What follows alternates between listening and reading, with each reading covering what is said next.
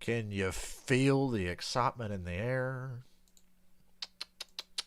Let me get my stream and my watch history. We are about 20 minutes away from kickoff. What? Who's texting me now? Oh, it's an email. Yes, email. I know I'm live on my channel. Thank you for letting me know. It's like, yes, streaming my watch history. I'm live.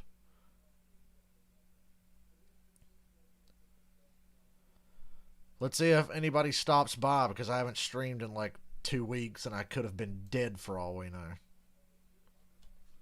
Lori's the only one who asked about, oh, where you been? I was like, well, you know what? I was a little burnt, and I was like, you know, NASCAR season's coming. Super Bowl's coming and NASCAR season's coming. I need a little bit of an off season. Because for the till next February, because we do all the NASCAR stuff, we do football games, I play video games occasionally in between. I'm going to be on here a couple of times a week for the foreseeable future. So I took a little time to just chill, hang out, and relax. I had a lot of days off work. I could have been streaming. I had a lot of days off work because of weather and so forth. But I chose to just chillax. Hey, Lori. Wonder if anybody will stop by. I feel like everybody's probably forgotten about me in 2 weeks. Welcome to Big Game LV. Because I feel as if I put Super Bowl in the title, the NFL will come after me because they're really touchy about that. You can't call it like Super Bowl anything. You got to say like, oh, big game or whatever. Although I just saw Urinating Trees live on the air right now, and his stream is called the Super Bowl 55 Shit-tacular. So he put Super Bowl in his title. I could have made the title the biggest event in the history of Western civilization, because that's what this game is every year. Boy, I feel refreshed after not having streamed in a couple of weeks. It's like I have so much to say again. That's another good thing. You need to take breaks here and there, because life happens and you have stuff to talk about. I'm picking the Chiefs to win. Kansas City Chiefs, 37. Buccaneers, 31. That's my call. Welcome back to Tampa. Tony Romo, Jim Nance. And let them come out. The Kansas City Bring them out. Chiefs are going back-to-back in this thing. I hope. I admit I'm a little biased, but I'm not completely biased. I let that shit go about an hour ago. I was like, you know what? I'm just going to enjoy the shit out of this game, because no matter what happens, no matter who wins, there's something to take out of it. I will get sick, perverse joy if the Bucs win. I hate the Bucs. I've hated the Bucs my whole life.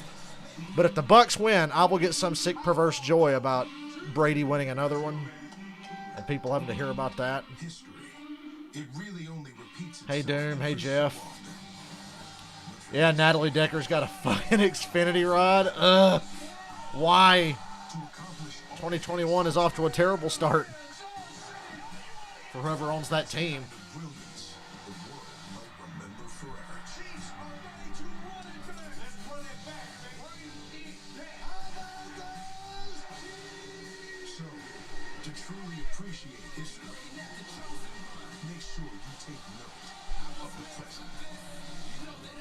I need new shorts. I've lost so much weight, mine don't fit anymore.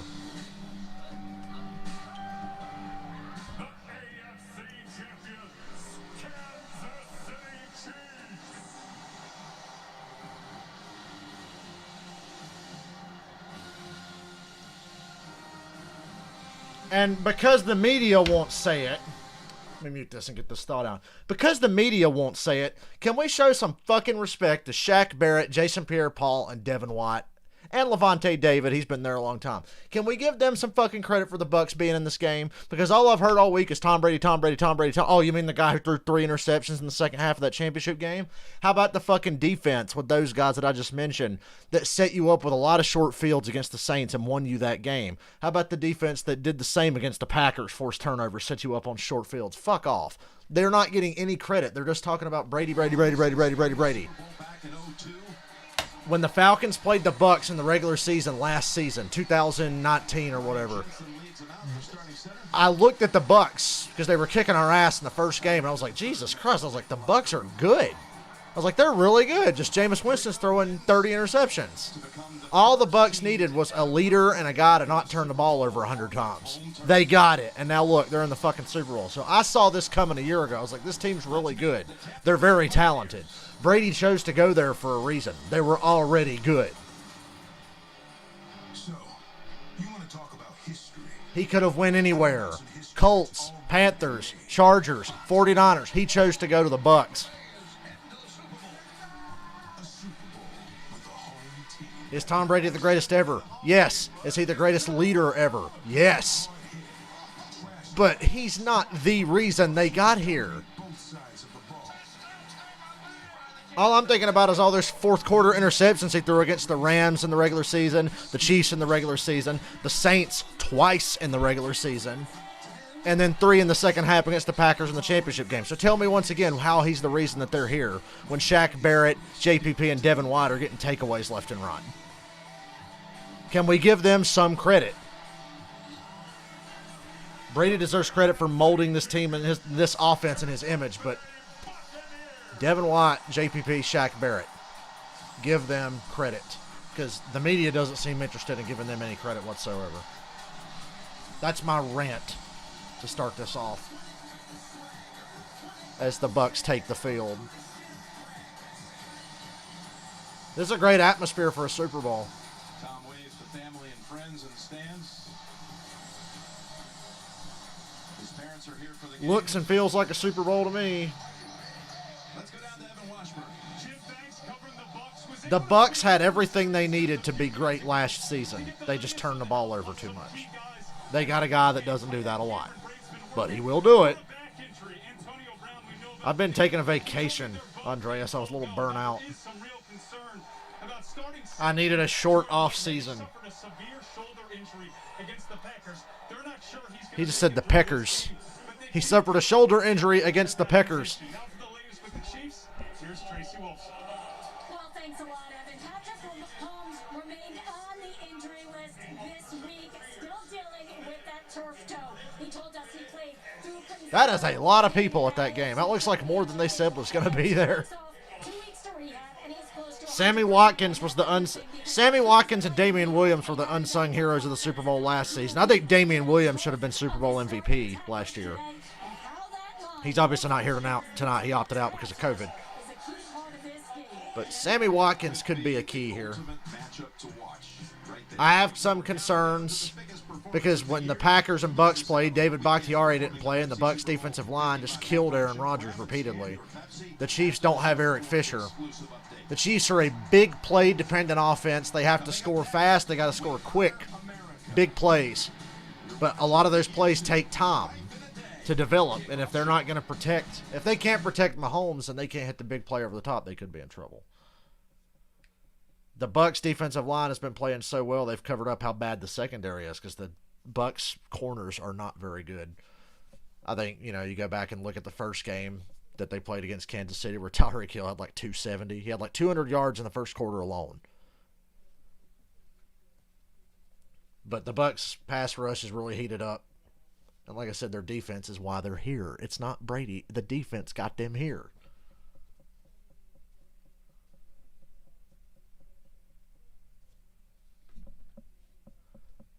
And, oh yeah, let's talk about the Bucs offensive line. The Bucs offensive line is why they beat Washington. Because we all expected that Washington was going to be a tough matchup for Tampa Bay, but we didn't expect their offensive line to turn into like the 93 Cowboys or something, because that's what they were. They went up against Washington, the best pass rush in football, and Brady never got touched.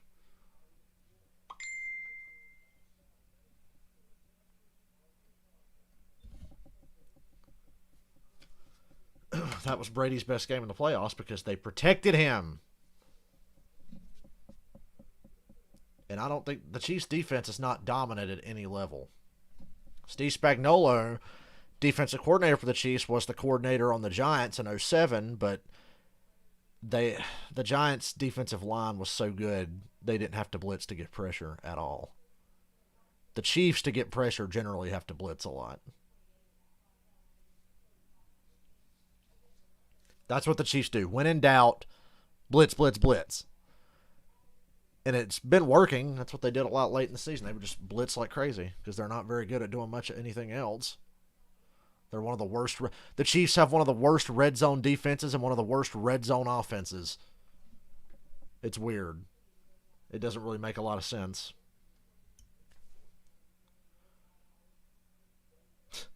I remember I used to help my friend Cameron in Ultimate Team. He would ask me who did I think was going to get so many yards or like MVP or whatever, because he could like get points and mutt for that. Sponsored by Intuit TurboTax Live. And by YouTube. Welcome to the least attended Super Bowl in fucking history. Thanks a lot, COVID. But at least we're getting a damn Super Bowl. Welcome back to Tampa and Super Bowl 55. I'm picking the Chiefs. And now a special 37, Bucks 31. Chiefs going to win 37-31. Super Bowl Sunday. Remember this for posterity. Before kickoff, we wanted to thank all the frontline Hey, look, it's the healthcare president. workers, both at the game and watching across the country. You put yourself at risk to keep the rest of us I should safe. post that on Facebook. Hey, look, it's the president. Carried us through this year with courage, compassion, It's the and president. kindness. We couldn't have made it without Leonard Fournette's an X factor in this game, too. He's really come on as of late. Hell, he should. He's got fresh legs. They barely used him in the regular season. So, yeah, Fournette could be a key here. He caught a lot of passes against the Saints. That surprised me. Brady turned Fournette into James Watt when they played the Saints a few weeks back. And most of all, let's remember all those who we've lost. So please join us, the Kansas City Chiefs, Tampa Bay Buccaneers, and the National Football League in a moment of silence for the more than 440,000 Americans who lost their lives in this pandemic and for their loved ones who are left behind. I've been sleeping a lot, Andreas. That's what I've been doing, just taking a break. Thank you.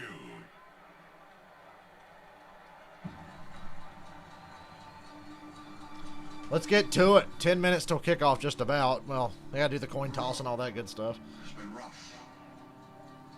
Hello. Yeah, after tonight, I will really be like, damn, son. Can't wait to get to Tuesday. Guys turned us. Yes, it's the Clash. It'll probably be boring because it's on the road course, but hey, it's a race. I want to watch a race. I want to talk about a race. As one Get re-familiarized with everyone and everything. A lot of changes in the off-season. with stamina, with teamwork. Those kids weren't wearing masks. I'm going to stream the Batman Arkham episodes. I'm still going to do that. Died down. The stadium is empty.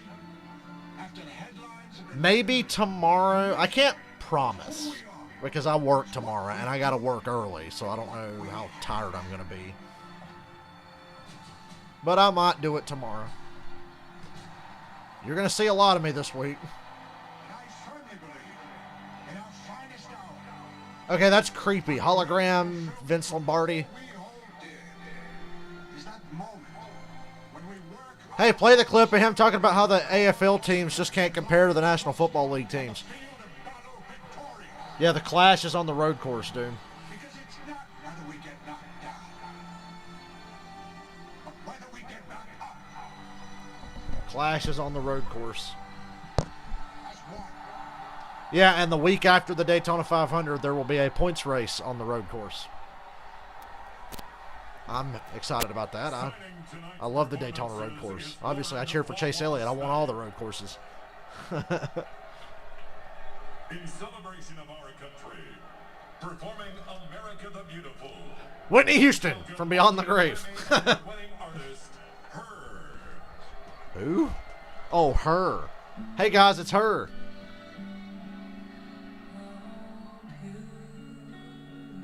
It's Her.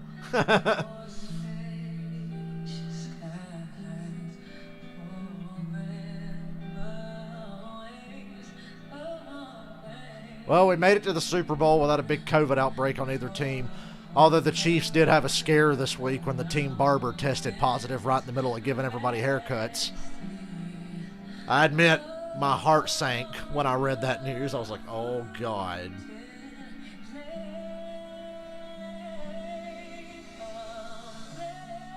Florida's the place to be for sports right now, Robert, because they'll let you have fans in the stands.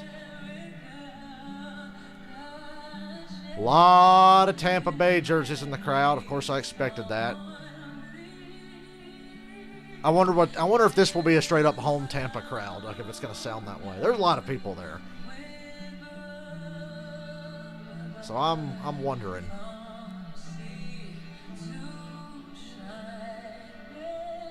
I'm just trying to look through the crowd and see what I see. I see a lot of Bucks jerseys. I know the game's in Tampa, but for Super Bowl crowds, you'd expect sort of an international kind of feel.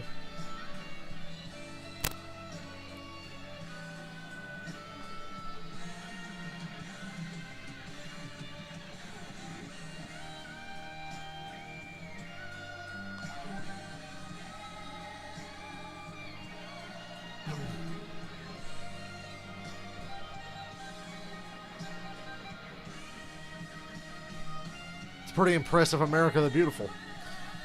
I admit, I'm not usually a sucker for that kind of thing.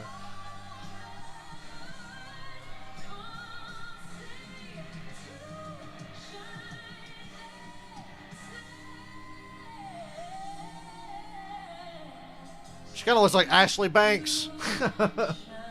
Ooh, play Make Up Your Mind. She kind of does look like Ashley from The Fresh Prince.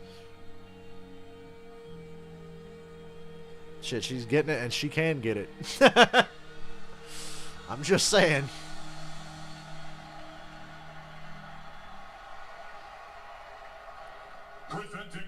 Can't believe we made it to the Super Bowl. Jesus Christ. Remember how weird we all felt week one when the season started? It was like, is this when week one of the NFL season started, I was like, is this actually happening? We're going to give this a shot. I was like, we're giving it a shot. Hopefully we'll see it all the way through. And we did. I look forward to the day where COVID's a thing of the past, but it's not happening anytime soon. The next NFL season will be just like this one.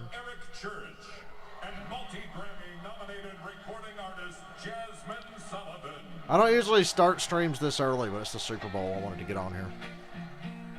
Who's this dick? Oh, it's Eric Church. Heard of him, but don't know shit about him.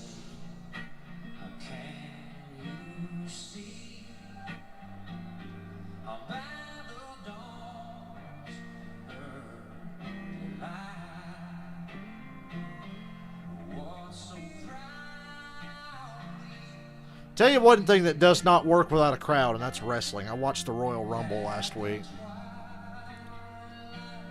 Wrestling without a crowd is really fucking lame. It's not their fault. They had no choice. But, yeah, I watched the Royal Rumble, and I was like, this is so fucking lame. Wrestling is very, like, theatrical and crowd reaction dependent.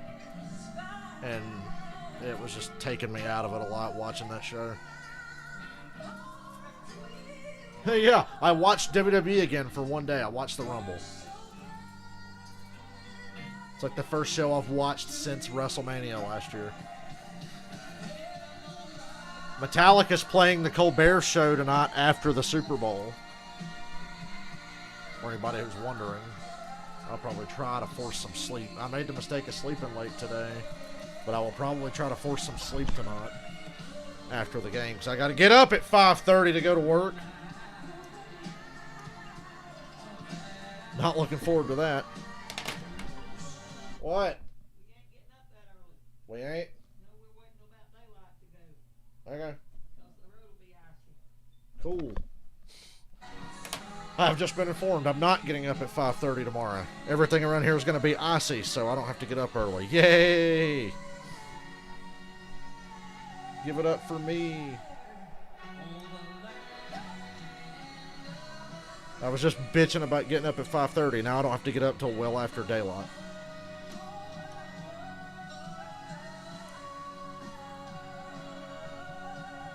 So it looks like I don't have to rush to bed after the game tonight. I'll probably still lay down, but I don't have to rush to bed. By God, for the love of God, it's Super Bowl 55. Now this is the most normal I have felt watching a sporting event in a long while. Inspiring. The coin toss For real. I don't know what it is. Super Bowl I think the size of the crowd minutes away.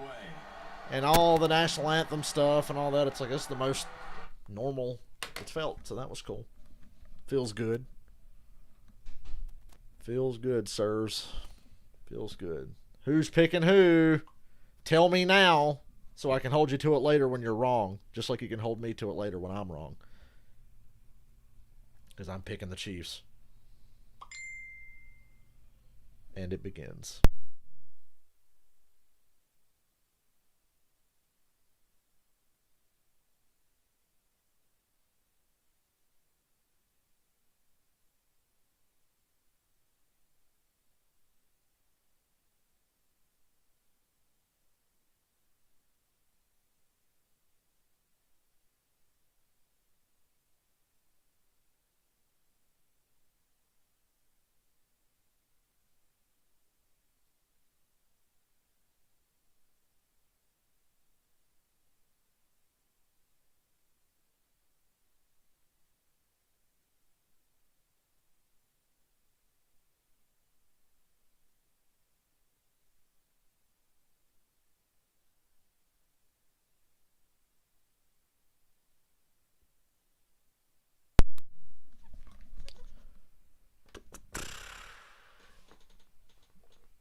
Can this fucking shit get off my screen?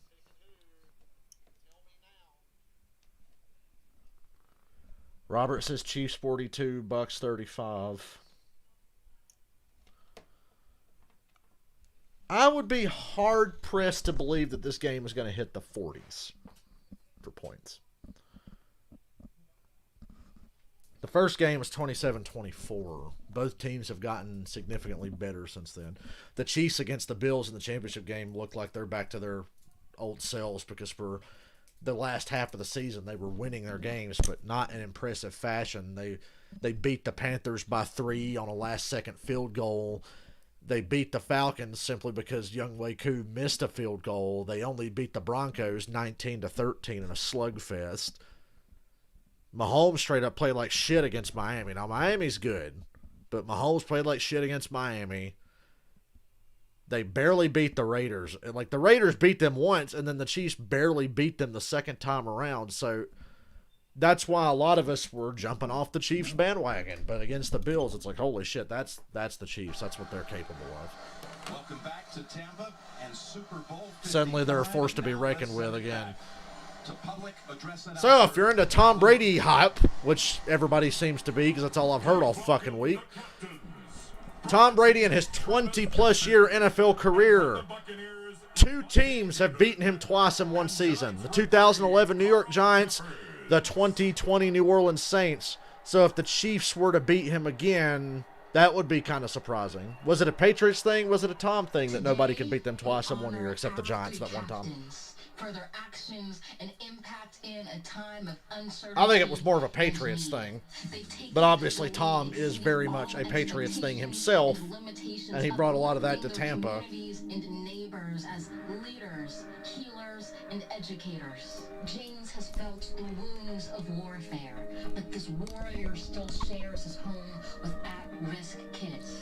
During COVID, I've really enjoyed this Super Bowl week without all the crazy media stuff. I'm sure the players have too. I'm sure Tom and Gronk and the guys who have Super Bowl experience probably appreciated the fact that they could just stay at home and do a Zoom meeting here and there for media. It wasn't a circus like it usually is when the Super Bowl comes to town. Is the ICU nurse manager at a Tampa hospital. Her chronicles prove that even in tragedy, hope is possible. She lost her grandmothers to the pandemic and fights to save other lives in the ICU battle zone, defining the frontline heroes. Hey, is Haley Deegan watching this and laughing right now? Oh, they dumbasses believing in COVID. Champions and carry forth the call of our captains. We celebrate them by acting with courage and compassion, by doing what is right and just. For while we honor them today, it is they who every day honor us. Might not hear from him much for tonight, a we little while. celebrate Game our starting. Super Bowl 55 honorary captains. 3 selfless those who've spent the past year helping others in the time of need. Please welcome U.S. Marine veteran James Martin. Educator Tremaine Davis. And from right here in Tampa Bay, ICU nurse. The Bucks have this linebacker, Devin White. I have never seen anybody like this dude. He's ridiculously good. Of tossing the coin, and she represents the 7,500 vaccinated healthcare heroes with us tonight. Along with those across the country. Jeff said Chiefs 30, Bucks 24. That's probably more in the scoring range you would see in this game, Jeff. I went out on a limb, 37-31, a little higher scoring than I would like to think. There's Levante David. Deserves to be here. Look, I hate the Bucks, but I've been a Levante David fan for a long time. Your achievement is represented on the coin that we'll use for the toss, with your logos on the tail side and the Super Bowl 55 logo on the head side. Kansas City is a visiting team. They get to call the toss. They have called heads. Kansas City calls heads. Toss the coin. This is big. Kansas City calls heads. It is heads. It's heads. Kansas City has won the toss, and they would like to defer their choice. Kansas City will defer and kick off. Tampa Bay will get the ball this end of the field. Good luck, gentlemen. Levante David is a great fucking player. Deserves to be in this game. And the Buccaneers will receive. I have my Madden set up to defer. Because I like to be a cheeky bastard and just kill the whole second quarter of clock and score with a few seconds left in the half and then get the ball to start the second half. That's what I like to do.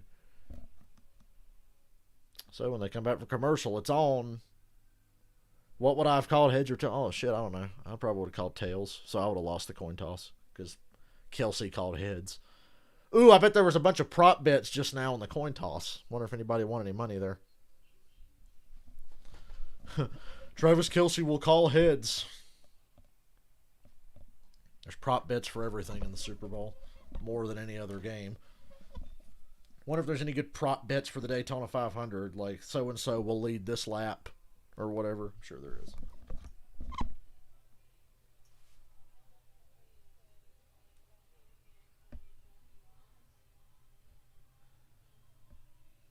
Well, when they come back from this commercial, it's on.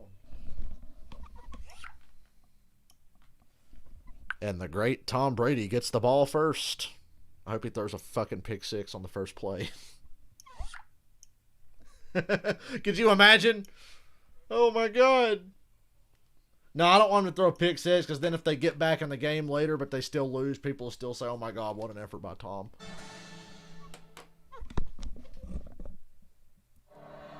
Yeah. Congratulations, Robert. Your Super Bowl night is off to a good start. Time to suck Tom Brady's balls for a few more minutes.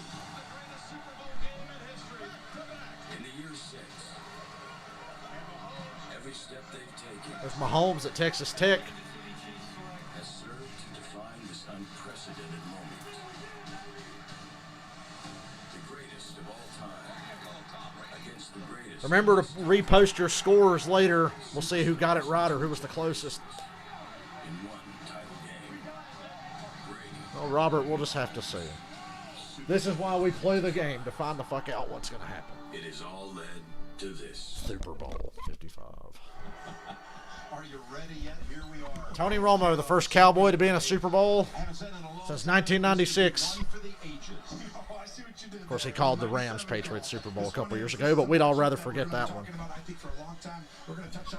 Robert, did you know that if the Chiefs didn't trade up, the Saints were gonna draft Patrick Mahomes? When I heard that this week, my heart sank. I was like, we were that close to going from Drew Brees to Patrick Mahomes. The Falcons wouldn't win a game for another 20 years. The Saints were going to take Patrick Mahomes, but the Chiefs jumped up ahead of everybody and got him. Thank God. Opening kickoff. I bet it's a touchback. Roger Goodell's hoping it is. Taking a knee. Oh, Mickens is going to run it out. To the 24. Not really worth it. And we got a fight on the opening kickoff. Never mind, they pulled it apart. I was about to say, really a fight on the opening kickoff? Did you ever think we'd see him in this spot one more time? Well, here he is, and he tells us, Tony, we still haven't played our best game yet. First and 10 at their own 24. Because they've been playing fantastic, and I'll tell you right now, the plan for both these defenses. No more talk, no more analysis. Let's just see what happens. It's play action. Goblin's wide open in the flat, and nice tackle by Breland. Good to see Goblin brought his hands with him to the Super Bowl, even though it was a short catch. Goblin's had a big problem with drops lately. That was a nice play call. Come out early. Everybody expects you to come out and run the ball to settle into a Super Bowl, and the Bucs go play action. And it was a nice play by Breland to make that tackle. Man to man. They go run, though. Fournette. It's 3 yards. Third down already.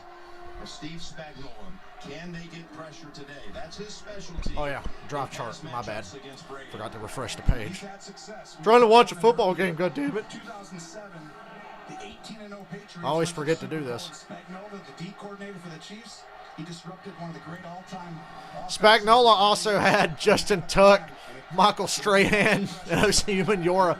Here comes a blitz from Kansas City, and Godwin tries to make a one-handed catch and doesn't come up with it.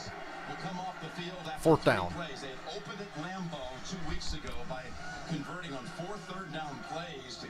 Like to see a replay really quick. After this incompletion without picking up a first. Brady kind of missed there.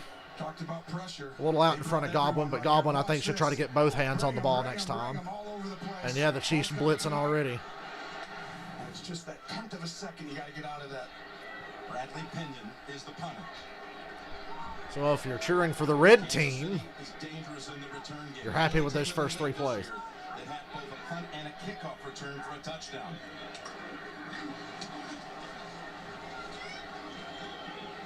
Cole Hardman takes a great bounce for the Chiefs. Chiefs will start at the 34. 40-yard punt will bring out Patrick Mahomes now.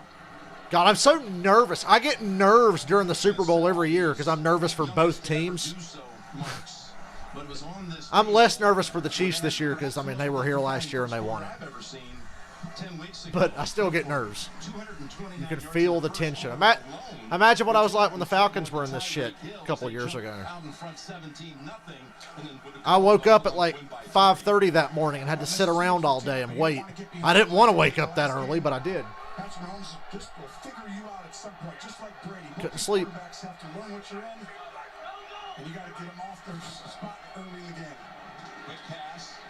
Pringle. Gain of about 3.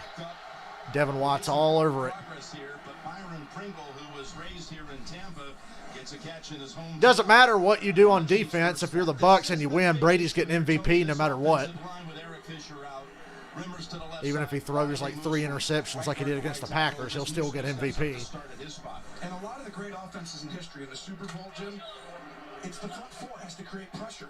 And if they're able to do that, well, if anybody can create pressure with the front 4, it's Tampa Bay. The Chiefs pretty much have to rely on blitzes to get pressure. The Bucs don't.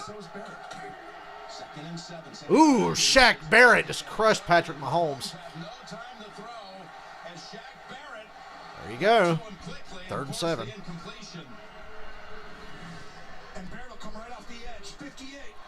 Edwards-Helaire completely fucking missed. He was supposed to chip Barrett before running his route into the flat.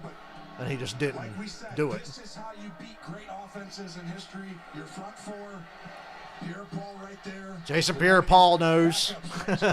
He's seen this movie before. Win a game with your front 4 in the Super Bowl. 3rd and 7. Here's a 3rd and 7. Delayed blitz. Mahomes on the run. Devin White can't catch him. Mahomes has a first down. Everybody was covered, so he took off and ran with it. Makes them so difficult, right? We talk about the tackles, you got to get pressure. Well, this guy just makes everyone's job easier.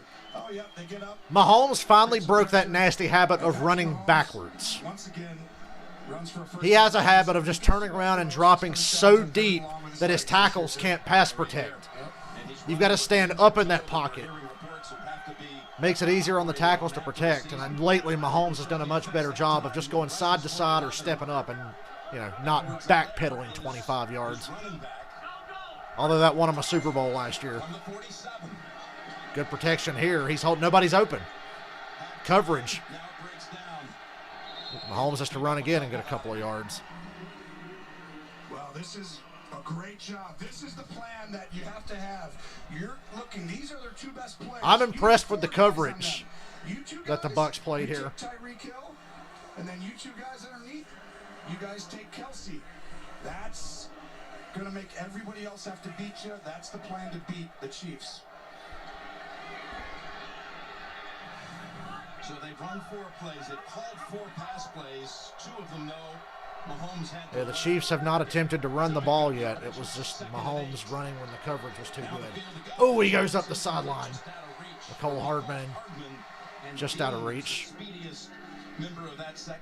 Dean did a good job in not letting Hardman stretch his arms out. Defense, and what do you see them needing to do today, other than just get that pressure from those 2 you talked about, JPP? People don't like low-scoring Super Bowls. I love low-scoring Super Bowls.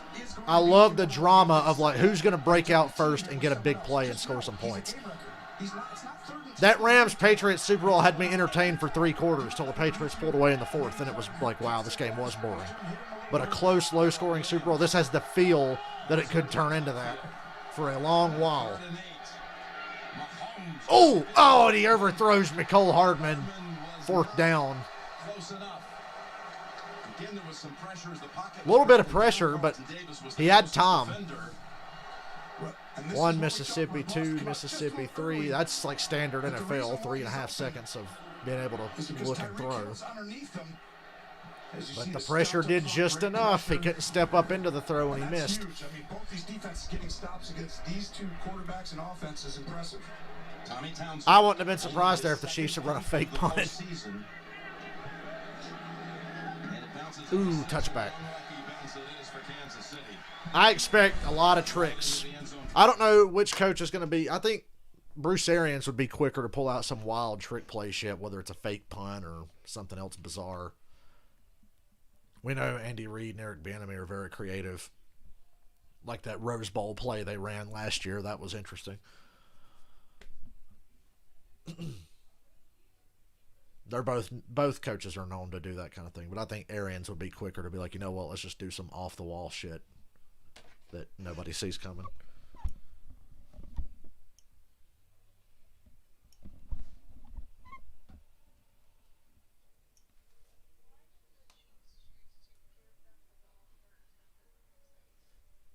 It makes perfect sense. You give them the ball first because that means you get the ball to start the second half. The idea is to get the ball late in the first half and score with no time left, and then you turn right back around and get the ball back to start the second. So it's like you can get 2 scores in a row and increase your lead.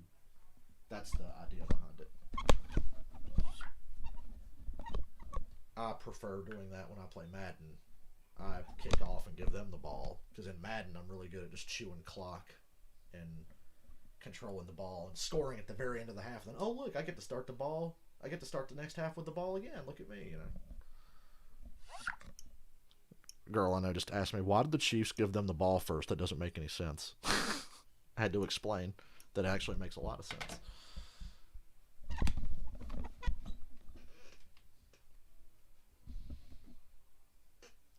Who here defers? Do you guys like to defer? Say you're playing Madden. I defer because I fucking hate playing defense. But I'll start out playing defense so I can just hold the ball forever later.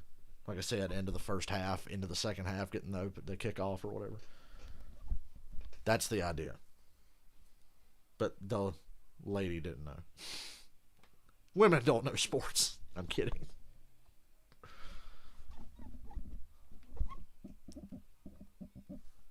every commercial is going to feel. I like how I could give two shits about Super Bowl commercials. I just always have the commercials muted anyway. So what do I give a shit?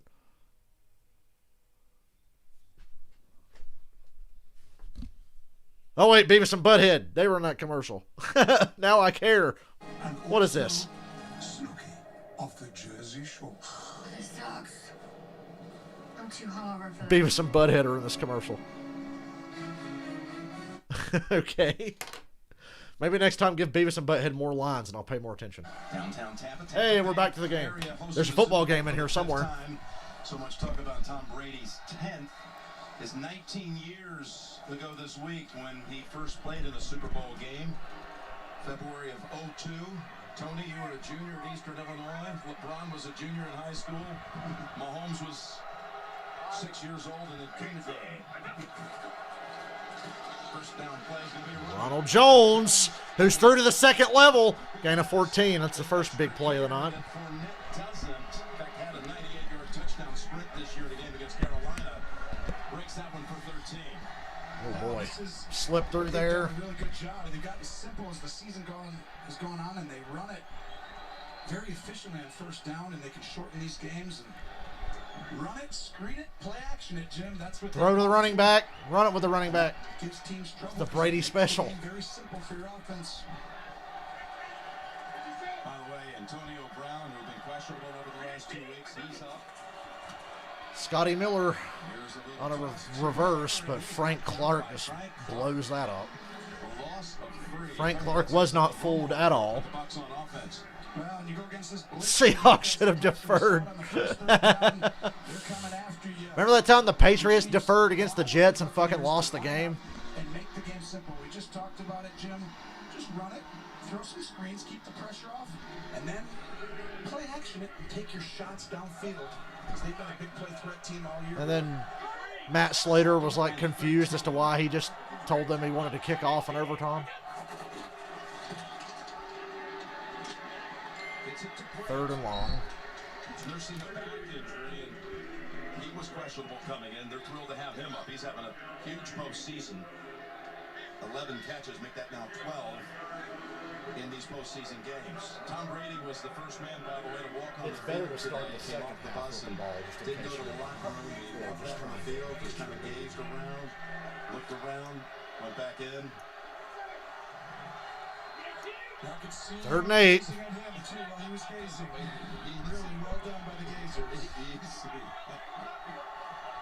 Chiefs could blitz here. No, they won't.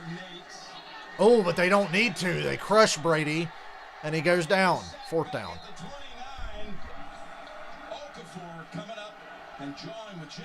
And Okafor's letting Jensen know that, yeah, he just got a sack in the Super Bowl. I really can't tell who sacked Brady. Who gets credit for this? Everybody came crashing in. And it was not a blitz. It was just pressure with four guys. Frank Clark got there first. Frank Clark, who got to him, Tony. And he's been playing outstanding, Jim. Frank Clark in this postseason has really picked it up, as you saw with the play on first down and third there. Yeah, he had 2 sacks against Buffalo 2 weeks ago. So again, they take him off the field. They pick up the 1 first down on the run by Jones. Now Pending's punt again bounces at the 30. Backwards bounce. It's on the ground and it's picked up for just a moment by Hamilton. Look at the Chiefs getting pressure without blitzing. They blitzed once on the first possession, but that sack they just got, that was not a blitz. It was just 4-man pressure. 0-0. Told you. Could be one of those games. I'm thirsty already. Excuse me.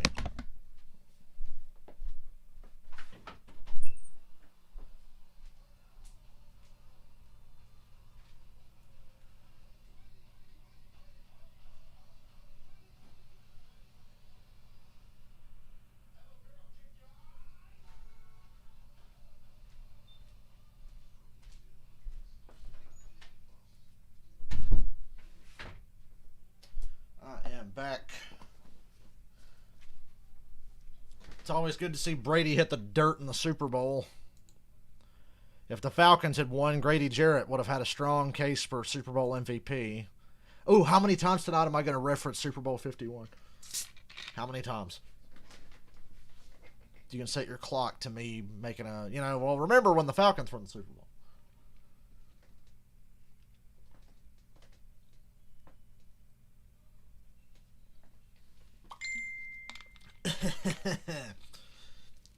Excuse me, I have to explain football to a layman really fast. Hold on.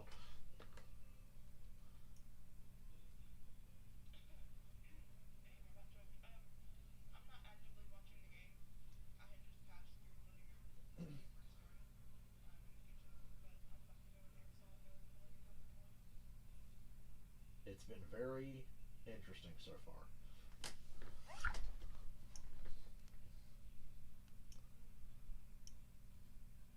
Very interesting so far.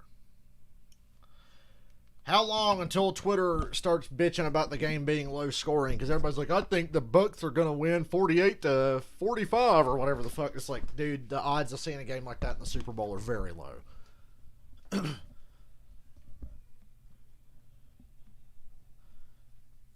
Defenses tend to rule the playoffs. While we don't think of either of these teams as a dominant defense all around, they're both very capable. Super Bowl 55 on CBS is sponsored by Budweiser Zero. 0% alcohol, 100% great taste. I predicted 37-31 because I figured it would be a moderate scoring game, but then there'd be an explosion in the fourth quarter. That's how I got to 37-31 on my prediction. Because with two teams like this, they're like ticking time bombs. They're going to put up points at some point, even if it takes them all night. And that's why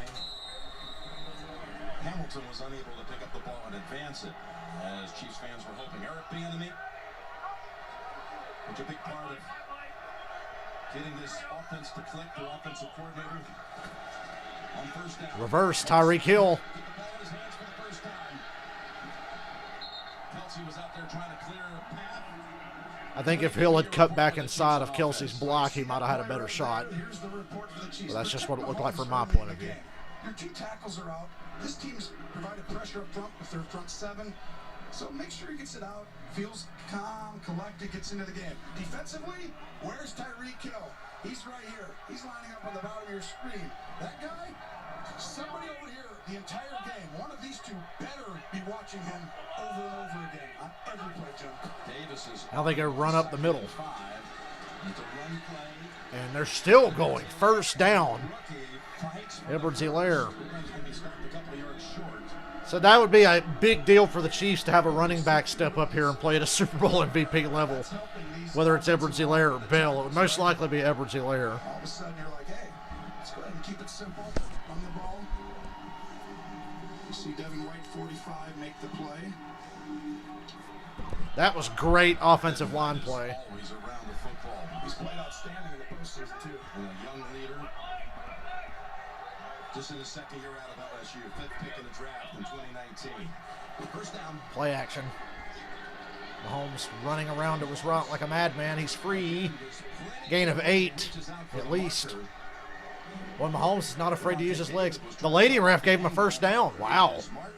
He stretched pretty far. I was conservative and said 8. She gave him a whole 11 yards. Protect the pocket. Well, that's a tight end and a receiver. That's Pierre-Paul right there.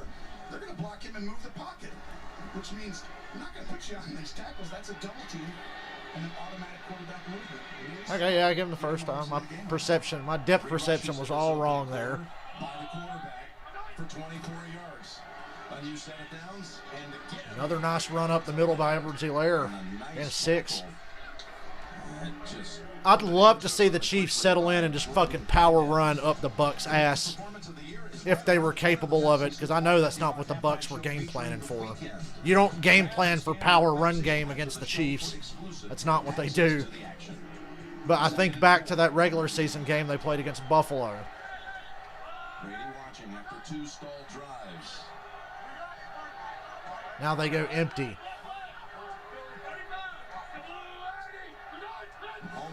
He almost got them to jump. There's pressure. They're going to say they jumped. End zone, incomplete, knocked away. But I think the Bucks jumped offsides. Murphy bunting, got a hand on. Woo! Otherwise, It probably would have been 6. Yep, offsides. We had our first big shot of the game downfield. 5-yard penalty. First down. Is it enough for a first? And you see how quickly the pressure is coming, especially when you jump off sides, Jim. It really does help you get to the quarterback sooner. But you'll see his weight go forward. Oh, stop. But really, a lot of guys stop right there. They don't continue. That helps Wow. the quarterback, but he does and makes Still a great play by the defender in the end zone. to avoid giving up. The offsides is unfortunate. But I don't think Mahomes is going to take that shot unless the Bucs jump offsides. And prevented a touchdown with that one. The first down off the offsides. Here comes a blitz. Oh, man. Dean was flying in front of that ball. They blitzed and Mahomes threw it out fast, and Dean jumped the route, but it was out of bounds. Ooh, boy. I thought that was about to be going the other way. Pressure. Watch right here. Mahomes. Most teams don't pressure when you motion this quick. But right there, they time it. You can't block that when it comes that fast. When teams motion, you don't usually like to. Receiver was not on the same. Mecole Hardman was not on the same page as Mahomes, and it could have cost him dearly. If Mahomes doesn't throw that ball wide, could have been bad. Patrick Mahomes not off to a hot start throwing the ball, but running the ball, he's having a great game. Here comes Devin White. Oh, you could see Devin White coming a mile away that he was going to make that tackle. That's a play we've seen the Chiefs probably run one too many times, and Devin White's definitely been watching film. He never once believed that Mahomes is going to keep that ball.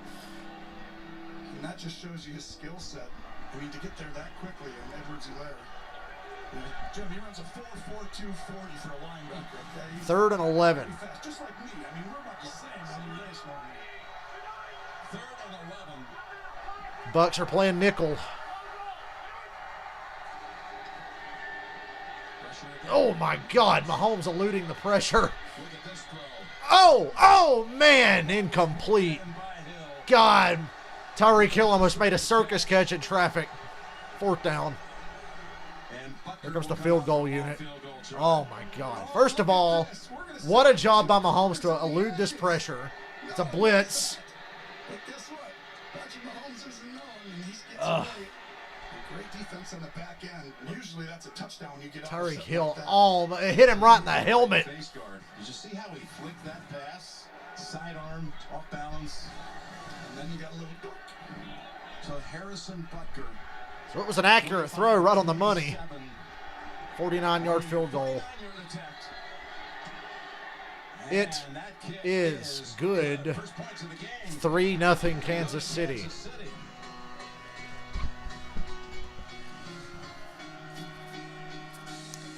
Devin White ruined that drive for the Chiefs. Devin White, man. He's got to be the MVP of the Buccaneers. Oh, but Tom Brady. Yeah, I know, but Devin White, seriously.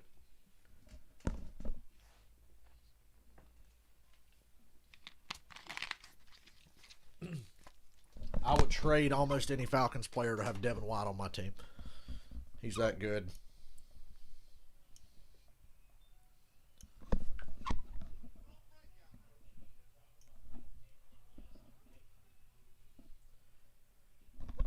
That linebacker, Devin White, I told you about, he totally ruined that draw for the Chiefs there, and he'll go field goal.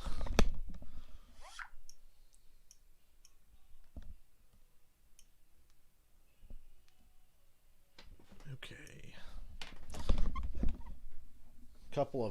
There was a couple of near holy shit moments there on that possession for both teams.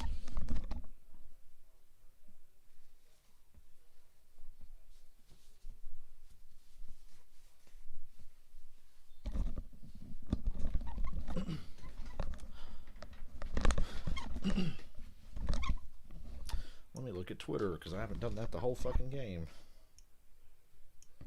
Because I'm either talking to you guys or sending a voice message to my friend that's watching the game that doesn't know much about football.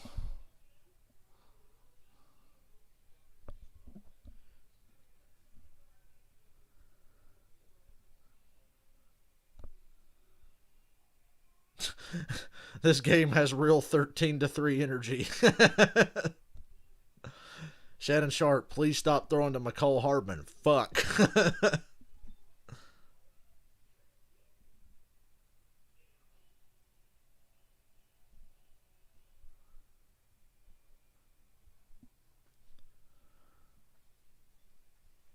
Oh, I thought they were showing the commercial with Beavis and Butthead in it again. Maybe they'll pop up and I'll get a laugh. Wait, let's talk about this. Hey, did you guys see the Hall of Fame class? What a Hall of Fame class.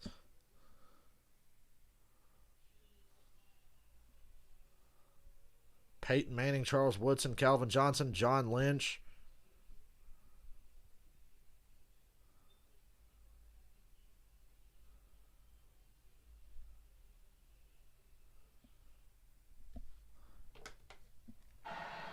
Here's a special stadium look presented by the Bud Light Legends. Real man of genius. Bring back those Bud Light commercials. We salute you, Mr. Frontline Worker Medic guy. Mr. Frontline Medic Worker guy. Cleveland divisional game has the lead, Tony, for the 62nd. Touchback. Yay. Bucks start the 25. The Chiefs have the lead for the 62nd. You see the Pittsburgh Steelers fans going ape shit because they didn't win any awards? Somebody tried to say that Big Ben should have been comeback player of the year. It's like, are you fucking kidding me? It's like, do you know what Alex Smith went through? Big Ben had a porn addiction. Whoop-de fucking do. Alex Smith nearly died and lost a leg. Really gave them a huge lead. Tom Brady's showing you he's not getting that. You could make a case that T.J. Watt got robbed of Defensive Player of the Year, though. Looks exactly like he did 10 years ago. And so do you, Jim. I appreciate that. Fournette, gain of 4. With Fournette for 3. They say 3. They look like they got 4 to me. Becoming the second oldest coach. Stay with that age theme ever. Why did the Bucks decide to wear their stupid white uniforms? But overall, these two together. When I think of Bucks, I think of that red and pewter. This coaching matchup. He's done a great job of making the game. They got aggressive right after about week 12. Was Terrell Davis one of the other ones, Jeff? Really aggressive with all their calls, Jim. There's another nice run. Gain of 6. 3rd and 1 now. And he's 1 yard shy of a first with 3rd down coming up. There it is. Steelers fans fucking cry about everything. Just like their fucking worthless football team cries about everything. Marv also in the game, of course, all those years in a row. Coach Belichick. That was from the Atlanta game we called 2 years ago. Patriots over the Rams. Pretty good coaches there. 3rd and 1. There's some rare company in this game. Moves them up quite a bit if you go ahead and beat the Chiefs in the Super Bowl. 3rd and 1. And they've got it, and a little more. 3 straight runs, and they're across the 40. Called on 3 consecutive plays and picks up the first. It's interesting. We got 3:40 to go in the first quarter. Of all the the many things you can look up about Brady's accomplishments, one thing he hasn't been able to do in his 9 previous Super Bowls. Score? They've never scored a touchdown. Only 1 field goal. It's astonishing. That is crazy. Extra lineman in for him. He's got time. They bet on the play action. He's looking deep. Oh, and he throws it right to Breland. But it falls short, incomplete. And there's a flag in the secondary. What did I do? But Mike Evans. First, I don't know how Breland's getting flagged. Nobody was anywhere near him. Prior to the pass, holding. Call holding on Breland. Defense. 5-yard penalty. God, Brady looks like he threw it right to him. Mike Evans was not even in the picture here. But they say holding. What's going on? But you'll watch. This team likes to hold a little bit, Jim. They really get their hands on you a lot. That's not. And you can see That's a penalty not over and over holding. again, and that's one area where Wouldn't have called the that. other side. Bet you're going to see the same thing. First of all, Mike Evans fell down. So it made it look worse than it was. Sticky coverage, right? But if they get penalties on him, makes the game very easy for the offense. On the 45, Play action again. No pressure on Brady. He hits Antonio Brown. Hello, Steelers fans. Antonio Brown just caught a catch in the Super Bowl for a first down. Outstanding route by Brown and Brady. That run has set up this play action, and it's killing them. That turns right back. Watch him roll out. He's going to throw the ball deep. I'm going to throw it. No, come on back, Antonio. And he fires that ball to the side. One-on-one outside the numbers right there. Those numbers. The only way Antonio Brown was going to get back to the Super Bowl was to get the fuck out of Pittsburgh. Still spinning it, sending it with velocity, and a gain of 16. You can see how excited him and Patrick were about this game. Play action again. Now the Chiefs are a little more aware, but they still get the screen to Brait, who's got blockers. He's down to the Kansas City 24. Now they're in trouble. The Bucs offense is rolling. They're in a rhythm. They're balanced. You don't know if they're running or throwing. And they're coming at you from all different angles. They're attacking you down the field. They're getting you underneath. They're running the ball. And I think the more they screen it in this game, the more everything gets opened up against a very aggressive defensive unit. Well, to your point, they opened this drive with 3 straight carries by Fournette. And now they've had a couple of chunk plays. 16 to Brown, 15 to Brait. They go back to the run, and they can't get Fournette down, and he's to the outside. First down again, gain of 11. Oh, boy. I don't like the looks of this. They had every opportunity to get Fournette down at the line. Snead gets away with a face mask. Hit that ball out. It's a good job by Fournette hanging on to it. Snead right there. He's done that a few times too. All the way down to the 13. Screen, Antonio Brown, who stiff arms Breeland. Shut down Breeland. Coming up on the Rocket Mortgage halftime report, join JB, Phil, Nate, Boomer, Coach Cowher, highlights. I guess I'm not going to bother stopping the stream at halftime. I'm just going to stream all the way through to the end. I said weeks ago that I was going to take a break at halftime, but we're just going to go all the way through, I figure. Unless I change my mind. But right now, I feel like, well, what's the point? We'll just go all the way through. I mean, could he possibly beat the clock here? Did you jinx? 2nd and 5. They're at the Kansas City 8. Play action. Gronkowski touchdown. Play action and a screen to Gronkowski, and nobody was there. He walked into the end zone.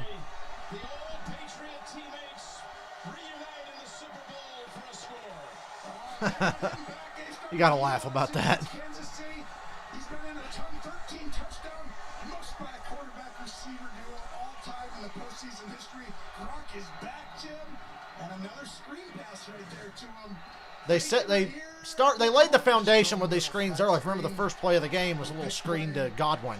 And your touchdown call was wrong. No, it was right actually. You could see it. They were chasing it after, I guess we alerted them of the fact they were on the snide. Tom's teams. 7-3, Tampa Bay. 37 seconds to spare. Well, you said 9 games. You would never go 10 games without it. Never. We're going to have a competitive game here tonight, ladies and gentlemen.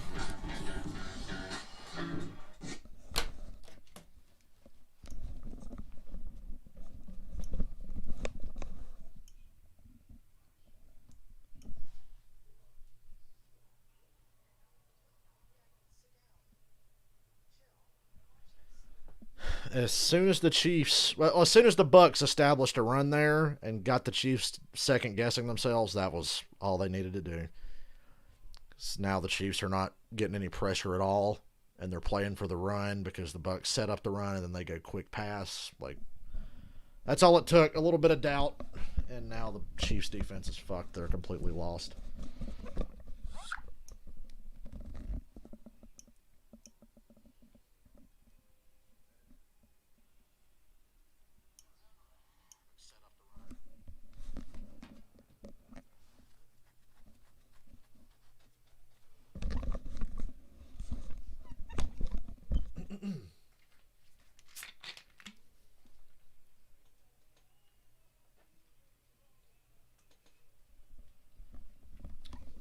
So what are the commercials like? I don't know. I barely pay attention.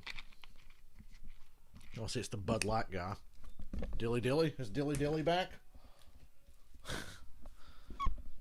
Never forget Dilly Dilly.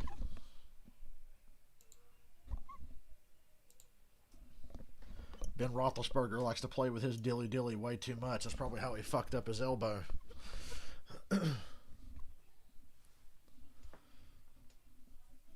Congratulations to Chase Claypool for winning NFL Crybaby of the Year at the NFL Honors.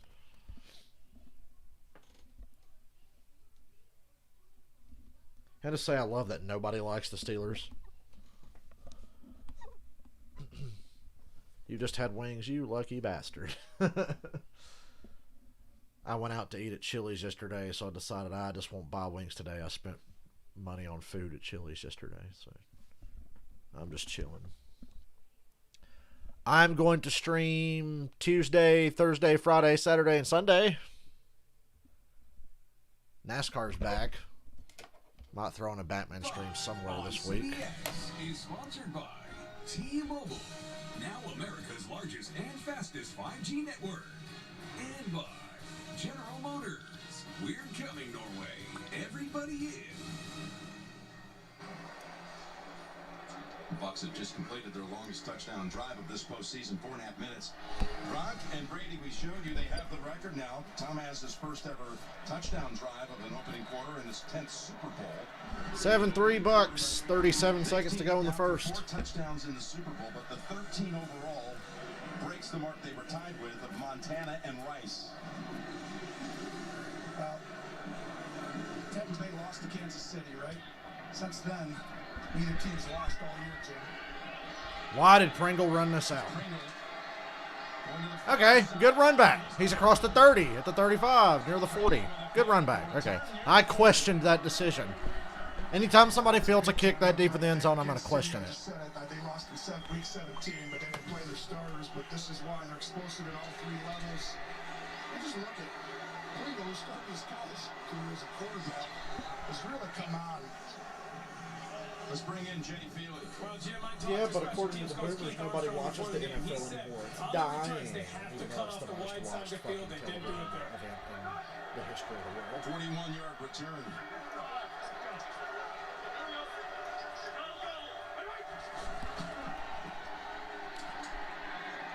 Ooh, batted down, Jason Pierre-Paul. Again, Pierre-Paul.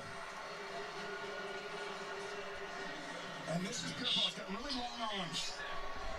Very tall, and he's always You can calculate how much money it is per 30-second ad, like per second in each ad. Stopped at the line of scrimmage as a D lineman. You get your eyes on the quarterback and you try and see if he throws in your area. You time it, and a guy with that kind of length makes it difficult. He's only hit about 10 of my throws before him. And he's never lost in the postseason, going back to his Giants days at 7-0. Wow, Jason Pierre-Paul's never lost a playoff game. He's the greatest player ever. That's what it sounds like when everybody wants to, like, credit Tom Brady for, like, every fucking thing that's happened to the Patriots and the Bucks. Well, Jason Pierre-Paul's never lost a playoff game. He's the greatest player of all time. It's 3rd and 4. Chiefs will let the quarter in. Completely different first quarter, right? Than the first game, Mahomes to Hill had 203 yards. How many yards does Mahomes have today? Got 9 in the first quarter. I don't care what the score is. I don't care if the Bucks go up 17-3. You're going to see a fucking show sometime tonight.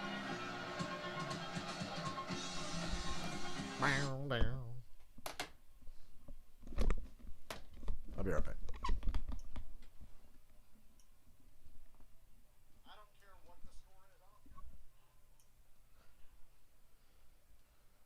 Oh my God.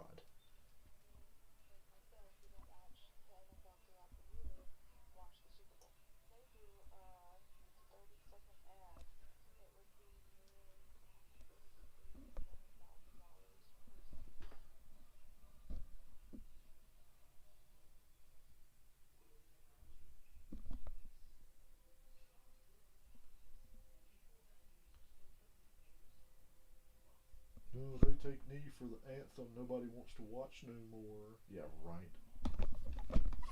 Hey, remember when the Boomers said that nobody's going to watch the NFL anymore? It's dying and the ratings are tanking. Oh, guess what? It's still the most watched fucking television event in the history of the world. You're watching it right now. Nobody going to watch it no more. It's like, yeah, okay. How's your team doing anyway? because I know they still watch. Hey, Janet.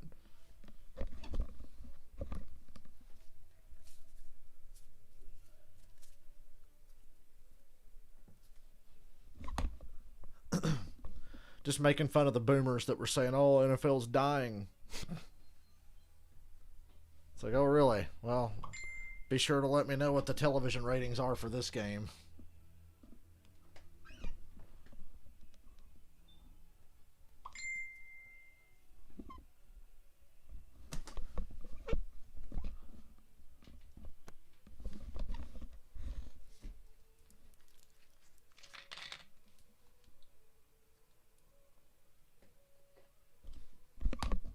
Even your grandparents are watching this fucking game.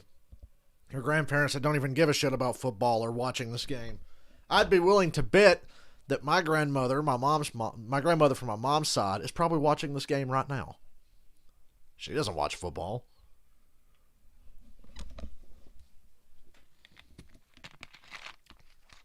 But I know that I've seen her watch many a Super Bowl. Janet, I've barely streamed lately at all. It's been like 2 weeks. I took a little break. This week, though, oh boy, we got a lot of streams this week. We got a race on Tuesday. We got 2 races on Thursday. We got a race on Friday. We got a race on Saturday, and we got a race on Sunday. I'm going to be on here a lot this week. 3rd and 4. Guess who the guy is? Right here. On 3rd and 4, it's here. Over here, it's 3rd and long. Let's see if this safety helps on Kelsey. Right here at the top of your page. Their safeties are really far back. Ooh. Oh, my God. Another near miss. The pressure got to Mahomes. He tried to unload the ball on the screen, and it got tipped up in the air. I don't like how this is looking. It's just a screen pass, but you can see the help by the safeties. And you see David, he's able to play heavy on him because he has help with the safety right there over the top. Really outstanding. Chiefs have to punt again. For Kansas City that it's been, right? It looks like they're getting that kind of pressure on the edges. Townsend's first punt traveled 51 yards. Only a net of 30. That's not a great punt. Off the side of the foot. And they're going to move this all the way up to the 30. So just a 27-yard boot. They just announced. Hey, there's Peyton Manning. You can see that forehead from space, man. What a distinguished class it is. Yeah, what a distinguished forehead. I mean, Hall of Fame class. John Lynch gets the great honor here as he's back in Tampa where he spent so many of his years. Charles Woodson. Some unbelievable names there. Alvin Johnson, Alan Faneca.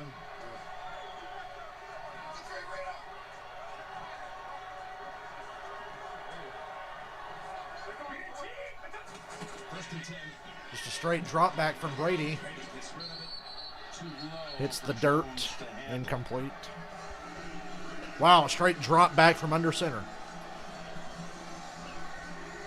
So we got about 25,000 fans in attendance and another 30,000 cardboard cutouts. You could, for $100, you could send in an image. NFL was going to find a way to make Super Bowl money. $11,000 a ticket, and oh yeah, if you're not there, give us $100 and we'll put a picture of you in the stands. I love the NFL. Second and 10. God bless the Shield.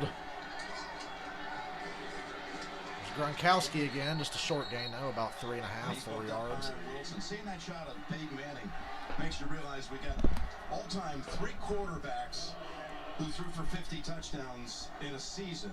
2 of them are playing in this game, in Tom and Patrick, and of course the other was Peyton Manning. They're all here. Imagine how psyched Peyton Manning is to get to watch the Super Bowl, because I know Peyton's just a big fan of the game, and not a lot of people are allowed to go to this shit anymore because of COVID, but Peyton gets to be one of them. Play was over. Unnecessary roughness. Number 95, defense. 15 yards. Unnecessary roughness on the Chiefs. First down. Chris Jones, thanks a lot. Chris Jones, that's a big one. Carl Cheffers announcing it. Getting into it with Jensen, right? Yeah, you see yeah. Jones retaliate a little bit. Jensen, who's gotten a few. Look at Brady. Brady's Brady laughing. knows. He's like, you can't listen to Jensen or center when he does that stuff. You're going to get caught. Chris Jones is a shit talker, but so is Jensen. These penalties, it's so You huge. cannot do that in the Super Bowl. That is fucking unforgivable. And Jones is their best player on the defensive line. Keep a fucking level head, dude. From a defense's side, right? The offense scores 30. It's 70%. So the Bucks are near midfield again. Gizmo first down at 48. Ronald Jones. Gain of 7. Gronkowski helped throw a good block for him. And he picks up 7. This is where Gronk coming back just helps tremendously. He's going to go one-on-one with the defensive end.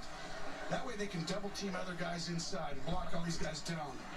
But the ability for the tight end to take that guy and just handle him by himself. Oh, Jones trying to come back.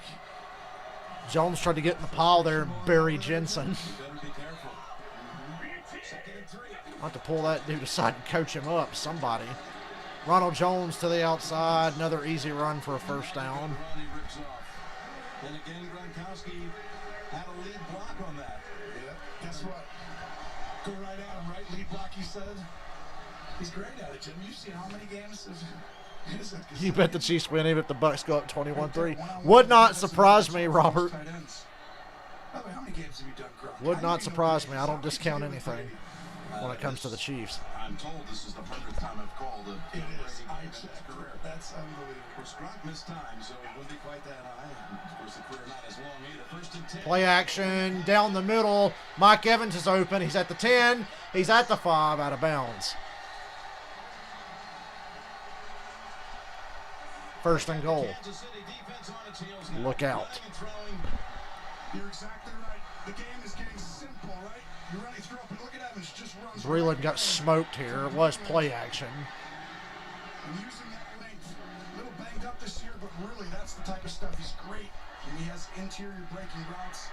That size plays a role. Mike Evans, another great player I've been a big fan of for a long time. Deserves to be in this game. That penalty hurts you when you look back again. And credit Chris Jones for converting that third down for the Bucks with that stupid penalty. Way to go. You really did your team a favor here. Joe Haig, the extra lineman, and a timeout. Bucks call timeout.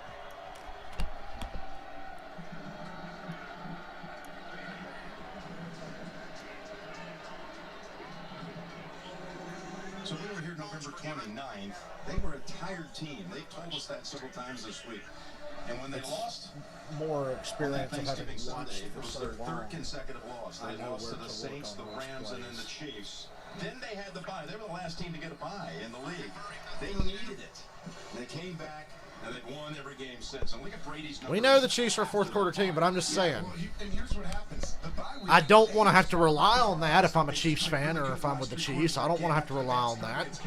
But during the bye week, the offense, I don't want to live my life on the edge. and Tom Brady, they look at the And the tape, Chiefs they do say, like to live life on the "We've edge. tried all year. They were 14-2 this year, but played in a lot of one-score games. All the stuff we're good at and make the game simple. First and goal at the 6. First and goal, Jones. Jones down to the 1. Tackle, but Setting up for that Tom Brady quarterback sneak so we can see him spike it in the fucking end zone and watch that highlight for the next 35 years. Watch the run to the right behind Gronk and these guys.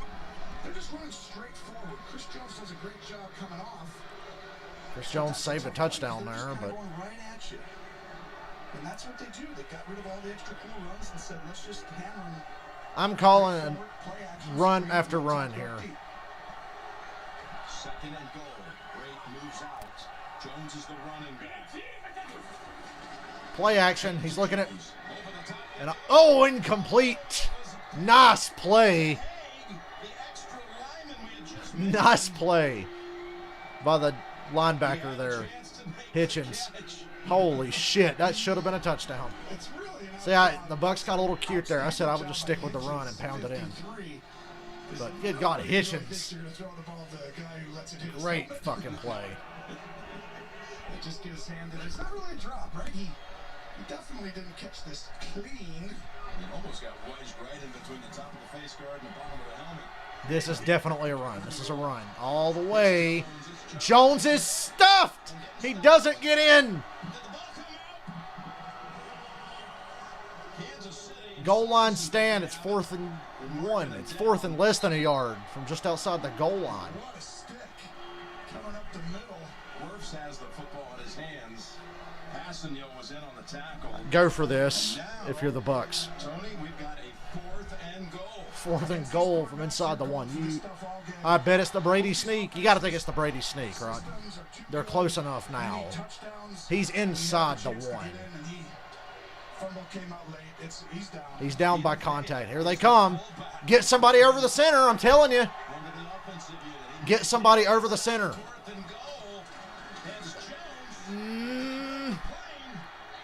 No, he did not. He's short. He's short. He's short. Turnover on downs. The Bucks couldn't punch it in.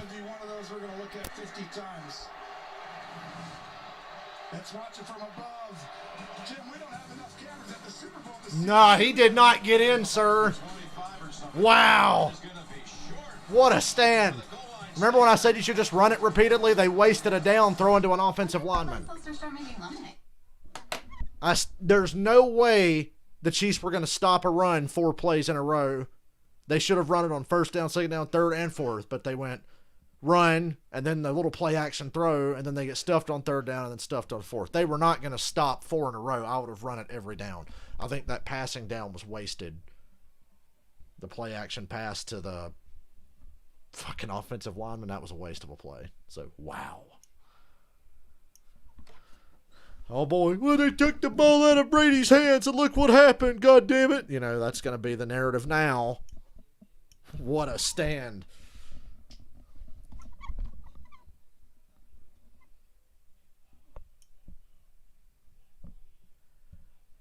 And we have our first, holy shit, I can't believe that just happened moment of this game. Wow.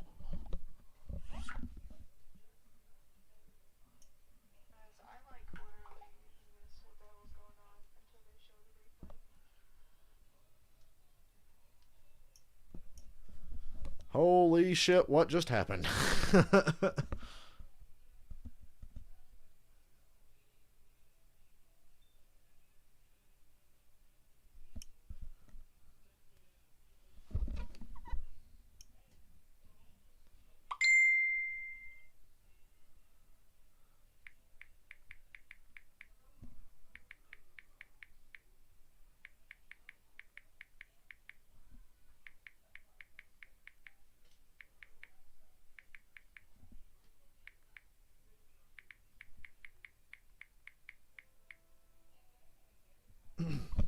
I am at a loss for words. That sure was an interesting decision.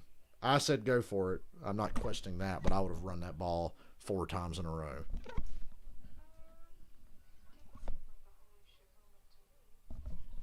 Are you kidding? They're at the goal line, and instead of kicking a field goal, they go for the touchdown and get stuffed, and now the Chiefs take over. That's why it's a holy shit moment. They could have gotten points. I think they got a little cute with their play calling because they went run, then they tried to sneak a pass to an offensive lineman. Then they run it on 3rd down, and then they decide to go for it on 4th, and they can't get in. I would have run that shit 4 times in a row. They would have got in, but they wasted a down trying to get cute and throw to an offensive lineman. After review, the ruling on the field stands. Tampa Bay loses their first challenge and is charged with their second timeout. Tampa Bay challenged that. They challenged that.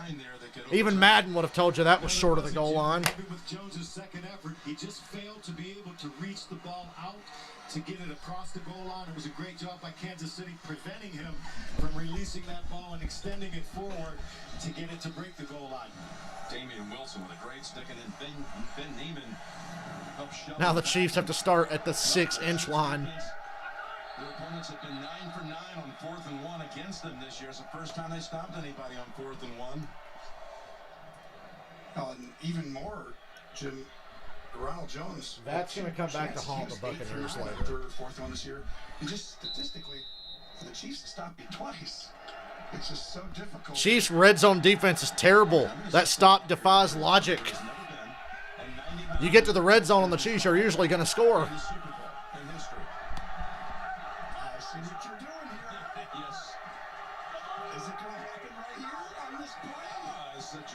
let's see.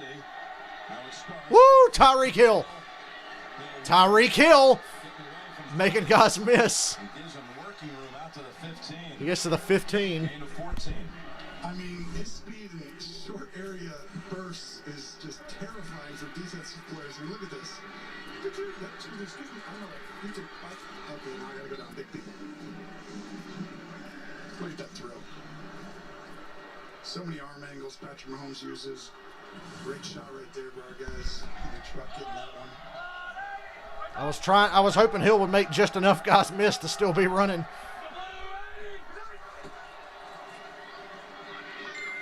All that misdirection is not fooling the Bucs at all. They're not falling for any of the play actions or the RPOs or anything like that. Sarah Thomas made the call in that fourth down. History has been made today as she becomes the first female to officiate a Super Bowl. She said her goal was always to be #1 in her position, and as a result, she got the opportunity today. Sarah said she probably will get. Hey, look, it's a lady ref. Oh, I'm sorry. I just couldn't get over that moment. That's why I was so excited. I can't believe the Bucs just did this. Everywhere is just remarkable. Just an inspiration to everyone, Jim. No question. Tremendous job. We've had so many games that she's done. So respected. And here is the handoff. It's almost like the Bucs have been coached to not make a move on the first move. Whatever Mahomes does first, don't even move on it because it's probably a fake of some kind. A pump fake or a fake toss or whatever. Because they are not falling for any of it. Bucs so far have held Mahomes to only 3 out of 11 for 23 yards. It's troublesome right now if you're a Kansas City fan, and only in this regard. They get behind plenty of times in the playoffs, and they always win by like double digits, it seems like. But this one's concerning to me because he's not having the same kind of time. And these guys have played them once before. So we're going to find out right now. Patrick Mahomes going to have to do some crazy special stuff. And 3rd and 8. Oh, Kelsey dropped it. He was getting hit 4th down. his ankles. He knows he should have had it. Would have been a first down and a whole lot more. Chiefs got a punt again. Mahomes is like, what, 2 for 11 now? He doesn't have the same pockets before. He drifts back a ton. He has to throw that before he's He made a nice throw anyway. Kelsey's got to catch that. On Kelsey, he still gets open, but that one is a drop, and that is costly. Just when you think they can build some momentum. Oh, we got... Oh, my Jesus Christ. The punter dropped the snap, picked it up, and still got it away. That's surprising. Oh, what a tackle. Pringle. That play could have been a disaster 3 different times. Could have been blocked. Mickens could have made that guy miss and still been running. That was a great tackle. That was a 56-yard punt to go with it by Townsend. See what the penalty is here. You even contemplate somebody being able to go the distance when Kansas City has it. As this year they had drives this year that started inside their own 10, and they scored on 6 of those 10 drives, 60% of the time. So they've been unstoppable. Yeah. You know what I mean? I mean, especially when they really need it, right? It just looks tougher in this game because Tampa's defense is good. But really, it's just the time. It's like Mahomes did it on the last play. Just Kelsey had a drop, but he kind of overcame it. He's going to have to do it a lot. It's holding on the Chiefs. 10-yard penalty. Replay 4th down. Call on Ben Neiman, who helped make the stop on Jones at the goal line. You see right there, 50. Well, it was either hold or the punter gets killed because he dropped the snap. Minter.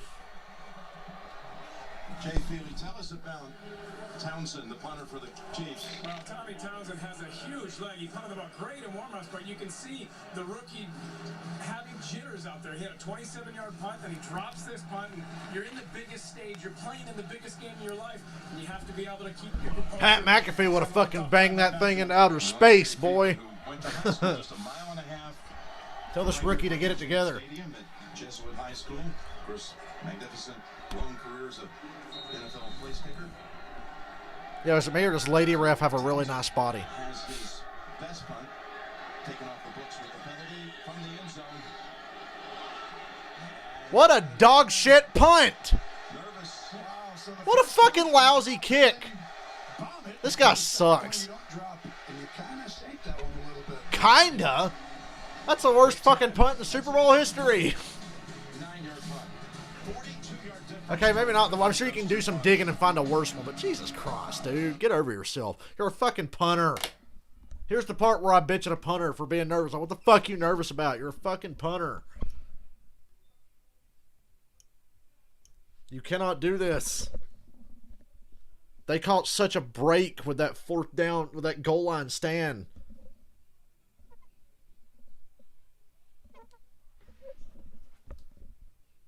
Can't catch a break with anything else.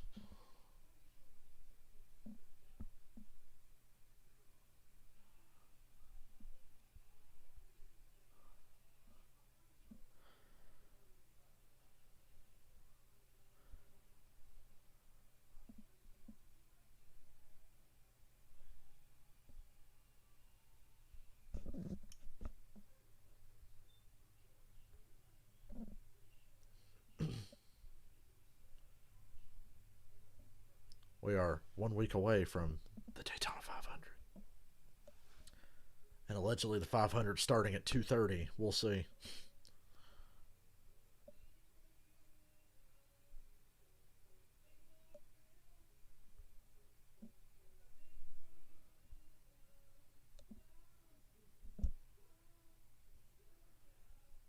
Patrick Mahomes out here looking like Lamar Jackson in the first half.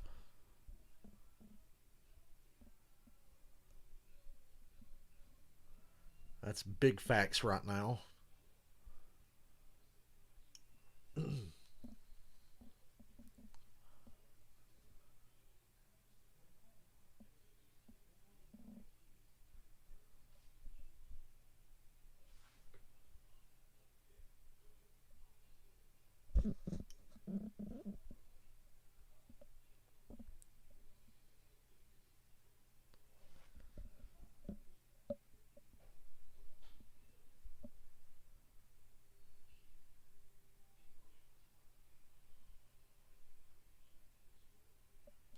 This guy, I'm like Patrick Mahomes. I only need about 10 minutes to make you remember me forever.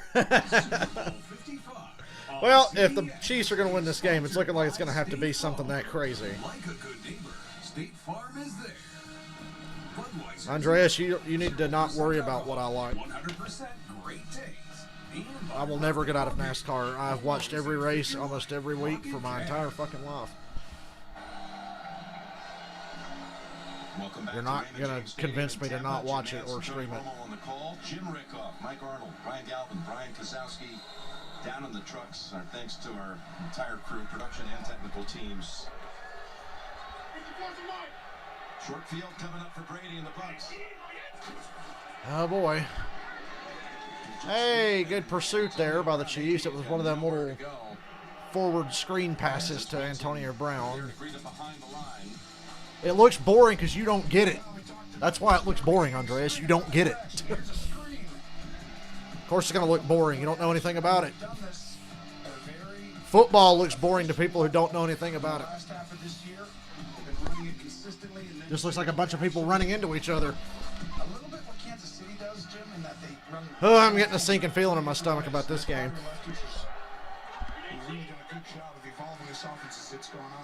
Oh, Gronk again. And it's Sorensen who ends it. Back to Leftwich for a moment, though. It's so underrated because you know Brady comes in, third down, changes the culture, and a lot of stars on this offense. But to give you an idea how much respect Bruce Arians has for him, when he was offered the job a couple years ago, he said, "If Byron wasn't available, I might not have taken the job. It's all him. He runs the show." He's done a great job, but the communication between him and Brady. Leftwich had to learn Brady. Brady had to learn Leftwich. 3rd and 4, for the love of God. Byron's done a great job with the communication and learning each other and what they do best. 3rd and 4. Oh, batted down, intercepted. Tyrann Mathieu with the interception. There's a flag in it. You got to be fucking kidding me. Matthews, 6 interceptions. Should have had a 7, but this is coming back. This is going to be a hold on the defense. Come on. Kansas City outside. And it's going to be on 35. Ward is covering Evans. Prior to the pass, holding. Defense. First down, Tampa Bay. Matthew, Show me a replay. before I get mad. If it's holding, I'll understand. Well, watch the bottom of your screen right there. He's coming out of it, and he just holds him right there. And that's going to get called because there's a line judge right there watching. Look at the hands. That is not holding. Aggressive. I don't know what game Tony Romo's watching. And this is where Matthew's instincts come in. He has such great instincts to kind of follow the ball. That's not holding. He gets to him all the time, but one big play, we talk about the penalties, Jim. You score a lot more on offense when you get them, and that one is the biggest. First and 10. Fucking Kansas City and their suck-ass defense. Now, granted, the offense ain't doing a damn thing either. Third, by the way, penalty on the Kansas City defense. And But these penalties on defense are pissing me off. led to a takeaway, and it's just the very thing that Spags was talking about in our Zoom meeting with us this week. It's just to not make mistakes with penalties. To be fair, that last play was definitely not holding. It's huge because you can't overcome it, especially how hard it is to stop these two offenses. And this is the second time they've played each other, right? So usually defenses actually play a little better the second time around because they know the speed of the other team. Second and 9. Brady goes underneath. Third down again. What's going to happen on this third down? Did a good job of holding on to him. It's not third and about 5 or 6. This is tough if you're going to get into a drop-back game over and over. Brady does a good job throwing to the backs. I think as the season went on, he started doing it. Watch Jones. If you're going to leave him one-on-one, he's My dad just texted me in all capital letters, bullshit. And I said, agreed. Moves that ball a little bit away, a lot of nuance to his game, which, you know, I don't know. That was not holding. He's got a chance. He's got a chance. That was absolutely not holding. If he keeps going at this, he could play in the NFL one day. Just give him some more time. I didn't think the first defensive holding call today was holding really. Brady's got time. Oh, look, he missed Mike Evans wide open. Throw a fucking flag, why don't you? That was intended for Tyler Johnson. Was it? It looked like it was intended for Mike Evans. Suck-up will come out for a field goal try. Oh, this is, oh gosh, tough one for Johnson there. Got a laser coming right at him. It's hard to tell which one Brady was thrown to, I think, on that, Jim. Romo's like me. I thought that was for Mike Evans. It does hit Johnson right in his shoulder pad. Suck-up, former chief kicker. Kicked for them for 5 years, 09 through 2013. 40 Is Suck-up going to be as nervous as the Chiefs punter? Opinion on the hold. Trenner to snap it back from 40. The kick is good. It's 10-3, but there's a flag. Down. Now this came on a 4th and 5. Yeah, I was gonna say, if boy. it's offsides. I mean, someone lines up offside sometimes. You never know. They were already in field goal range. They would have got the 3 anyway, Robert. If so, it could be a first down. It's close. Ooh. Oh, my God. And it is against the Chiefs. Either way, you're Are you fucking serious? 4th and inches. Offside, number 20, defense, lined up in the neutral zone. 5 yards, results, and a first down. First down, Tampa Bay. Next to field goal, first down, Tampa Bay. Oh, dear God. This is where I think they're calling it Hardman. But right here, they said it's 20. Could be him as well. Could be both of them. Could be. That defensive front on the field goal try, and they got called for it. It's just another mental. That's outstanding, ladies and gentlemen. You can't give teams second chance. That's a second drive. Now it's tough. Play action. Brady's looking to go over the top right now. He's got all the time in the world. Touchdown. Gronkowski again. Wide open in the back of the end zone. Nobody there. There's a flag. And they're throwing a flag for holding just in case.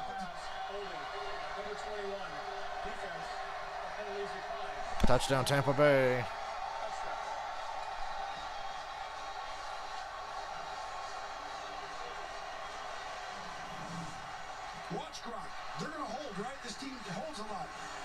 Boy, Tony Romo is really talking about how much they're holding. This game, that's troublesome if you're Kansas City and see that laser.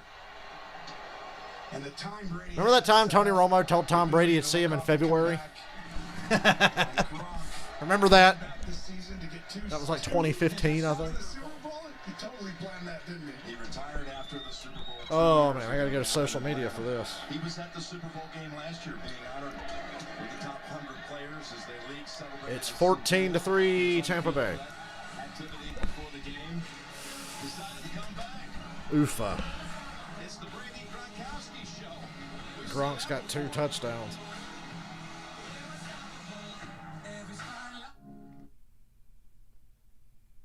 Urinating tree. I smell bullshit. That's like the worst holding call I've ever seen.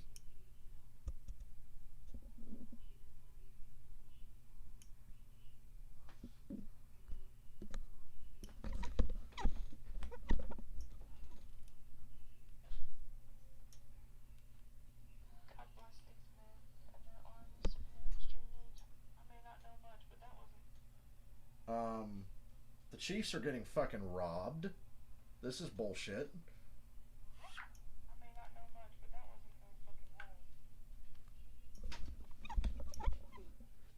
And Tony Romo's like, oh, look, Jim, they're holding. It's like, what? The fuck are you watching?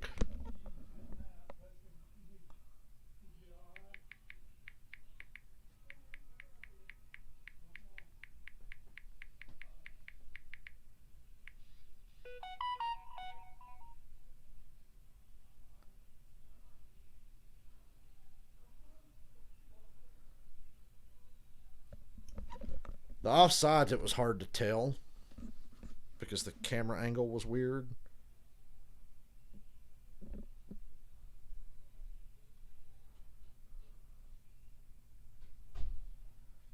Okay, so here's the plus side. If the Bucks get a big lead and blow it, then I can really enjoy myself.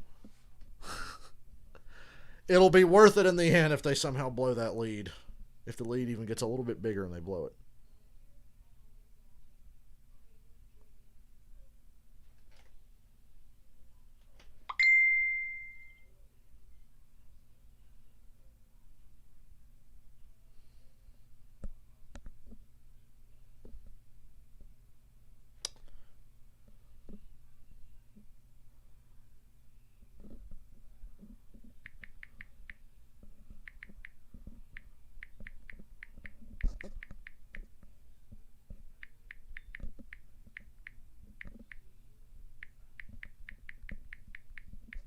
Funny how Tom Brady teams always catch these breaks. Anyway, back to the game. And now a unique look at the stands presented by Bud Light Seltzer. Lemonade. Pat McAfee lost $30,000 on the Super Bowl coin flip. Jesus Christ, bro. That guy was Dude with a Sign. That's his name. Oh, that sounds cool. I wish I had that kind of money to throw around. Back here with a dude with a mic. As is a touchback. Tonight, fans in Raymond James Stadium, one of the newest stadiums outfitted with Verizon 5G Ultra Wideband, the fastest 5G in the world, are getting closer to Super Bowl 55 with access to up to 7 live camera angles using 5G Super Stadium in the NFL app. All right, down 11. Oddly enough, Kansas City's been very comfortable these last 2 postseasons, being down 14-3. or even one case down 9. Hey, Kelsey made a catch. First down. Mahomes to Kelsey. The weekend is boring, but I'll never know because I won't hear a single fucking note of his music at halftime. Tremendous at getting his body into these little areas for such a big guy. Mahomes finally completes another pass. Over and over again if you keep running that look. Kelsey's second catch. That one for 13. You gotta watch it. Tyreek Hill's down here. One of the safeties. Cole Hardman on a screen. Gets yards. At this point, you'll take it. After the way this game started. Kansas City now. They're starting to learn what they're in.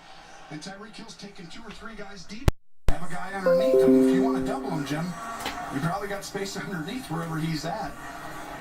Good job by Kansas City finding a little bit of soft spots in the defense. Hill held to one for 5 yards. My headset came unplugged for a second. 3 yards in the first quarter here in November. We were talking about him being on an 800-yard pace game. Wow, Mahomes, that was one hell of a play. Good on Kelsey for hanging on. Hey, there's Mike Rimmers, that fucking bum that made sure the Panthers had no chance at beating the Broncos in Super Bowl 50. That's what I remember Mike Rimmers for. Von Miller just getting up in his ass. And he's like, I can go out or in. And you see, he's reading David right here. As soon as he sees David take the outside, he uses his instincts to get open. It's hot in here. I'm going to have to open a window. Does a great job turning around and making the catch. His talks with us, he talked about you have to perfect The Chiefs are into Bucs territory. that Andy Reid admonished to his team about these 2 weeks leading up to get ready the minute the game starts. Perfect the peak. Mahomes is on the run again. Gets a first down with his feet, I think. Mahomes, with that last little wiggle, picks up another first down. Using his legs, he's going to have to today. Don't tell me he's getting in the zone already. Come on, Mahomes, you're only down 11. You should get down at least by 20 to make it really interesting, so I can really laugh later tonight. Good job getting a first down. And that was a first down. Against Mahomes, I mean, I'm telling you, he's never out of a game. It doesn't even feel like it. Anybody else may. I was getting fucking worried just because of how this game has looked. It hasn't looked like they've had any spark on offense whatsoever. It's changing a little now.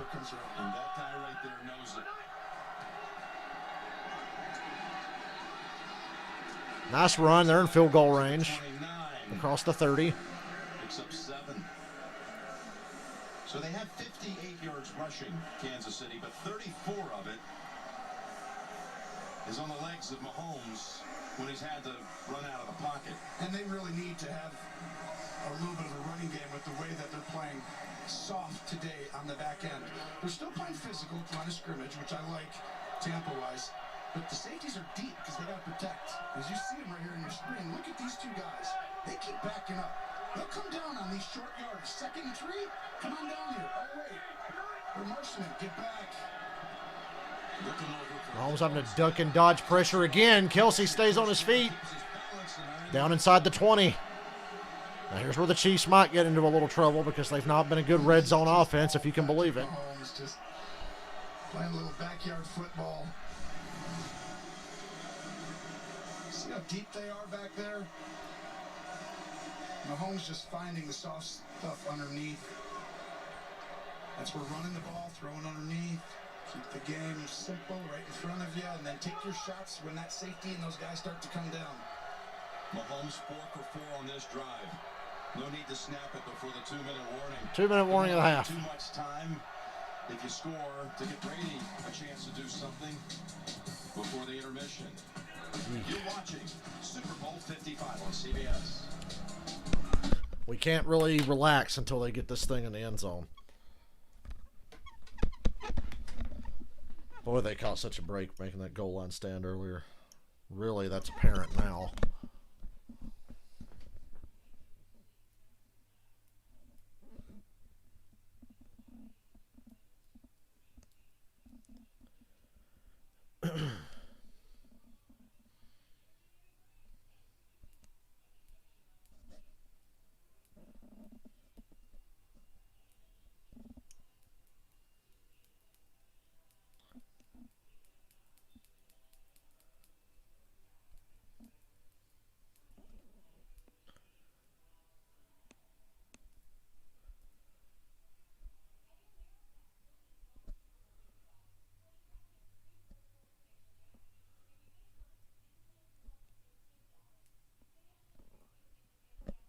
Now, if the Chiefs defense can stop getting penalized for stuff they're not doing.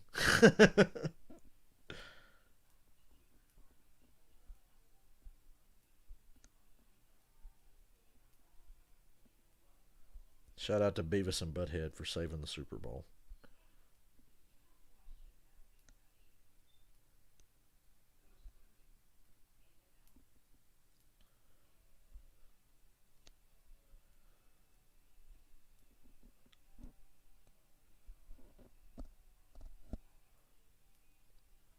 What the fuck is this commercial? I don't know. Back to my phone.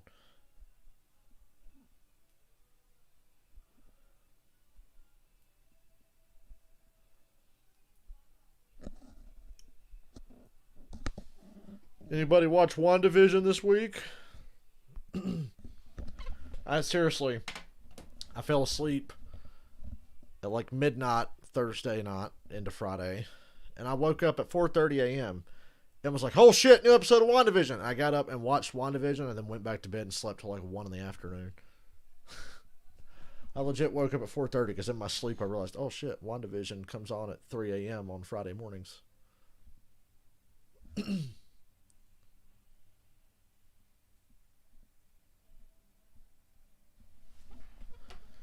Okay, get this fucking thing in the end zone. Let's go. Kansas City, you're giving me a fucking heart attack. Is sponsored by Toyota. Mask up, socially distance, vaccinate when it's your turn. And by Tide. It's got to be new Tide Hygienic Clean. 2 minutes to go in the first half. Kansas City, until this drive, just not looking like Kansas City. Not even remotely close. Not even getting to this point of the field. They couldn't get past midfield till this possession. They're looking for Hill right now.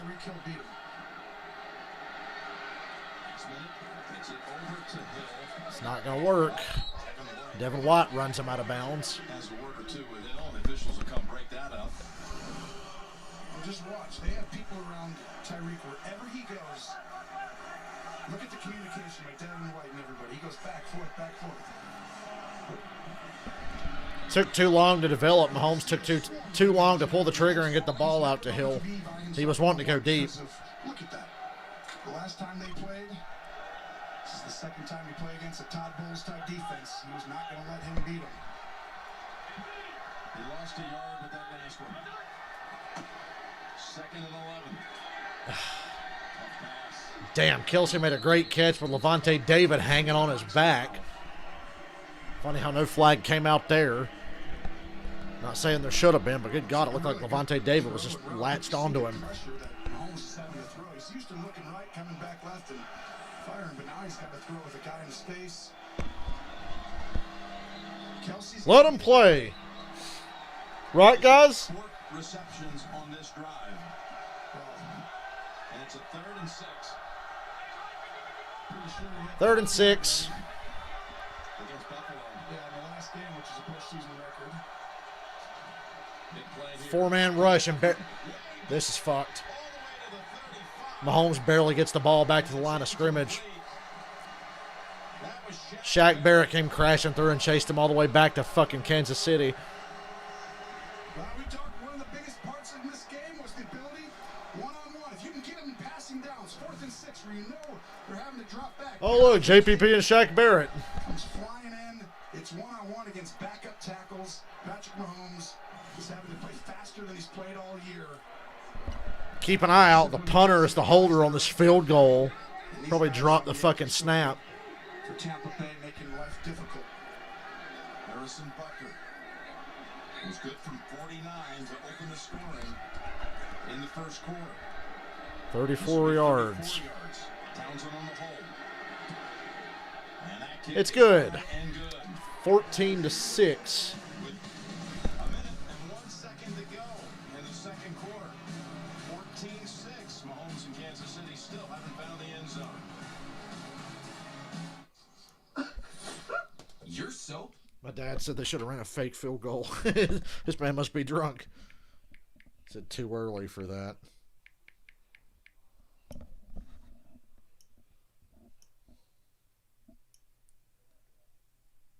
Hold on a second. Oh, I wish people didn't try to talk to me during the Super Bowl. But they fucking do.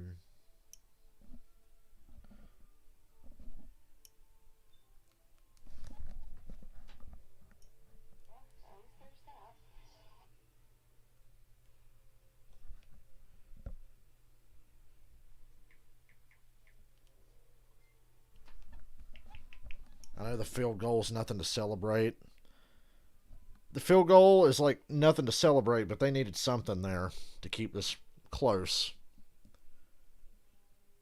This has not looked good at all.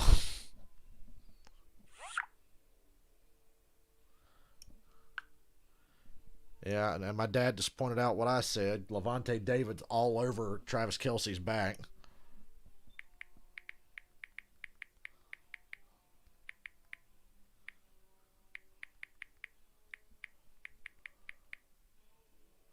Levante David was doing the Yoda, hanging on Travis Kelce's back.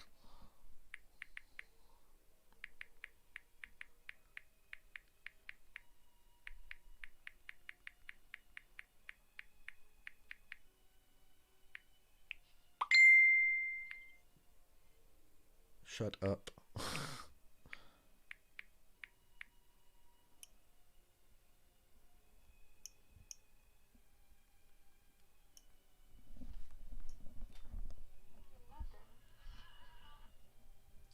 I would like to point out that on that drive, Levante David of the Bucks was hanging on Travis Kelce's back like he was fucking Yoda, and the refs didn't flag it. They could have called that holding on the Bucks, but they didn't.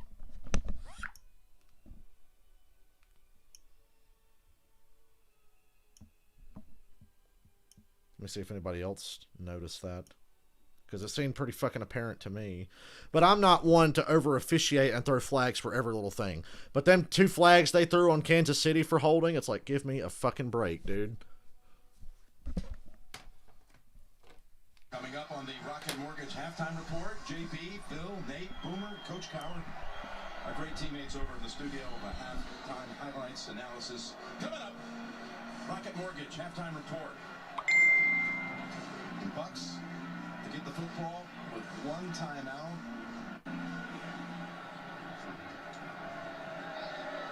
We'll have a return. Nickens takes it from the 1. Oh boy. Falls all the way out to the 30. Nice run back, 29 yards, but this is where Brady is so dangerous. His entire career. You see the chippiness there with Nickens and Thornhill. We've seen that all over the field. Rimmers and Pierre Paul. Jensen and Jones. Jones and Jensen again. Even, hey, Brady and Matthew. Yeah, I'm coming back. I'll see you later. You don't think these guys want to win this the Super Bowl, Jim? I mean, it's going to be chippy. You got to be smart, though, and not hurt your football team, right? And right now, what Romo said huge. with his no Super Bowl experience. You can't let Tom go down and get points. Can somebody just make a goddamn tackle? Fournette should have been tackled like 5 seconds ago, and he was still fighting to try to get a yard or 2. Bucks are being really conservative here. I'm surprised. They just went run up the middle with Fournette. Yeah, it was out of the shotgun. That's pretty conservative. I expected the Bucks to be flinging this thing down the field. Hey, there's Russell Wilson, Jeff. Wilson and his wife, Ciara. Russell last night, Walter Payton, Man of the Year, award winner. I'm sure he feels good up there watching this right now. All the work he's done and the great year it's been for the NFL and all the many people led by Roger Goodell. Crowning achievement for them to be able to get through this season and all the contact tracing and different things that they did to keep the schedule right on go. Dr. Alvin Sills and many other people. So many doubters never believed we get to this night, but testament to all the work, commitment to everyone in the National Football League. They had a timeout there by Kansas City. They want this ball back. Kansas City was the one calling the timeout there. Brady goes screen to Goblin. He's got a gain of 8. he's going to be thrown down about 2 yards short. That's perfect. And now Kansas City's in a little bit of a tough spot. She's going to call a timeout again. Another timeout because we're kind of helping. Who called the them, timeout there? We need to get this ball back and get some momentum. That's pretty aggressive. If I'm the Bucks, I'm like, all right, you want to call timeouts? Watch this shit, and I'm gonna make you pay for it. Just remember what happened right before. I'm gonna make you pay for calling them timeouts. Tom threw a touchdown. Scotty Miller on the left sideline. Well, first off, they bypassed the punt. Yep. You know, they went for it on 4th and 4, got the ball over to Fournette, he picked it up. And then with just a second to go, wow, Scotty Miller for 39 yards out. That's Bruce Arians. Hey, no risk it, no biscuit, Jim. That's what's go by. So let's see which way the risk-reward timeout goes for the Chiefs. Can they get the ball back with a stop? 3rd and 2. Brady more time to do something. And Gronkowski's got the first down. Move the chains. As Gronkowski has his 5th catch of the night. Bucks are going no huddle, 34 seconds and counting. They've got 1 timeout. Well, then timeouts could backfire here for the Chiefs. Brady's going to rely on him in key moments, like he always has, but he's learned that this year. 23 seconds. Brady's going up top. Evans is open. He gets dragged down. And pass interference. That you can call pass interference on. He did pull him down. He did pull him down. That's what happened at the end of the game against Green Bay. You take a shot when they're trying to stop you. Everyone plays for field goals, right? Your field goals, not Brady and not this offense in these situations. The one thing that's interesting, though, didn't look like it was... Fucking Bashab Breeland. Number 21. Defense. Now, yes, he did pull him down. Or did he? Well, not really, but oh god. That's a tough call, I think, because that ball might have been a little over. Never mind. Was it overthrown? It looked at first like he pulled him down. You just can't estimate Mike Evans laying out there and covered 6 or 7 yards, right? I mean, it's just too tight for you to... No comment. With 18 seconds, Brady goes in the middle of the field to Fournette. Call timeout. No, call the timeout. You ain't going to get that ball spiked in 10 seconds. Kansas City took a timeout. Why? Oh, God, I was going to say Tampa's got to be the one, surely. Kansas City's part. Yeah, it's Tampa Bay who took the timeout. Arians called it from the sideline. And that was smart. Really, with 14, you could have done it. But Tom wanted to go down, and we got it. Something has got to change in the second half. Go down and spike it, Jim. Have one throw to the end zone. Well, you can also dump it underneath because you have a timeout left, right? So if you spike it, now you have the whole field. Now they have to throw it to the end zone. Look at all these penalties. The Chiefs are going to have to change a lot of But things. think about, again, the timeout that Kansas City took. And like I said, yeah, make them pay for taking the timeout. If you don't, the referees will. They wanted that ball back, and really the Chiefs have been phenomenal in the 2-minute situations. With 3 points in 2 postseasons. The Bucks have time for maybe 2 plays here. Now Kansas City's going to take a timeout. So they're going to call a timeout here because it's not mattering on the other side.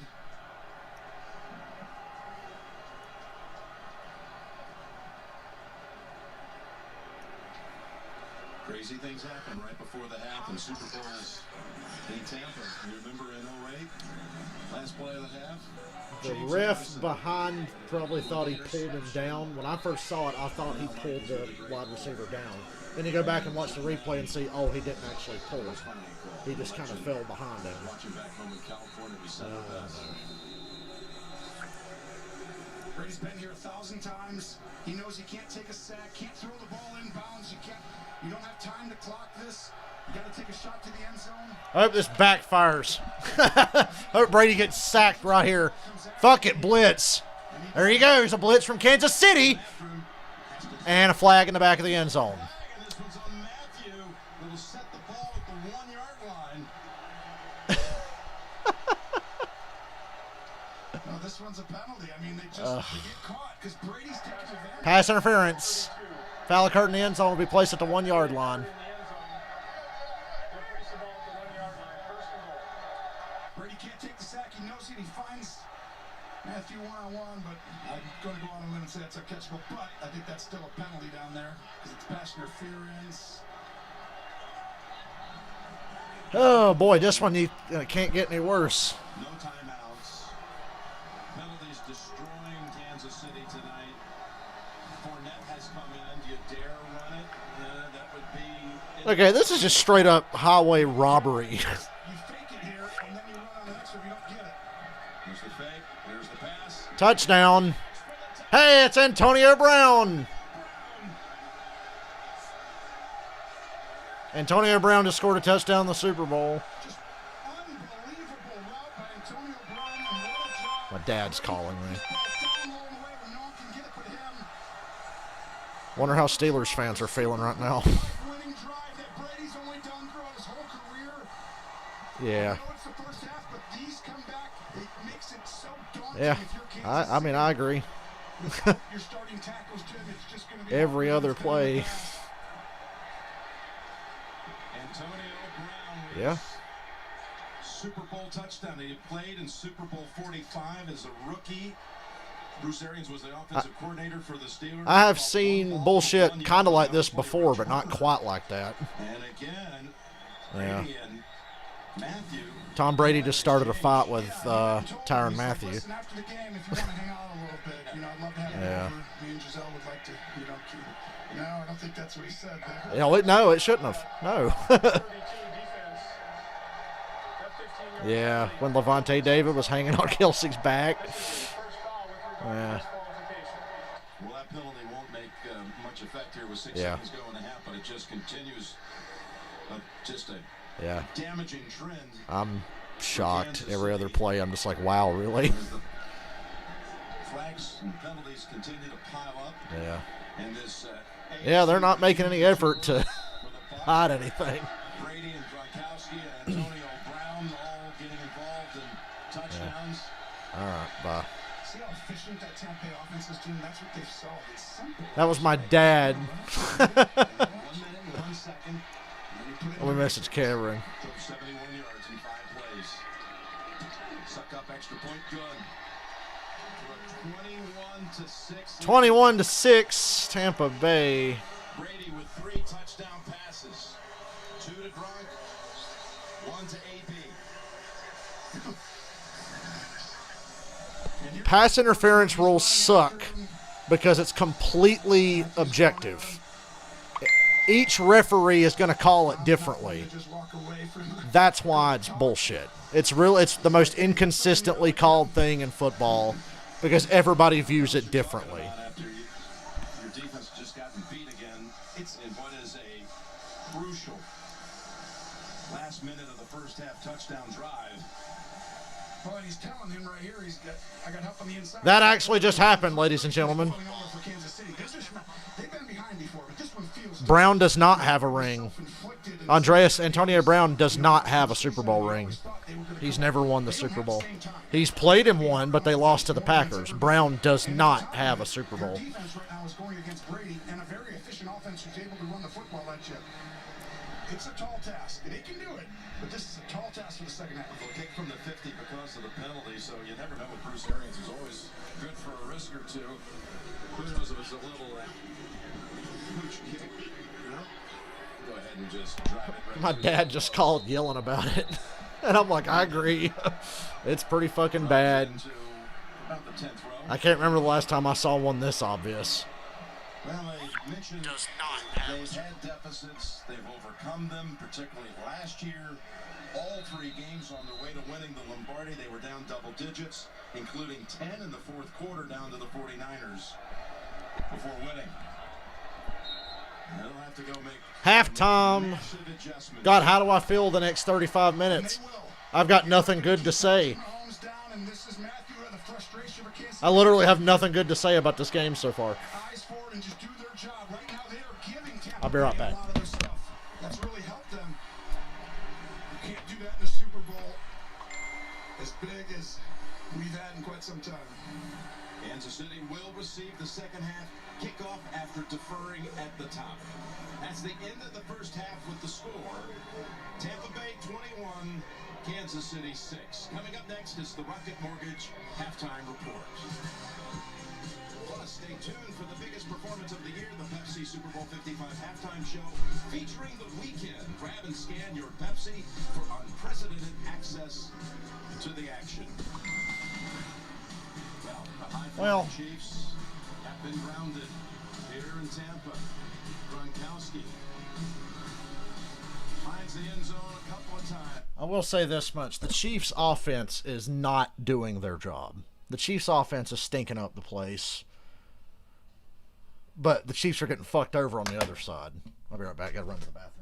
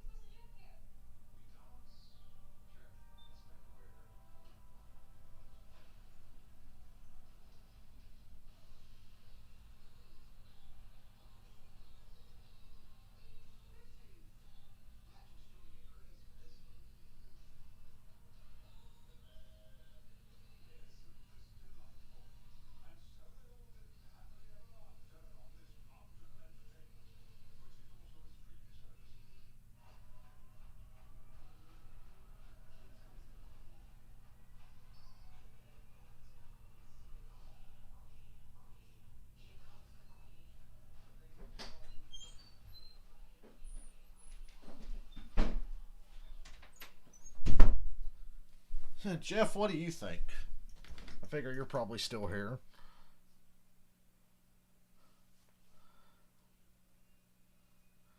It's going to be hard to make a comeback when your defense is constantly just getting penalized and giving the other team points. I literally have nothing good to say. Like, this game fucking sucks. This is complete ass. It'd be one thing if the Bucks were winning. Like, I don't care that the Bucks are winning. I care how they're winning.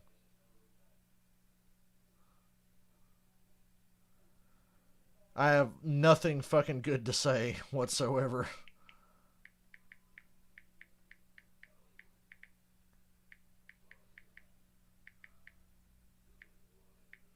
But we're on track for my final score to be right on the money. Because the Chiefs have got to score 31 more points to get to 37. They got the time.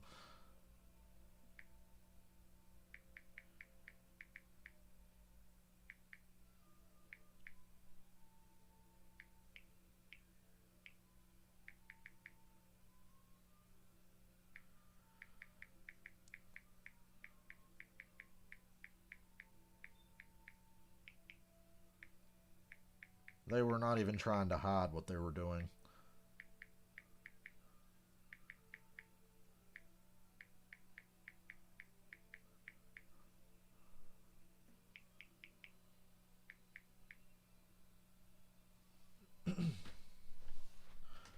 Let's go see what Twitter thinks together. I'll do it on my stream. I'll go to Twitter on my web browser here.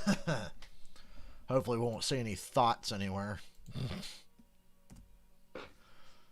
Okay, Twitter. What do we got? So we can read it together.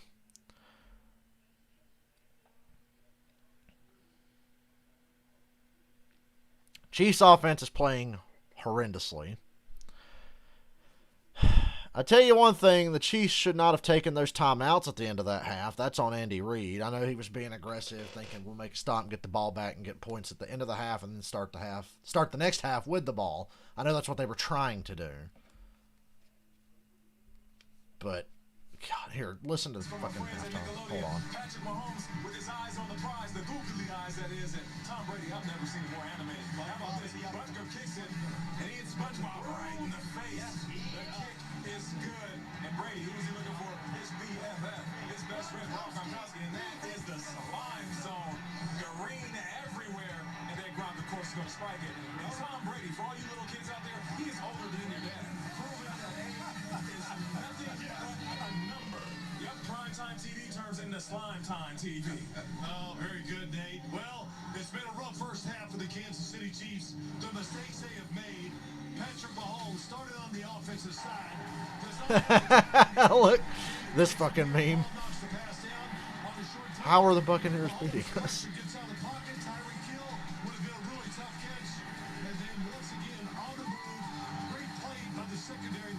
Look at this uncatchable pass. By the Kansas City Chiefs, their defensive backs have got to adjust, quit being so aggressive and getting those fouls called against them. Super Bowl commercials were better when they were just a bunch of frogs sitting around saying Budweiser. Patrick Mahomes with his Lamar Jackson numbers. Why is Honey Badger talking trash to Brady? He's just going to make him mad. That's true. I would probably just keep my mouth shut even though you know you're getting robbed. For the most part. Boy, this second half better be one for the fucking ages. I'll tell you that much right now. I didn't waste a Sunday evening to watch some bullshit. You know what I'm saying? Like, I want to watch a game. I don't want to watch a complete fucking robbery.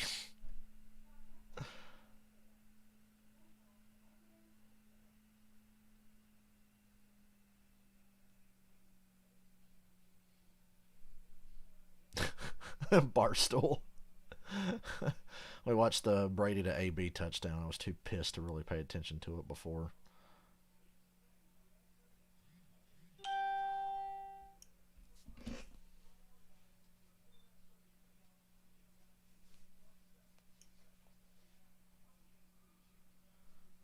I got a Bucks fan agreeing with me on my Facebook right now. A Bucks fan agrees with me. See, Bucks fans I find are generally humble people. Because, I mean, they're Bucks fans. I'd be humble too.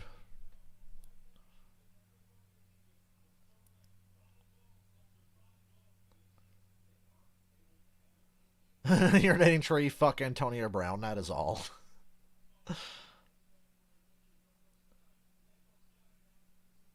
Jeff, did John Madden take your phone or computer away? The Chiefs need to score a touchdown drive first in this half. Yeah. John Madden probably agrees, wherever he's at.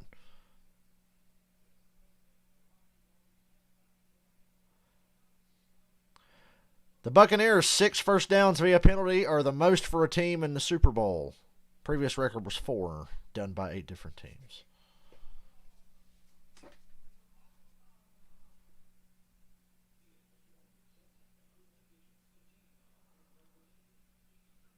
Tom Brady sailing to victory on a sea of yellow flags. Ooh, Sadie Adler art. I love Sadie.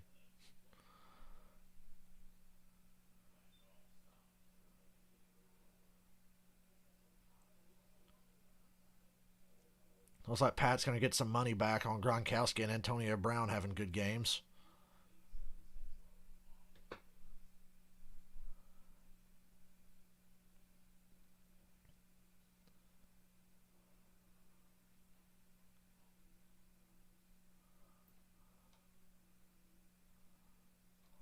Pat McAfee, hold the lawn.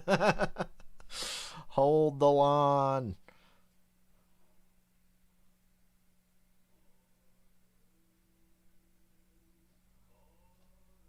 Yeah. You can hold the Chiefs responsible for a lot of this, but at the same time, they're kind of getting fucked.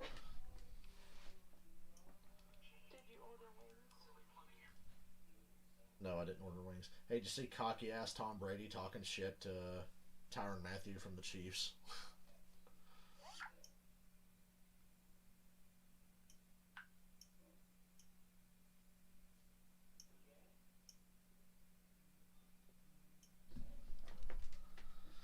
Oh, God. Now this fucking shitty halftime show was on, and I have to sit here and figure out what the fuck we're going to do for the next little bit.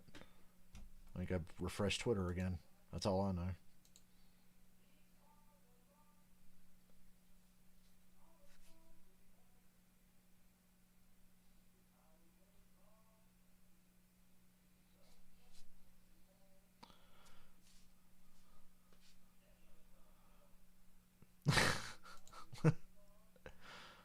There you go. Here's some memes for your amusement.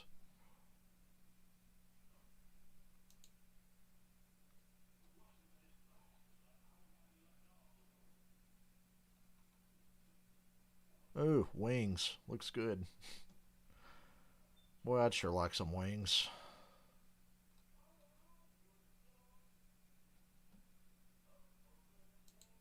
Let's see, what's trending? Why the fuck is Terry Funk trending? Please tell me he's alive.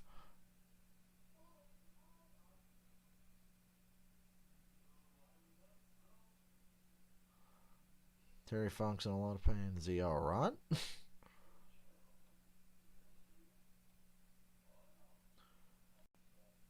Terry Funk will stab you in the neck with a broken beer bottle.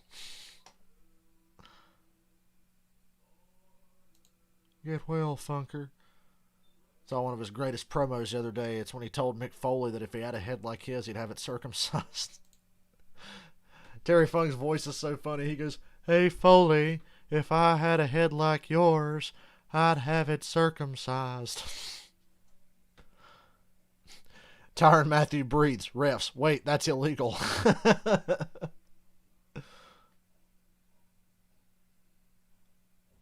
So let me get this straight. Tom Brady chased down Tyrann Mathieu to talk shit, and Tyrann Mathieu gets in trouble for it.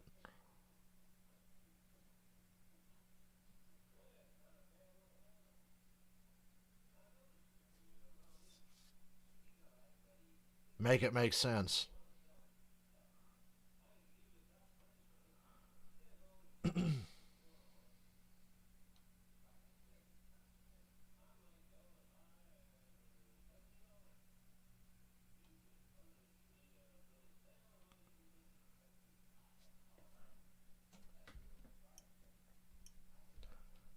I legit have no idea what this halftime show is.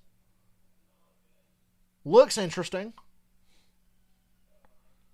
But, you know, the music sucks, so I'll just keep it muted. I can't remember the last time I actually heard the audio from a Super Bowl halftime show. I always have them muted. Usually I'll watch The Rock versus Mankind from Halftime Heat 1999.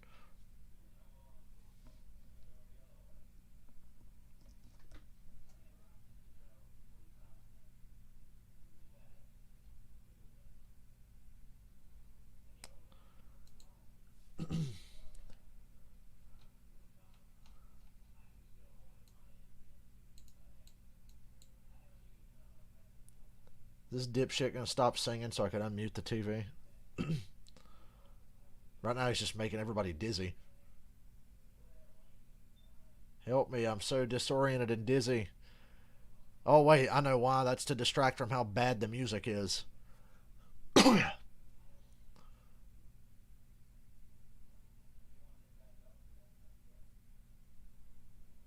like really unsettling him being that close to the camera.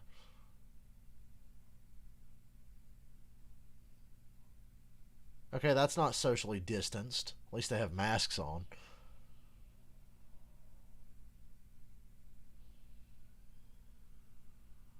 Is this an episode of Gotham that I didn't see? This looks like something from an episode of Gotham.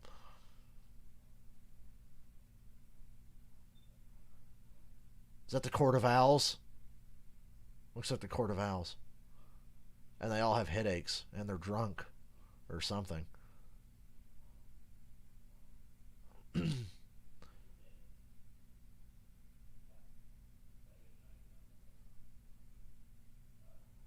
Okay.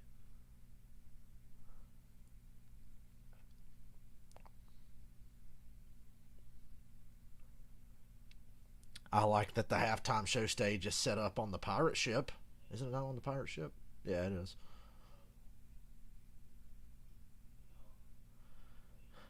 Boy, I knew a home team. Well, I thought I might end the stream for halftime and take a break and come back, but there's no reason. This game's certainly given me plenty to bitch about.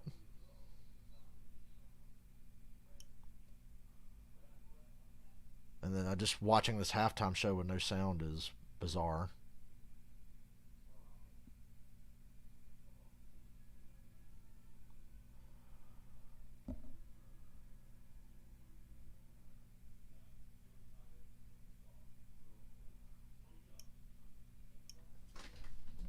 One moment.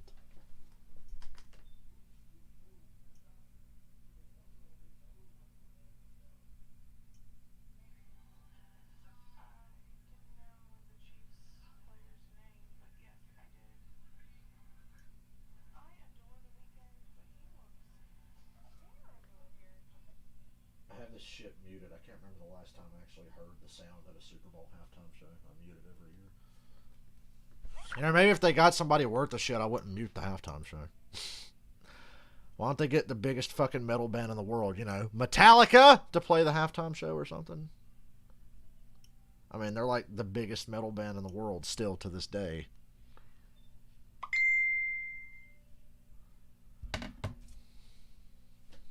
Just gonna keep on scrolling the Twitter feed.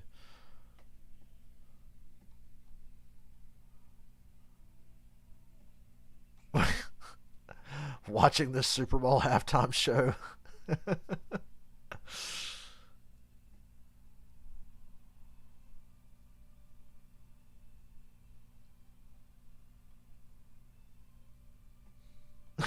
What's the safest bet? Tampa Bay Bucks, Kansas City Chiefs, the Astros are cheaters. Well, Astros are cheaters is a good vote. Yeah, AC/DC or Metallica would make sense for this.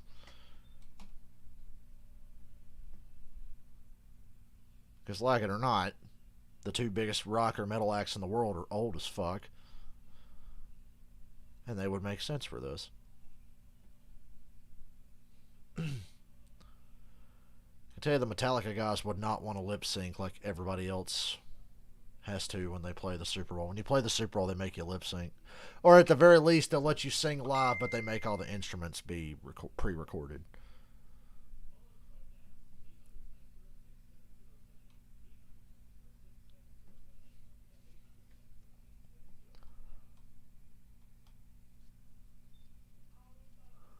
A dream first half for Bucks fans. Sure. Do they remember the Josh Freeman days? And Josh Freeman would make this game interesting. Steelers are trending. I bet it's about AB. Steelers fans watching Brady throw a Super Bowl touchdown to AB. Yep, hasn't been this blatantly obvious the league wanted one team to win since they handed the Steelers a win over the Seahawks.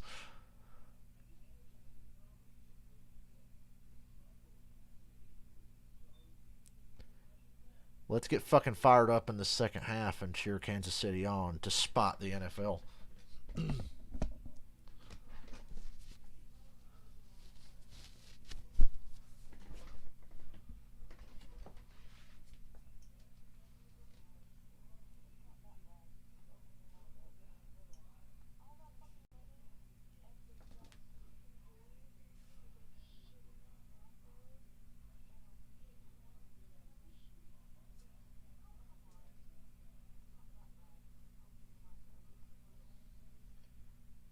I like my music to actually be live. This fucker's miming it.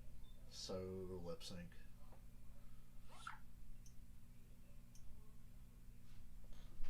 This motherfucker's still pretending to sing. I was going to say he's still singing, but they're not singing. It's lip sync. Rat or Twisted Sister. Fucking D. Snotter. I wanna rock. Get the Court of Owls off the field, please.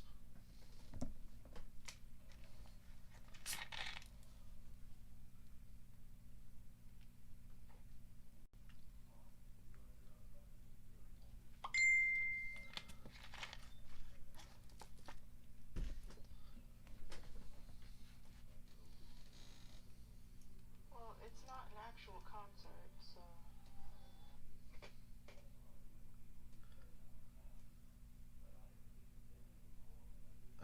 I can sing along to a track too. I wonder if they'll ever let me pretend to perform at the Super Bowl.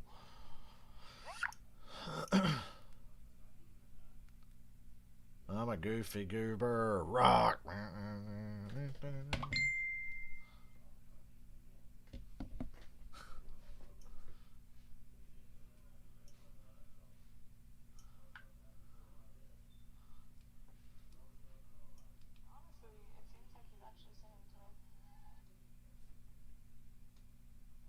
Yeah, it seems like it, but he's definitely not.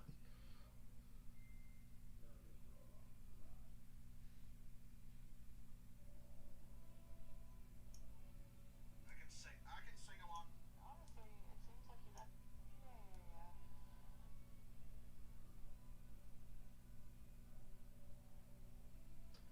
Oh well, this is not like when they got Coldplay for the. Remember when they got Coldplay for the Super Bowl? It's like, okay, it was like 2016, but yeah, Coldplay, they're really hot right now.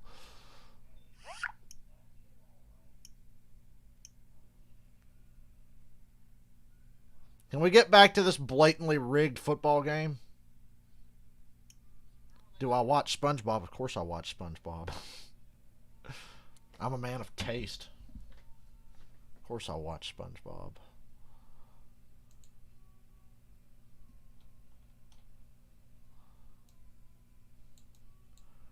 Come on, Twitter. Give me something juicy. Give me something funny.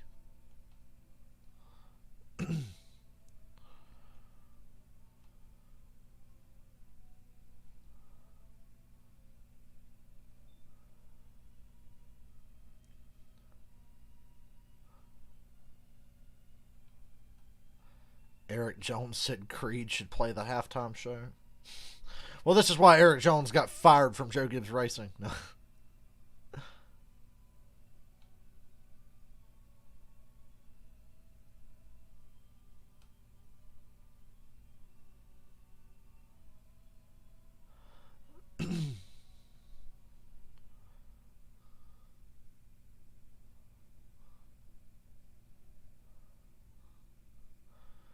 Bubba Wallace, can we get NASCAR con? Please, no. How about no? Bubba, you like metal. You play drums.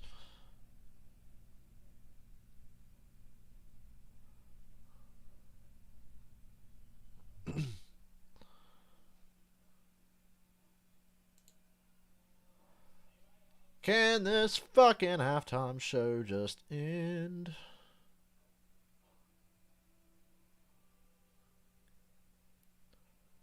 Can it please just end? They'd have been better off getting that Bad Bunny jackass that was on the Royal Rumble last week to do this shit. If music is going to suck, I'd rather not understand what he's saying. That at least makes it kind of funny.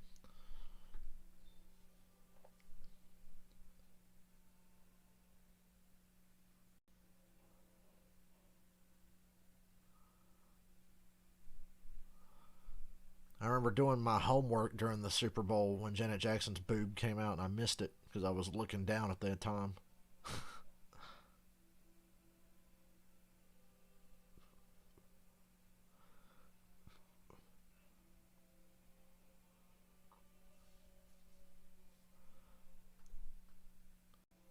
Jalen Ramsey, Darius Leonard allude to refs helping Bucks in the Super Bowl. Yeah.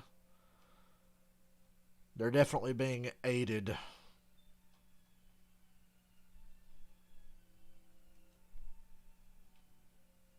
Sometimes I forget that I'm still on stream and you guys can see my Twitter.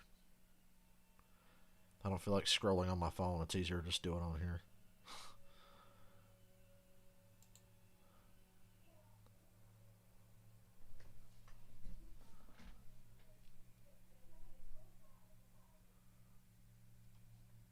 Please, for the love of God, let's get a good second half.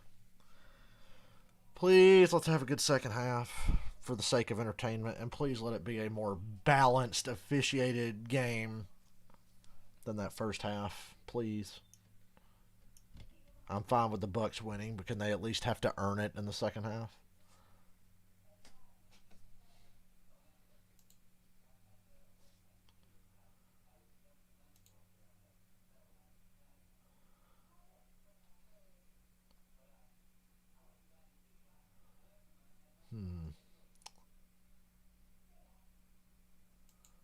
I'm just shocked. I'm just shocked at the Chiefs' offense not doing anything. That's one thing you can't blame on the refs. Am I gonna get a Fast and Furious trailer? Oh boy, I should just turn my television off as well. Well, I've already got it muted, but the next step would be to turn the TV off.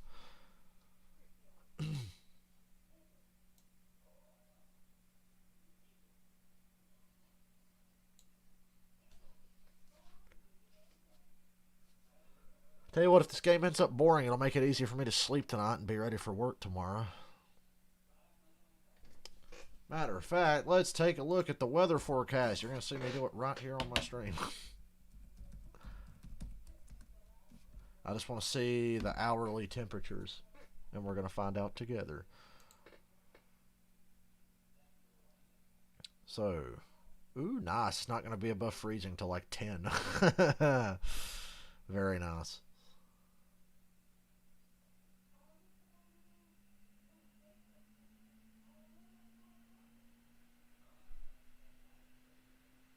I'm assuming, Andreas, you live in a suburb of Tampa or something.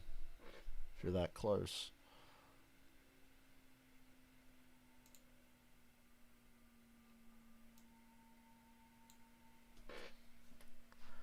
Games in Tampa Bay.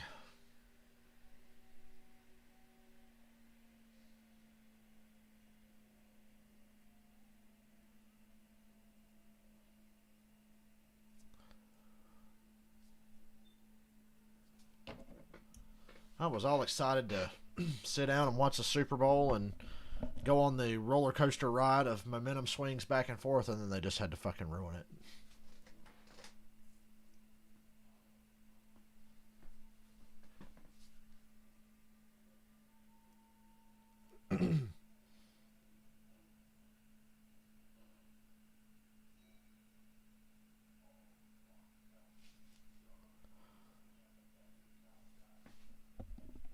Well, halftime's just flown by. I don't know about you.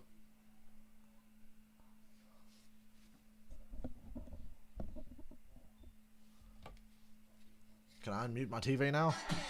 Nope, sure can't. Music montage.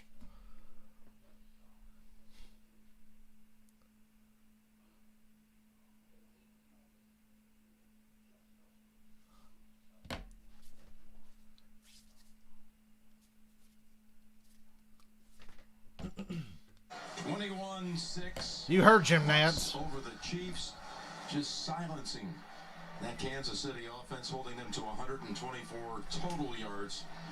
Considered the league's most prestigious honor, the Walter Payton NFL Man of the Year Award recognizes NFL players who have not only exhibited excellence on the field, but whose passion to impact lives extends beyond the game. Russell Wilson. Aaron Rodgers won league MVP. That's the only goddamn thing he can win in February. Please join us in celebrating Russell and all of this year's nominees for the legacy they have left on the game and in their communities. Well done. One of the great guys, one of the many great guys in this league. Tony, going to the second half with Kansas City. Man, Tony Romo's playing with house money. He had COVID, so he's got those 5 months of COVID antibodies built up in him. He can go anywhere. He can live his life and go to the Super Bowl. Matchups for them simply because they're really good on the edges defensively. I think they got to play action. They need 2 tight ends in the game, move Mahomes even more, but that's the way to take shots. You got to take some shots at some point to Tyreek Hill just because he's that fast. The other part, be efficient underneath to Kelsey, run the ball. That's all I see.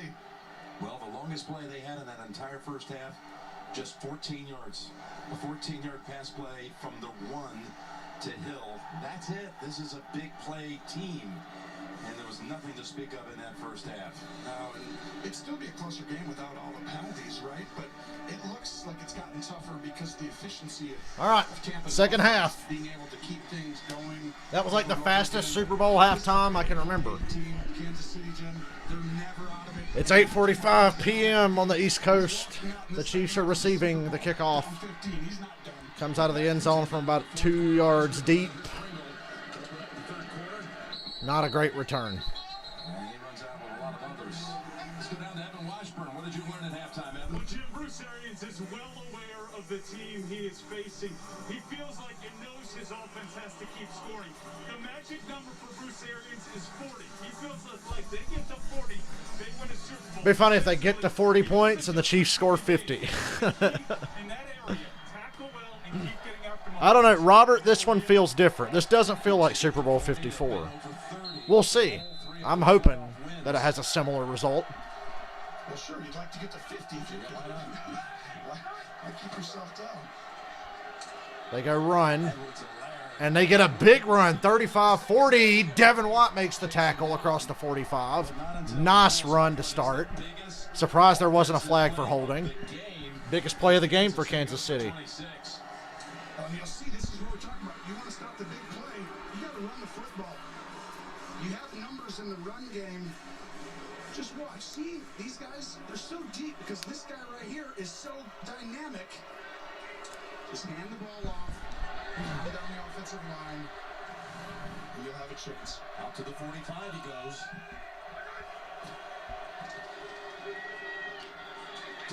I think the Chiefs are going to go back to more of a, I don't want to say generic, but they're going to stop with all these pump fakes and RPOs and fake the toss and all that. They're going to go back to just straightforward drop back passing or just handoffs, because the Bucs were not falling for any of that window dressing bullshit that the Chiefs do pre-snap or whatever. Talking about the excessive penalties, some of them they didn't like the calls. 8-1. That's some of them. In the first half. Definitely one-sided. I think they'll leave it up a little, but really when you look at them, it's like each one's its own. It's right most of the time. Edwards-Helaire made Shaq Barrett miss, and he's got another nice run for a first down. They're at the Tampa 36. A 21-year-old rookie. This is incredible because we talk about the tackles. Wiley whiffs against Barrett. Watch the right side. A running game could really save Kansas City's ass. This is the plan, though. At some point, when you start running the ball, look at that cut.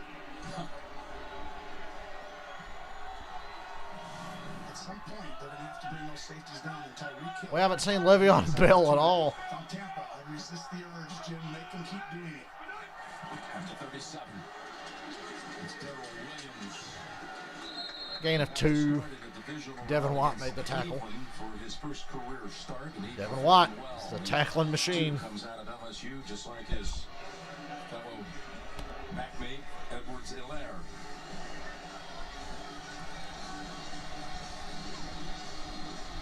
Edwards-Helaire trying to go for the back-to-back titles, a national championship last year, and a year later looking for the Super Bowl. They got a lot of ground to make up. They go empty. See how the pass protection is here. What kind of time is he going to have? He gets it out quick. McCole Hardman, who slipped, gets a yard. 3rd and 7 now. Mahomes looking. Kelsey fires the ball out. Hardman with a good catch, but then He slipped and Levante David slipped. makes him slip, and now we got a 3rd and 7 where you know they're passing. Most likely, you know, this is a situation where you'd be like, Mahomes is incredible. He runs the ball a lot in this situation, but this is where the tackle's got to hold up and give him a chance to look downfield. Need 7 for a first, Tony. Motion Kelsey in. You got 2 guys down at the bottom that are really good. Here comes a rush from Ndamukong Suh. Shaq Barrett's chasing him down. Incomplete. And no flag. Levante David once again plows through Kelsey. Coming 4th and 7. from behind to knock it down. You want to go for this? This is rare. We just saw a slip by Hardman. Kelsey's where he Kelsey slips. slipped and fell. And he was the one-on-one player because they had to double Tyreek Hill, and he knows how big of a play that was. I know it's 4th and 7, but I was sitting here thinking, hey, you want to go for this? 50-plus yard field goal. I'm going to go for the 51-yard field goal, 52. On 50-yarders and beyond, he was 5 for 5. Now this is huge. You missed this, you're fucked. 52 yards. This is asking a lot. And Butker Right down the middle. It's good. Okay, points. That was a big drive. They moved the ball a little bit and got points. It's 21-9. We'll call that a start. I've always said I don't get mad when somebody misses a field goal over 50 yards. That's asking a lot. They're not easy to kick. Oh, wow. Look at that. Oh, absolutely disgusting. You know, I was thinking about how the halftime show caters to a certain group of people. The people who watch the NFL like religiously probably don't really give a shit.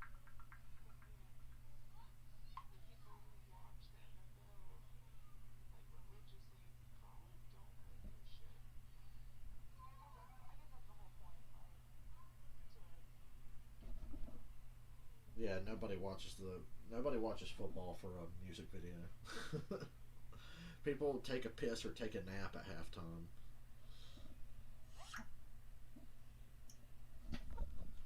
The halftime show of the Super Bowl is an extended bathroom break. That's all it is. So if you're a Chiefs fan, if you're looking for something to be encouraged about there, ran the ball a little bit effectively. Check out Garth and Wayne. Garth's got an Alice Cooper shirt on.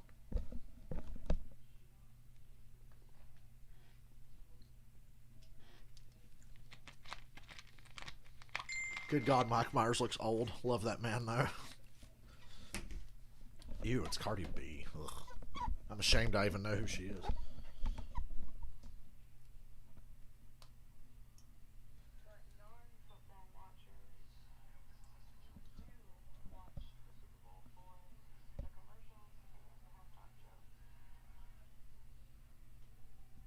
Well, I wish they wouldn't let those carpetbaggers ruin our fun by making us suffer through a really lame halftime show. But in the Super Bowl, there's nothing else to talk about at halftime because there's no other games going on. The season's over.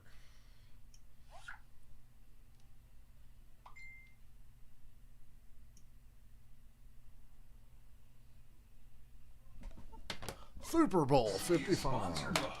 Uber Eats. How long until the Chiefs defense starts getting flagged again? G. Freedom for everyone since 1941. What's going to be the first flag? Budweiser Zero. 0% alcohol. 100% great taste. There are those who are calling this Tampa Bay with their Lightning winning the Stanley Cup in September, the Rays making it to the World The Series. Bucks are knocking on the door, winning the Super Bowl. Can you believe the NFC South The Saints have been so good for so long. The Falcons went to a Super Bowl and are just talented at every level. The Panthers went 15-1, go to a Super Bowl. The Bucks have been straight ass for 15 years, and they make it back to the playoffs, and they're probably about to win a Super Bowl. And the Panthers, Falcons, and Saints, who are all better than them, haven't. What I'm trying to say is, I hate football. Before the half, there was a lot of frustration. Several players had to be calmed down, including Tyrann Mathieu. Andy Reid, Steve Spagnuolo pulling him aside to talk to him. He sets the tone for this team. They cannot afford to lose him. The penalties were costly. Spagnuolo telling his team, we cannot control the officials. Stay aggressive, but it cannot. Here comes Brady. They go run with Fournette. Short gain, 3 yards. There's a handoff to Fournette for their first snap of the third quarter for about 3. Well, and that's the thing, they're getting caught. Like you see that one with Mathieu. I mean, that could have easily been called on Brady, and they gave it to Mathieu there. So you're just getting a couple of situations where you're not staying focused on the task at hand. And that's really helped the Bucks.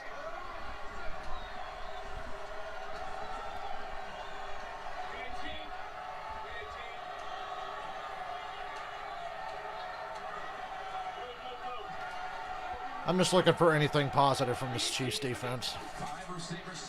Screened Antonio Brown. They stopped that before it really gets started.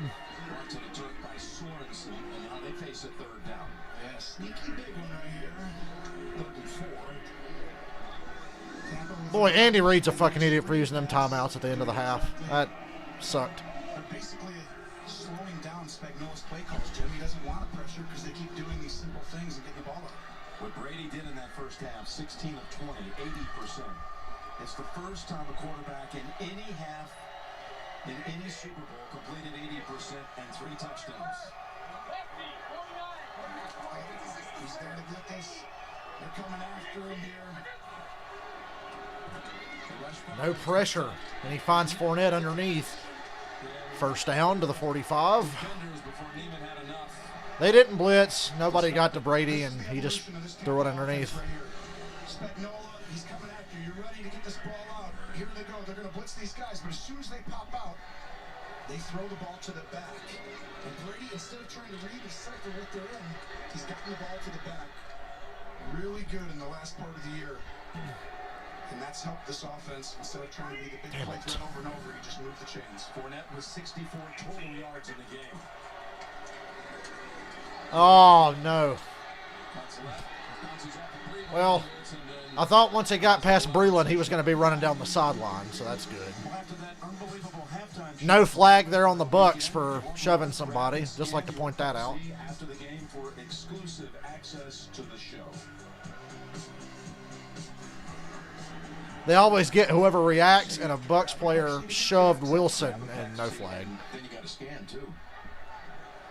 It's a lot of work. You can handle it.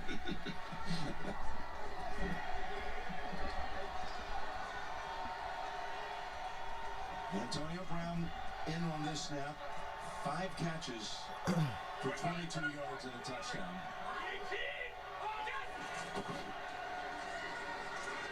Gronk's wide open down the seam.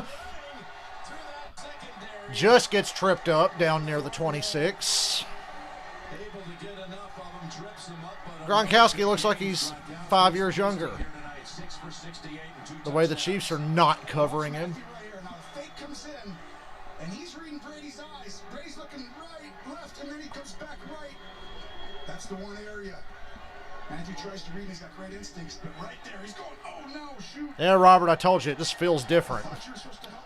I'm losing hope, too. Fournette, big run, he's gone. Touchdown, Tampa Bay.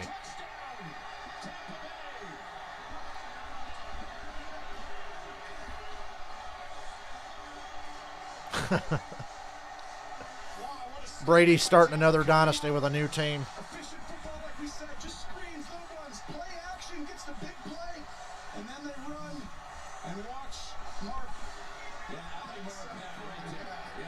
Where was the defense?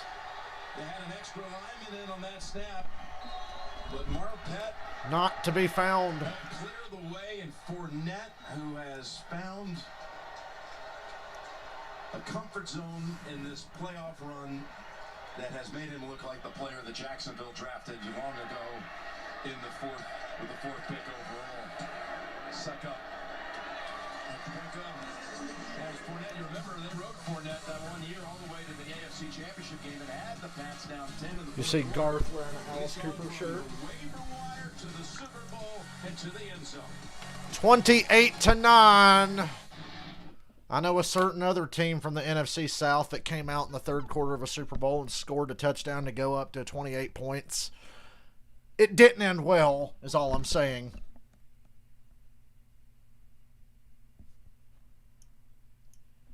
Choking runs deep in the NFC South, so let's hope. Trouble is, choking doesn't run deep with Tom Brady.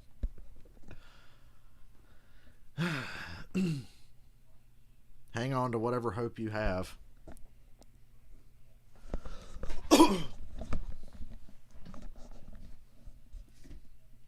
Even if Mahomes doesn't win this, he's still the best fucking player in the game.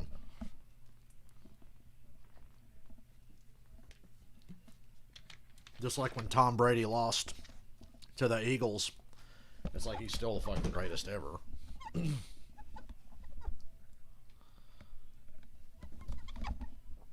Legacies ain't going to change here tonight. Brady's already established he's the best ever. Mahomes, he's on his way to definitely being in that conversation.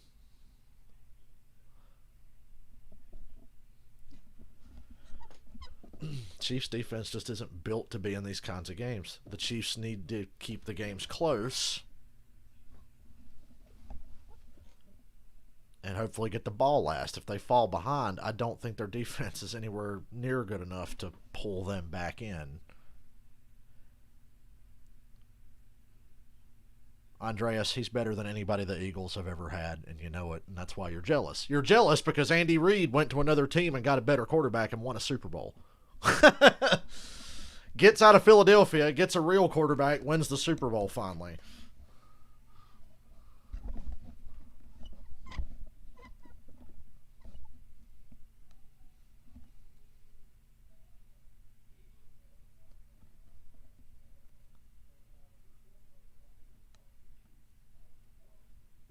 He's not overrated.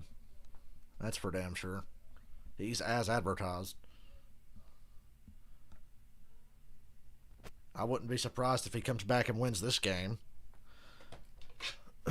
I don't expect it, because these kind of comebacks in the Super Bowl are just unheard of unless you're, you know who.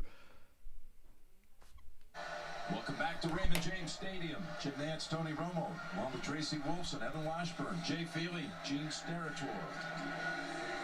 Well, 3 minutes and 41 seconds. Did you guys hear the Eagles might trade Carson Wentz for Nick Foles?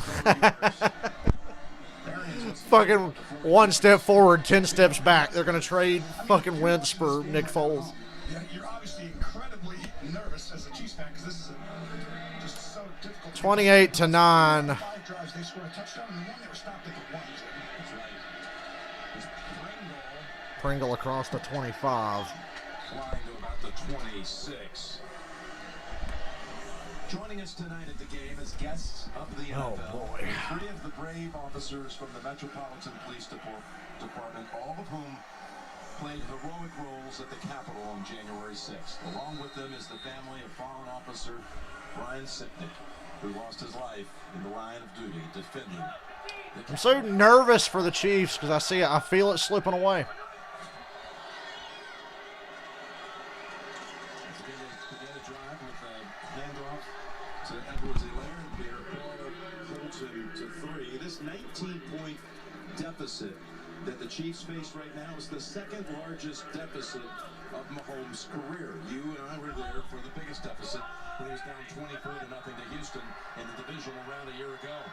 Came back to win. In fact, won big. Well, this is right here what dreams are made of, right? You come back in this one, this will live on the test of time forever against Brady in this situation. And Mahomes goes down. Shaq Barrett gets the sack. Big yucks. Sometimes dreams become nightmares pretty quick. ugly, Jim, and It can flip in a second, can it? just watch. You see Barrett just God, Barrett got held and he still plowed through and sacked Mahomes. Dominating the other side right there. You see that? Mahomes has nowhere to go. There was Sue in the area also. Sue just smacked Mahomes on the side of the face and didn't get flagged. Throughout his entire career, it's like now or never though for this team. If you can put that cape on, it's time because it's gonna be tough. 3rd and 14. He heaves it. Oh, my. Intercepted. Volleyball interception is what that was. There's a flag. But that is Winfield with the pick. I think it's going to stand. It looked like it's in the backfield, right? Didn't someone get held it going in? Number 62.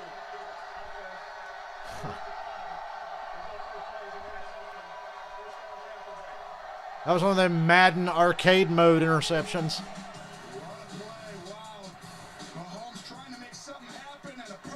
I had a bad feeling when he threw that thing up that it wasn't going to end well.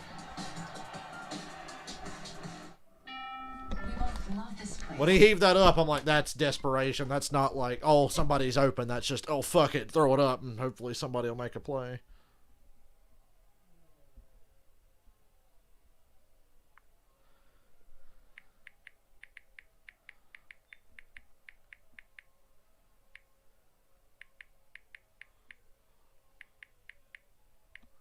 Well, the Chiefs are losing precisely because of what I was worried about before the game.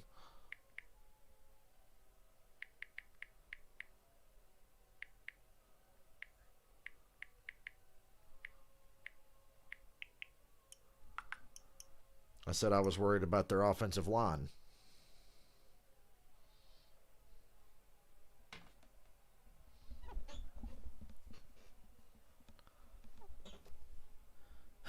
I had a bad feeling when Eric Fisher went out late against Buffalo. I was like, oh boy, that's not good. Because I was like, Tampa Bay, they know how to exploit weaknesses on your offensive line.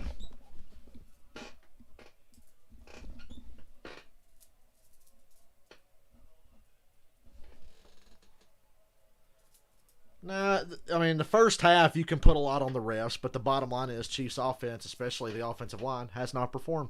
They've dropped some passes, too, in the passing game. Kelsey and Hill both had drops in the first half that would have been big plays, but their offensive line's not playing well at all. They're not protecting at all, and we know they can't run the ball consistently. Defense, yeah, they were getting fucked by flags, but now it's just, man, this offense is not getting it done. Nobody's throwing the game or anything like that. They're just not doing their job offensively. And they got fucked a lot in the first half by penalties.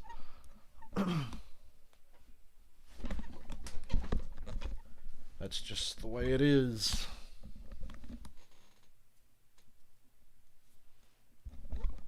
Even the football dipped in that just makes me really uncomfortable. Anybody see that commercial? Super Bowl 55 on CBS is sponsored by Anybody who wins 14 games plus 2 playoff games is a really good team, so it is surprising to see them getting beat down like this. We'll see what happens. How bad has it been tonight for the other side? Patrick Mahomes in that offense. On 3rd down, he is 0 for 7 passing and just got picked off on 3rd down as well. It was actually a phenomenal throw. The guy just got his hand over the top, but he's going to have to make some really difficult ones. Short field for Brady and company. Their play action. Brady's got all the time. There's Fournette. Runs through somebody, gets a first down. Breland not making a tackle again. Chin strap of Breland. Brady, just a play fake, right? We've talked What is about with the it. Bucks in Super Bowls? Just dominating the other team. I watched the highlights yesterday of the Bucks Raiders Super Bowl just to get a refresher on how ridiculous that game was. This game has those tendencies. This game reminds me a lot of the Super Bowl with the Bucks and Raiders. The only unfair advantage the Bucks had this time is just the officials being on their side.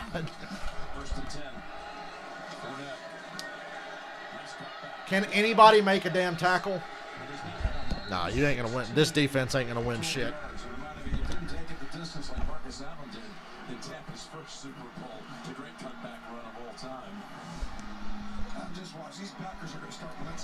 If the Bucks win right now, Brady's going to be MVP.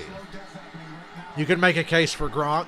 If Fournette just has this outstanding second half, he'll be in the conversation. But right now, it'd be Brady. Great job. Even if it wasn't, it would still be Brady. We all know it would be. Just like last year, it should have been Damian Williams, but they gave it to Patrick Mahomes. Ronald Jones, just short of the first, 3rd and inches coming up.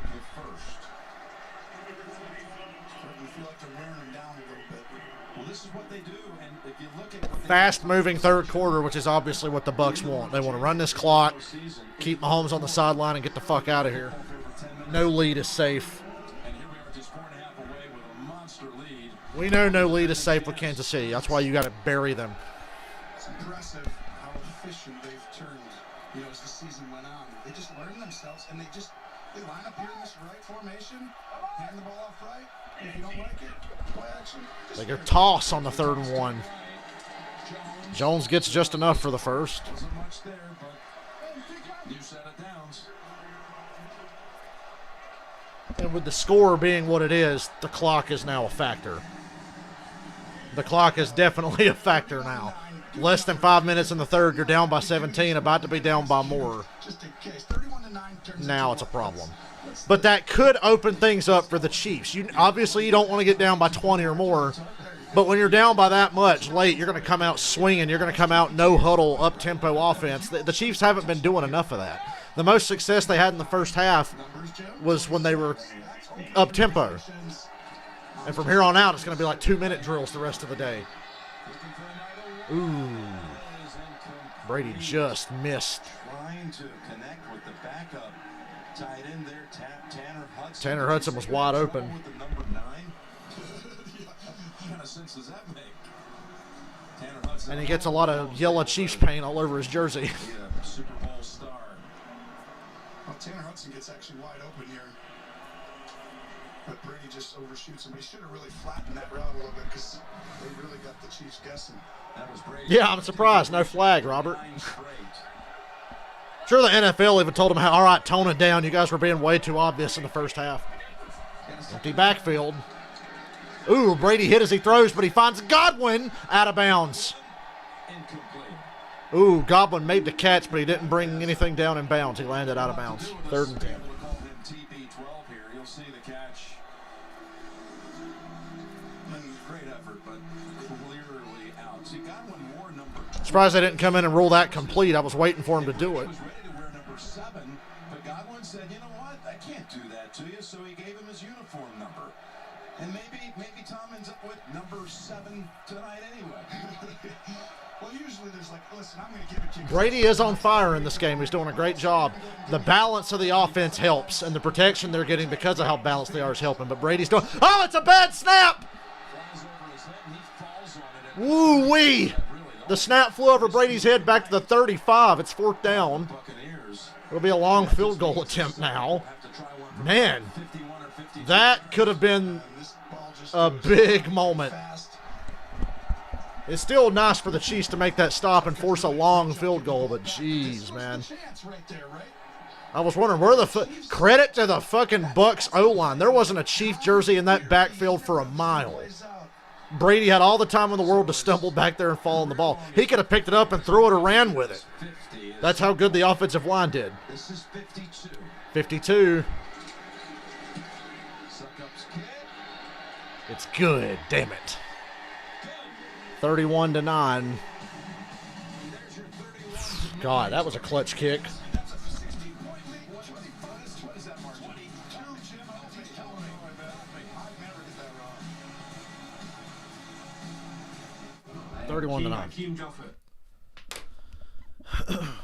Hey, it's the Coming to America trailer. Man, I love Eddie Murphy.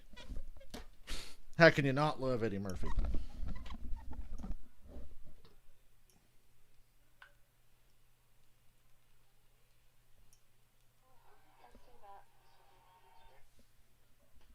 They can't fucking protect, just like I said I was worried they wouldn't be able to do. And it's killing him. He doesn't have the time to sit back there and look to throw deep. Because that's really all the Chiefs do. The Chiefs get creative with like fakes. Like fake the run, fake the pass, fake a sweep to a receiver, and the Bucs are not falling for any of it. Everything the Chiefs do, it's like the Bucs defense literally just waits and then they make their move. They never move on the first fake or anything that the Chiefs were doing in the first half. And even now that the Chiefs are not even trying to do that, they still can't fucking pass protect, so they're fucked.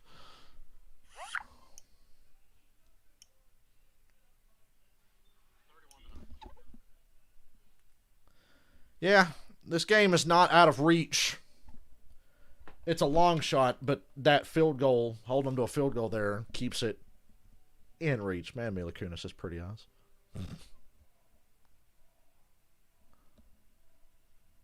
Hear that Wayne's World sketch and they're talking about Mila Kunis and Garth goes, I'd like to make Mila out of her Kunis.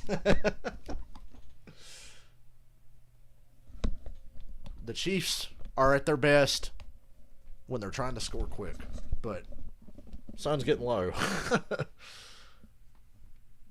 They've lived on the edge all year. They lived on the edge all through the playoffs last year, down by 24 against Houston. I believe they were down by 10 against Tennessee. They were down by like 11 in the Super Bowl in the fourth quarter against the 49ers. And all this year, they found themselves in close games where they were down and had to pull something out of their ass. It's no way to live. Trust me, I'm a Falcons fan. Even when we were at our best, we were winning close games like crazy. The Falcons from 2008 to 2012 must have like led the league in wins by 6 points or less, because we were 13-3, 10-6, 13-3 for a couple of years. Before that, we were 11-5, 9-7, so they were winning a lot. But God, we very rarely beat the shit out of anybody. It was always nerve-wracking as shit. Close games. Wanted to pull my fucking hair out. Oh, what I wouldn't give to relive those days, though, after the last 3 years. Bucs with a Fournette touchdown in this quarter, and now a 52-yard field goal by Ryan Suckup. Gotta happen now for the Chiefs. Now.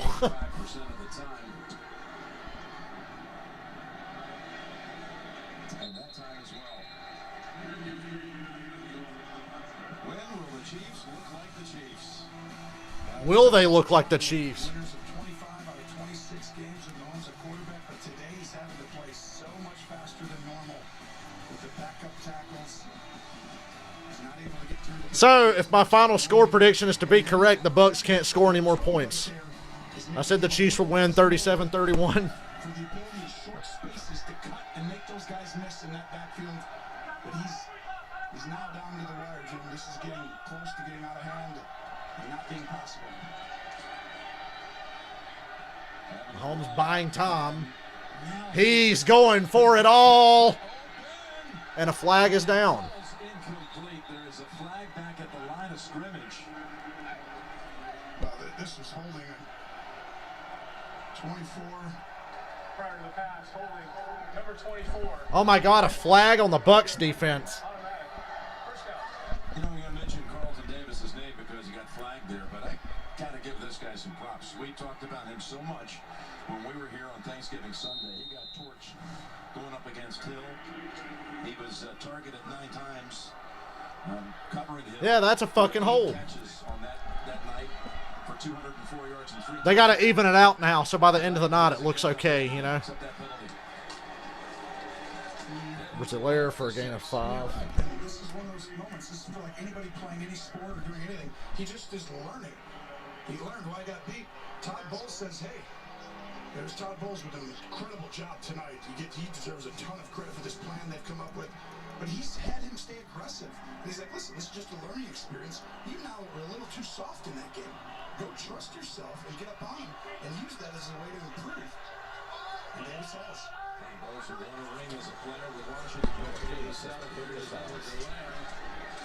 Edwards-Helaire. Nice run for a first down. I'm just stunned that there was a penalty called on Tampa Bay. I'm stunned. Remember how the Bucks were like one of the most penalized teams in the NFL? I guess that's just Tom Brady magic. They don't get penalized anymore, guys. Larion's got the C2 when he was on the staff at Pittsburgh and Rutledge was a backup. First down. They got a flag. Oh, and my God, Mahomes threw it right to Devin White, who couldn't come up with it. That was a horrible throw. Madden brain. False start. Sure, if Devin White caught that ball, they'd have picked up the flag and just ignored the false start. He just took off early, which play is dead. It's tough to see because he's so fast. Call him the Flash. Here's the targets for Mahomes tonight. Kelsey with 6 of his 12 completions. 6 of 12 Mahomes completions. Harden with 2 for negligible yards. Hill to basically nothing for him by his high standards. He's had 3 straight playoff games going back to last year's Super Bowl with at least 8 catches and at least 100 yards. Another pass. Mahomes throws right to Levante David. Second and 15. These linebackers, man. David and Devin White. It's just outstanding. Look at how heavy he is. Flat-footed, we call it. Go up and hit him. Kelsey goes up and shakes people. He wins all the time. He has the ability to go inside or outside in those routes. But David says, I'm not going to back up. Most people back up a half a step or with their body weight. He's hitting him right there, and it's really affected this offense for the Chiefs. Chiefs have 7 yards passing this quarter. Tyreek Hill, he finally got in front of someone to the Bucks 40. Hill finally straight up beats Murphy Bunting. It's a slant. Wow, this is the first time. It's been a while. He got a little scared right there about not doubling like they protected against the home run. Mahomes has just now hit 100 yards passing. Kind of sit in that area around 15 to 10. They were really deep. And not until this last minute of the third quarter with that completion does Mahomes go over 100 yards passing on the night. 101 yards.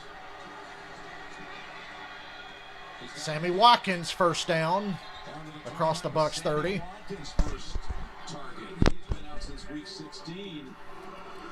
Now this is really tough. What a throw by Mahomes, but look, he's limping, Jim. This has really affected his movement in the pocket and ability in a game where movement was huge coming in to create plays. Boy, he'd love to score right here before the end of the third so they can have the whole fourth. 5 seconds to go in the third. He wants to go to the end zone. Sails it over the head of Williams at the end of the third. 31-9 going to the fourth. Chiefs are driving though, but they're not there yet. Tom Brady leading 31-9.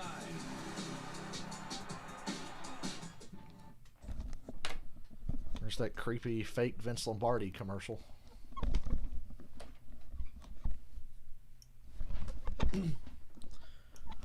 Of course, my first Super Bowl live stream had to be a bit of a stinker of a game so far.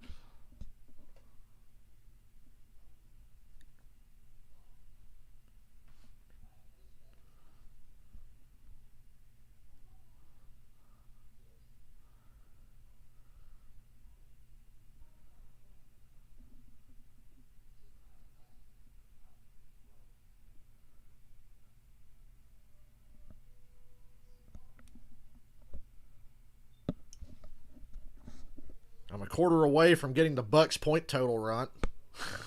As long as they don't score anymore.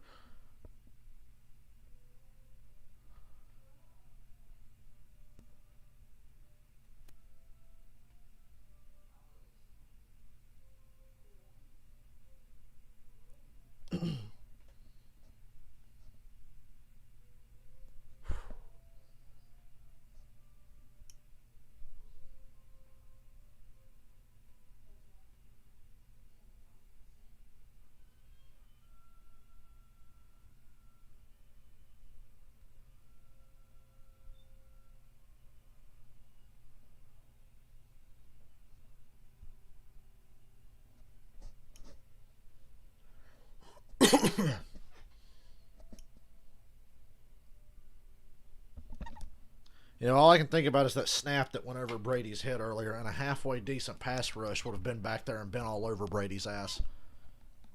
Remember the Browns when that snap sailed over Big Ben's head, how quick they got to the ball?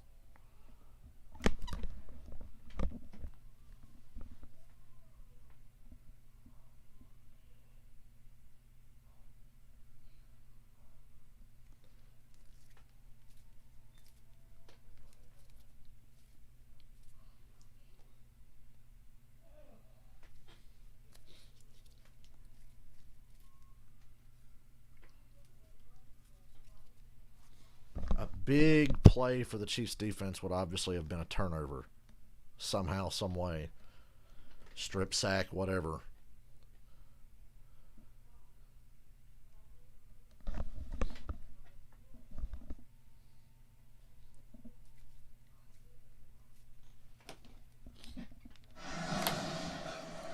Now the Bucks increased their 15-point halftime lead by another 7 points in the third.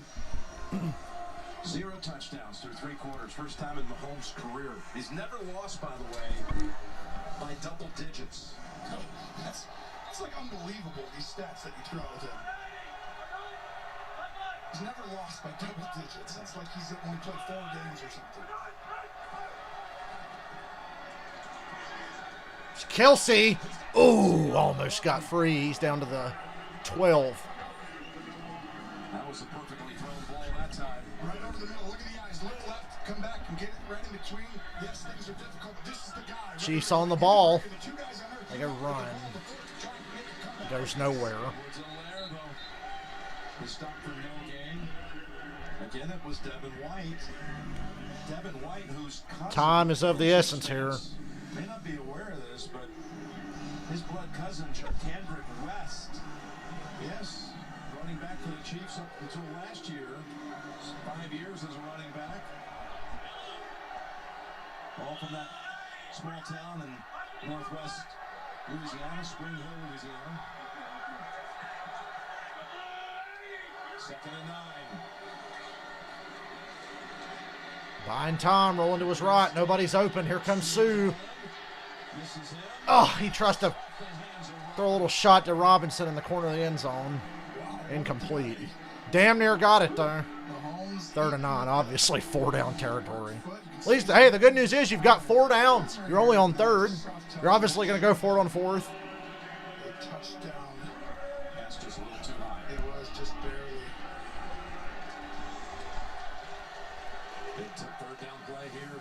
A minute into the 4th. I'm going for it. It's 2 down territory for me. Duh. Tony Romo pointing out the obvious, as I just did. Mahomes has not completed a pass on 3rd down all night. They've been in a lot of obvious passing situations. Here comes the goddamn pressure. Mahomes making Vita Vea miss. What is he doing? Holy shit, that almost got there. Incomplete. Actually, it did get there. What kind of circus was that? It's 4th and 9. This is the game right here. This is the game right here. Oh. You sure he didn't catch that? I'd like another look. I'm grasping at straws. Did he catch that? You can't challenge it. You can't waste the timeout. Of course, they have to go for it at this stage. Nah, okay. Hit the pylon, hit out of bounds, then he pulled it in. Never mind. Wishful thinking. And now the Chiefs have to take a timeout. Asking for them to get the clock back up. You started it too early. He might actually get it. We'll see. Or is he going to say it's a timeout? If they didn't, they're checking right now if they did it and didn't reset the clock correctly. If they did, it's timeout. And they're going to charge him the timeout. Of course they are. Of course they're going to charge him the timeout.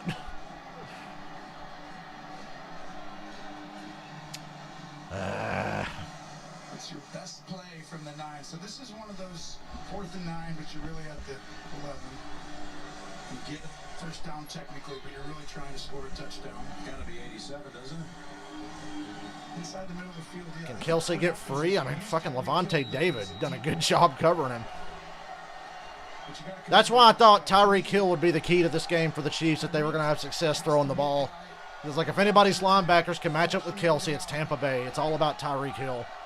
But the pass protection's just not holding up. Is going to be helping over here on Tyreek Hill, which means something over here coming to the middle. 4th and 9. Here comes the pressure again. Mahomes is running backwards, 30 fucking yards. Oh my God! It got to the end zone incomplete. That ball should have never got that far, but somehow he got it to the end zone. It's not meant to be, guys. It's not meant to be. That Patrick Mahomes magic is not happening tonight. It's just not meant to be.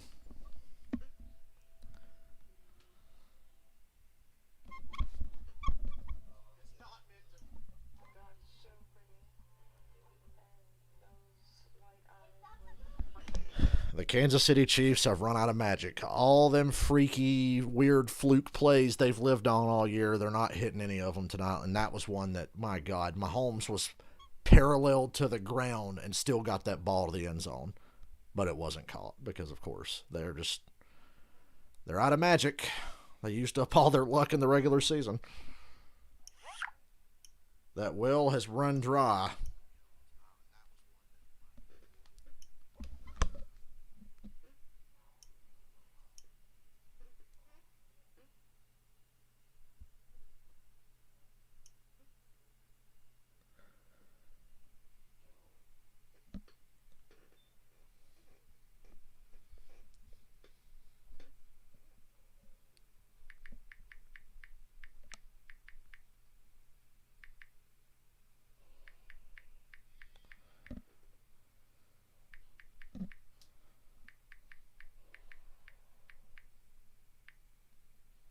Can you believe he still got that fucking ball to the end zone there? Now I'm sounding like the Brady people, but seriously, that fucking ball, dude is literally on his side going to the ground, and that ball still made it to the end zone and hit the fucking receiver in the hands? That really hit Williams right in the fucking face. So Mahomes sure knows how to lose spectacularly. I'll give him that. That's about as spectacular a way to lose as I've ever seen. Getting the ball to that fucking end zone from that angle after running backwards 30 fucking yards because your offensive line's not doing anything for you.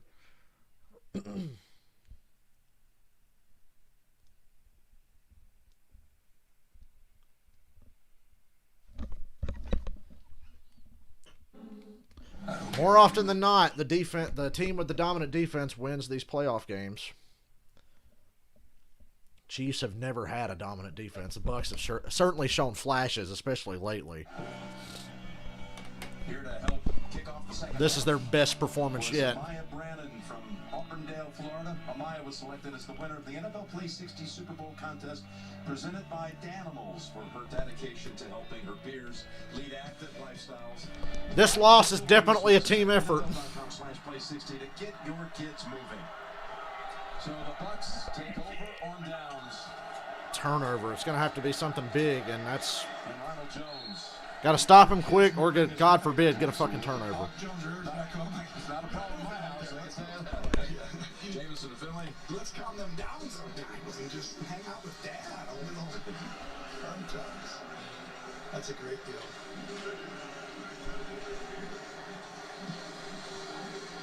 Sounds so basic, but That so pass that Mahomes threw to the end zone was unreal. That's the like, even when this dude loses, he does it in spectacular fashion. He's so fucking ridiculous.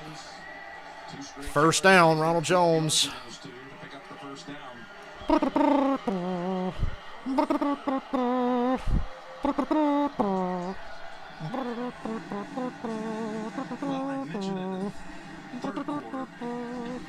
their ability to just close out games in the fourth has been a running theme through these 3 road games. Run the ball every play. Through Washington to New Orleans to Green Bay. And they're just so, we've used the word 1,000 times, but they're just to make the game simple. Ronald Jones again. Easy 8 yards. He's got 8 more. Voting is now open for the Super Bowl 55 MVP. Super Bowl 55 MVP. Let me look at the stats. NFL.com/MVP and vote now. You want to give it to Gronk? It's either Gronk or Brady. Team effort from Tampa. Everyone, a lot of guys deserve it. But Brady and the efficiency, decision making, some of the just. Although Devin Watt, you could kind of, it's going to be Brady. We all know it's going to be Brady. He's been just really making the game easy. First down, Ronald Jones on the run.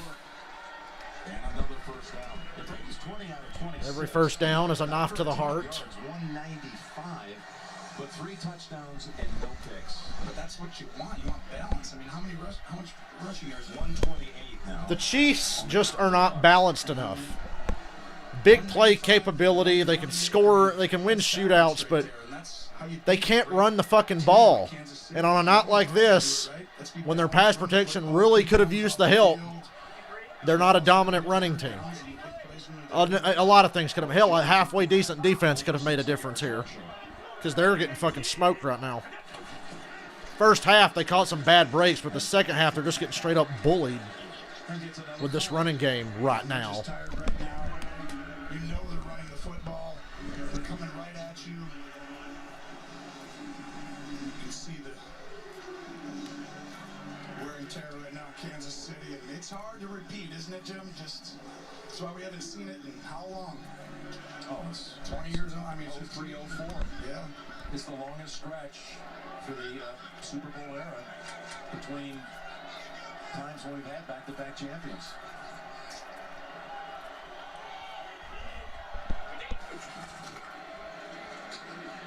Little pass to Cameron Brate right at the first down. I think he got it.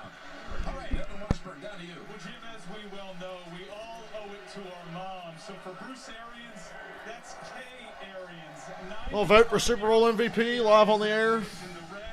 Let me make up my mind. It's either going to be Gronk, Brady, or Devin Watt. Shaq Barrett's had a good game defensively. Nobody on defense stands out. They've all been so good. But Shaq Barrett, Devin White, and Levante David stand out. I guess I'm just going to have to vote for Brady. Unless Leonard Fournette wants to take one to the house. There's a gain of 7. God, there's no resistance whatsoever. You know they're going to fucking run this ball. You know they're going to sit on it and run it, and you still can't stop it. Now watch. Whoever the corner is, he's going to have to end up making a lot of these tackles, because all they do is block all these guys down here. Go ahead, and you'll see whoever's outside, that's who they want to tackle. That's why teams in this league want corners who can tackle. And as the game runs on, it gets harder. You know, they have a big bruising back coming at you. You have to cover people. Tampa makes it hard on you. Second and 2, Fournette. Stop cold at that time, so third down coming up. The Chiefs' defense is such a fucking liability. And the Bucs are sitting here running the ball, draining the clock, and everybody in the stadium knows they're going to run the ball, but they can't stop it. It was almost inconceivable, because we've just never seen it, Jim. I mean, Kansas City's never, Patrick Mahomes has never been held to single digits. Little Scotty Miller. Digits, is that right? I mean, Got to vote for MVP. Sure, I'll be one of the dipshits that votes for Brady. He kind of deserves it. 3rd and 1. The Bucs are going to throw it. Ugh, Brady heaves it down the field. Incomplete.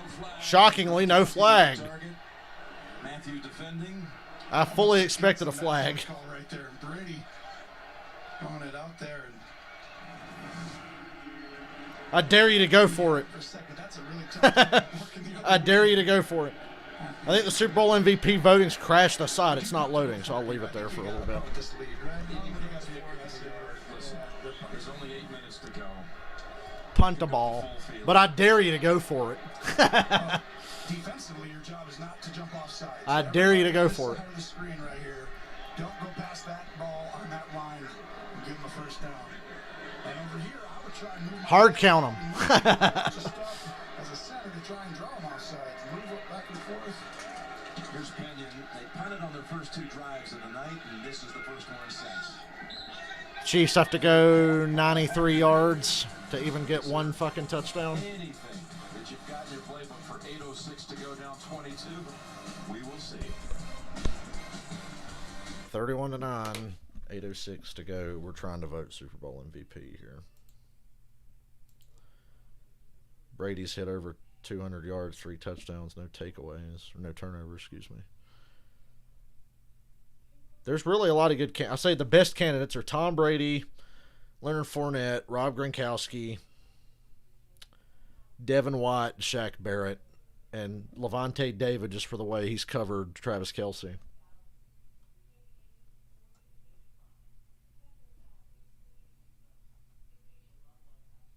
Look at me taking Super Bowl MVP seriously.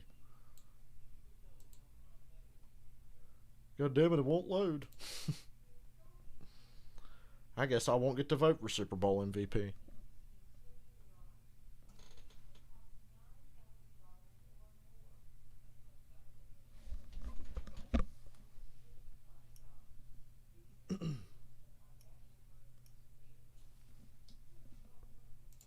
It's because I'm white, isn't it?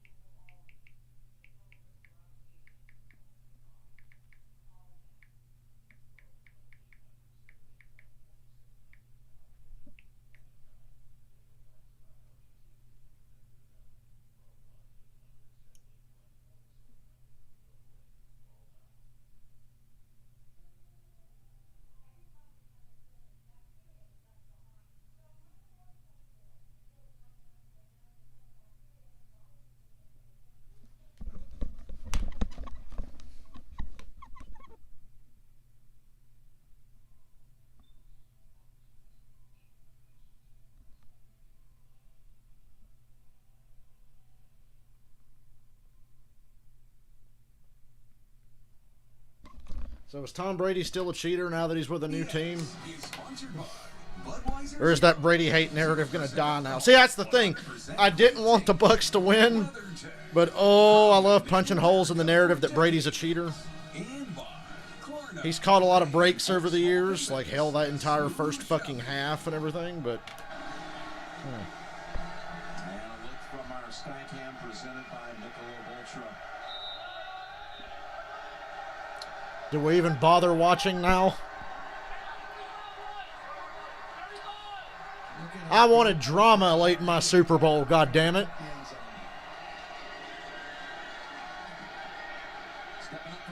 There's Kelce, wide open, 35, 40 to the 42. It's a big chunk, 33 yards right there. We've accepted the fact there's going to have to be an onside kick in here somewhere. If they can even score one fucking touchdown. And Mahomes goes down.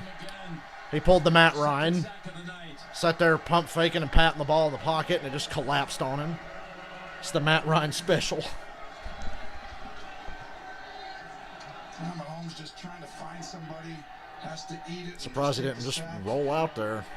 Boy, when Eric Fisher went out with the Achilles injury late in the game against Buffalo, what it triggered, you had to move your right tackle to the left side. You had to move your right guard to right tackle. Then you had to insert Wisniewski as a starter for the first time this season. So basically it affected 3 positions.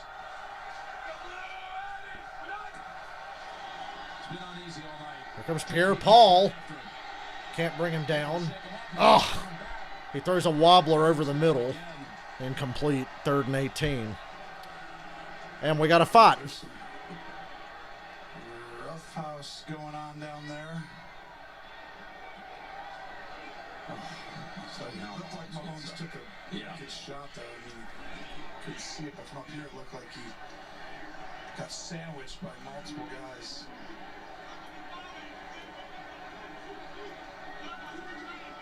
This will be a penalty on Tampa. It has to be for what they did right there. Personal foul. Hey, look, there's another penalty on Tampa. It's too late, though, but that'll balance out the stat sheet, guys. They can point to that and be like, look at all these penalties on Tampa as well. Panthers where he came back after him for the second time. Oh, yeah, that's Indomitian Sue. God, he got just killed. Just crushed high and low by White. That looked like a bounty gate hit. And Devin White gave him a little something extra. This is just hitting him in the head or neck area, which you can't do. Ouch. And he knows it right there. He's trying to tell you he's taking a beating tonight. Knocked down 8 times. Got him a first down. Kelsey, first down to the 40, on the ball, let's go. If there's a chance, it's right here. They really got to do something special, as everyone knows. We're trying to talk them into it to see if they can make it. Why is the ref holding them up? Everything's difficult. First down from the 40. No fucking time for him whatsoever to read this defense. Next gen stats powered by AWS. Well, this is about containing Hill, and if you have one plan, it's to have safeties deep. So are you guys ready to watch a race Tuesday night or what? I am. I'm ready to watch a race on Tuesday. That'll be real nice. That's how you beat the Chiefs, or the teams that have some success with them. After this. Tyreek Hill almost completely with people deep and helping on every play. Second and 10 out of the backfield for Williams. Good spin move to pick up. It's the best effort I've seen from anyone tonight not named Mahomes on offense.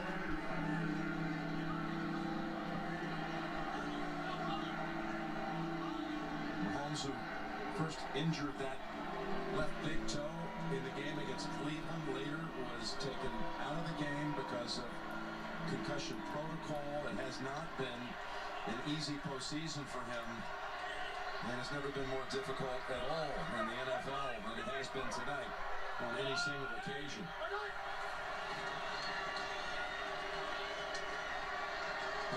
A sidearm throw for a couple and a first down. And now LeGrady comes in to help push him ahead for an extra couple. Big throw, great decision there, but you can see the guys who are keen on Tyreek Hill on every play. I'd almost use it against him a little bit, right? Run him through and have someone come underneath, right where he runs through. There's another catch. Hill for a gain of 7. Previous play was Mahomes' first third down completion. There's a flag. Rimmers, left tackle 75, looked like a penalty.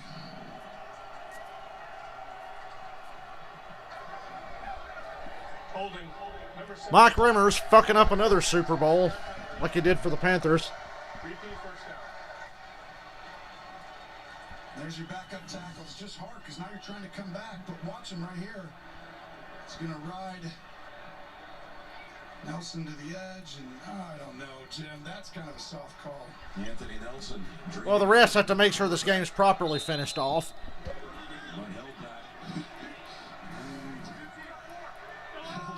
10 penalties to Tampa's 3. Oh boy, that was almost the game ender. That was a diving attempt by Mike Edwards. It was tipped away by Dean, who missed the first matchup due to a concussion. And the people that are just around him, Vea gets pressure there, and that's why the ball's just barely behind, and he's having to throw under obvious duress. And you see the dejection, just a tough day for such a competitor and one of the really great people in this sport.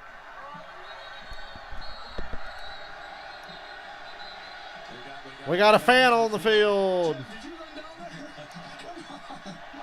Come with me and you'll see a world of COVID violations.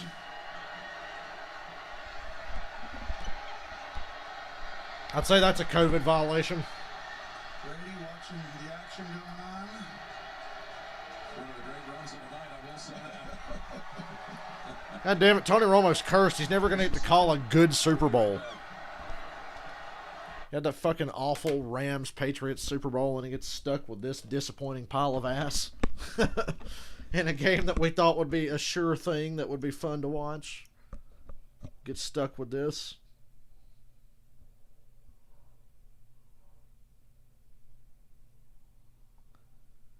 What can you do, kids? Sometimes the Super Bowl stinks. Ask anybody who grew up in the 80s.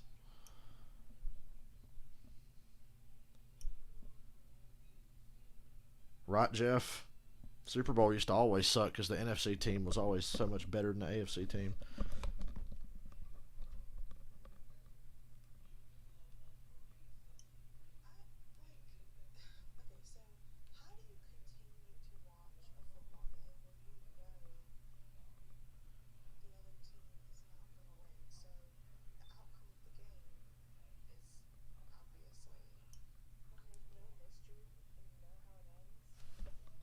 Because I've seen the Falcons blow historic fucking leads and lose games like this, because I know it's possible. Now, it's not likely, but I've seen the Falcons and other teams blow big leads before. It's possible. But this is over now, with 5 minutes to go. It's definitely a done deal.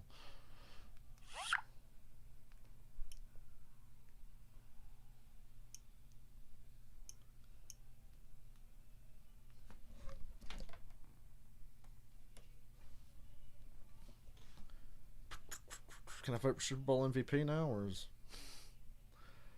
God damn it. They threw my vote out.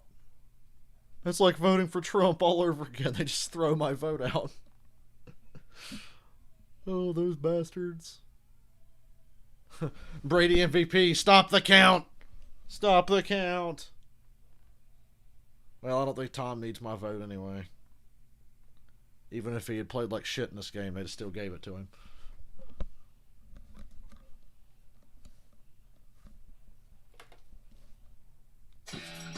God damn it. Can we just get back and end this game? So I can move on to NASCAR on Tuesday. Daytona. Daytona.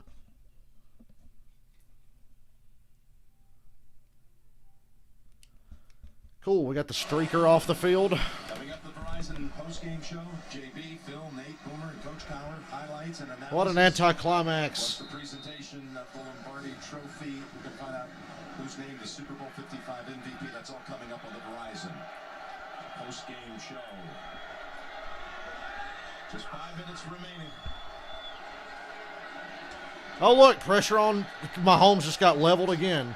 Ball is out, recovered by Kansas City, but Mahomes is just hammered by Ndamukong Suh. That is the second worst hit he's taken tonight. That triple sandwich he got a minute ago with White, Sue, and all them. He's trying to see him right there. Cam Gilman on 2. Just trying to do anything to help his team and taking a huge shot. He's got guts. Moving around with a bad foot. 3rd and 33, guys. He's hanging in there trying to find anybody at the last second and give his team just one last shot. Well, Dan Marino stunk it up in his only Super Bowl. This is Mahomes' second. Hey, there's Tyreek Hill. So they'll make a 4th and 10. That's close to as many yards as he's had all day. Hill now 5 catches for 61. Kelsey's gone over 100. Customary for him, 9 for 117. It's just, they took away, yeah, they really, I mean, this is like, right there is just giving them something underneath, right? You have to take away one of those two, but now your Super Bowl is definitely on the line, Jim. You don't get this one. Tony Romo says he's calling it. Mahomes is about to get fucking leveled again. Incomplete. They got a taunting penalty on Antoine Woodfield. He gave the deuces to Tyreek Hill. Action right there by Winfield, totally unnecessary. Yeah, but can you blame him? It is taunting. That's totally unnecessary. Shouldn't do that. But it's still going to be Tampa Bay's ball because it's after the play, 4th down, turnover on downs. And what a performance by Tampa Bay. You see Winfield taunting, and I don't like that or condone that at all. It is pretty funny there. Tyreek Hill working hard to get open all day, and Winfield Feels like you're kicking a guy when he's down, and he's doing his sign that Tyreek does when he scores a touchdown. After the play was over, unsportsmanlike conduct. Number 31 of the defense. The ball does go over on downs, and the 15-yard penalty will be enforced half the distance. First down, Tampa. Final 4 minutes to go before the celebration. Well, his coaches don't seem too upset. He was over there getting high-fived and dapped up for the taunting. 3:58 to go. We got to get these last few Super Bowl commercials in. God knows nobody's watching now.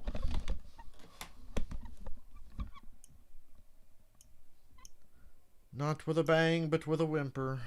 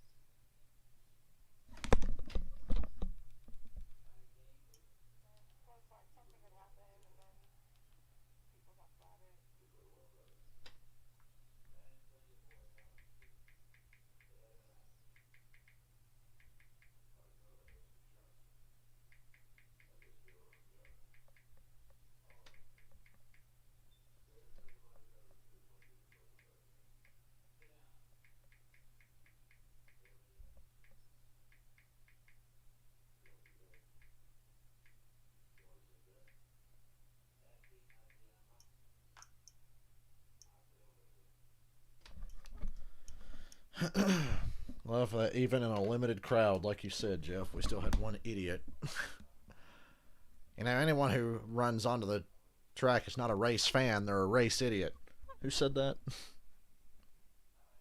Is that Dr. Jerry Punch who said that? I want to say it was Jerry Punch.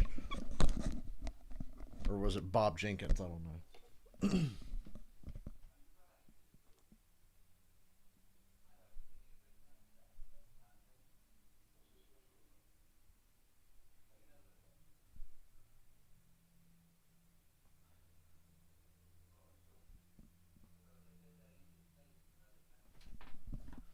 Oh, the implications of this game reverberate throughout the land. The old bastard's not done winning yet. Well, it was called by virtually everyone. A dream matchup. Couldn't think of anything to compare. I have to say they're going to be, and this is taking nothing away from a brilliant performance by the Bucs, but going to be a lot of people disappointed that the game did not live up to the hype. Well, if you're a Tampa fan, you love this. Kansas City not, but a lot of other. But these two quarterbacks have really stood out, right? Tom Brady is the greatest of all time. He's gone to 10 Super Bowls. He has now won his 7th Super Bowl. And I talked about it earlier in the week. If Patrick Mahomes would have won this game, it would have went from 6-2, and that's a mountain you can climb. 7-1 means that Mahomes now has to probably get to 8. And we're only talking about him because we think he's. They just went to commercial. Earlier, some rando ran onto the field. He's going to play in a ton of them, and he's going to play and win a ton of them. Tony Romo needs to be careful what the fuck he's saying, because I remember in 2011 they were saying, "Oh my God, Aaron Rodgers is going to play in so many Super Bowls." He hasn't been to fucking one since. Mahomes is better than Rodgers and on a better team, but let's not just assume. Dan Marino played in one Super Bowl. It was like his second year.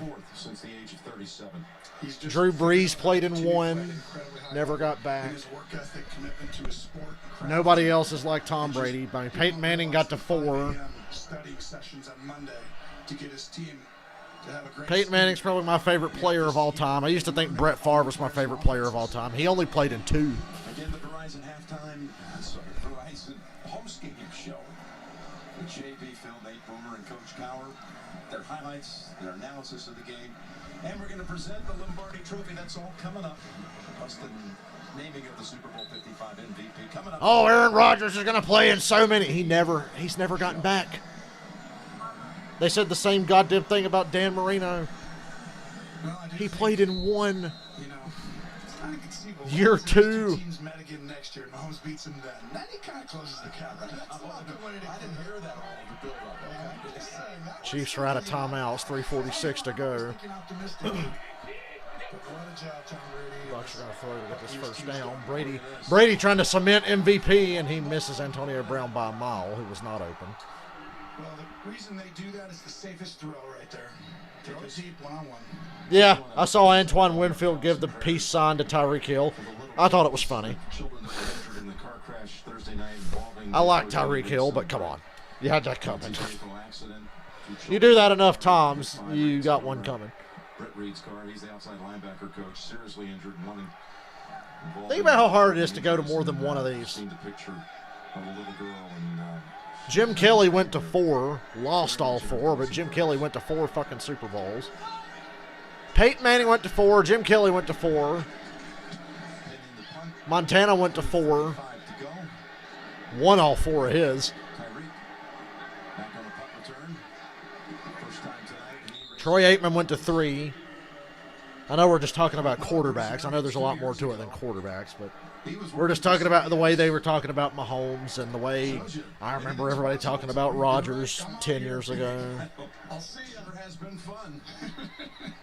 He worked with Greg Gumbel and Trent Green. You know, the whole Antoine Winfield doing the peace sign to Tyreek Hill, that's a lot like when the Ravens celebrated on the Titans logo. I'm like, okay, it's funny because you deserve to do it because the Titans talked mad shit about the Ravens for a year, so the Ravens paid him back. Tyreek Hill hit them with the peace sign and backflipped into the end zone back in the regular season. So I'll give the Bucks that one. I'll give Winfield that. You can go ahead and rub it in his face. Wow. It hit the ground. Oh, my God. I thought that was a volleyball interception. Going 7-5. You know how hard that is to get your team. I mean, to go undefeated from that point on. I mean, it starts with your head coach and his vision. Fuck it, challenge it. And that's a close call right there. That's close. My gut said interception. Ref said it hit the ground. What a fantastic job. He deserves it. I would challenge it. If I was Tampa Bay, what do you got to lose? 2nd and 10. He'll grab it. He'll be about 2 yards short. Now, he's an interesting guy and has been successful. It took him a long time, Bruce Arians, to get a head coaching job, and he finally got one out of Arizona. All he did is win a couple of Coach of the Year awards. Players love playing for him. There's there.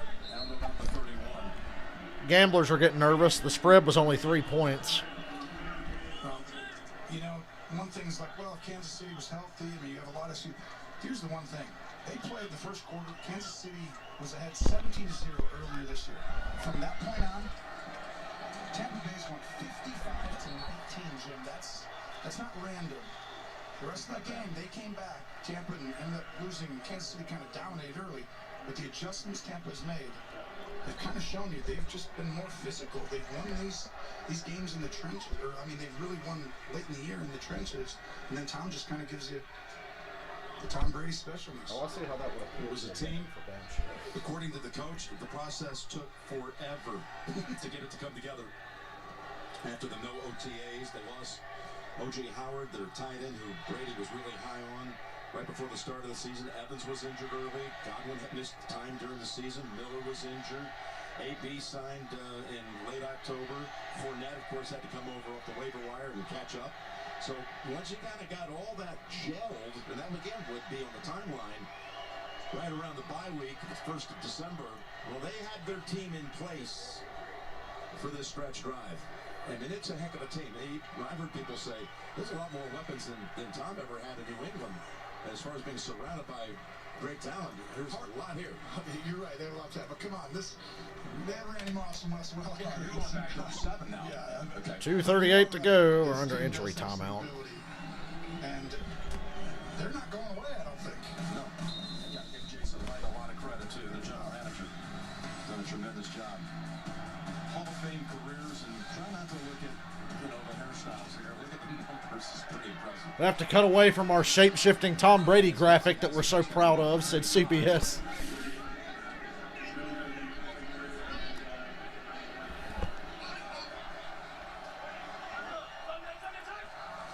When does Bruce Arians get the Gatorade bath?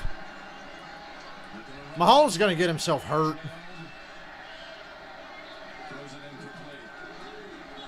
Every time he drops back and starts spinning around and going every which direction he can fucking go, I'm like, he's going to get hurt.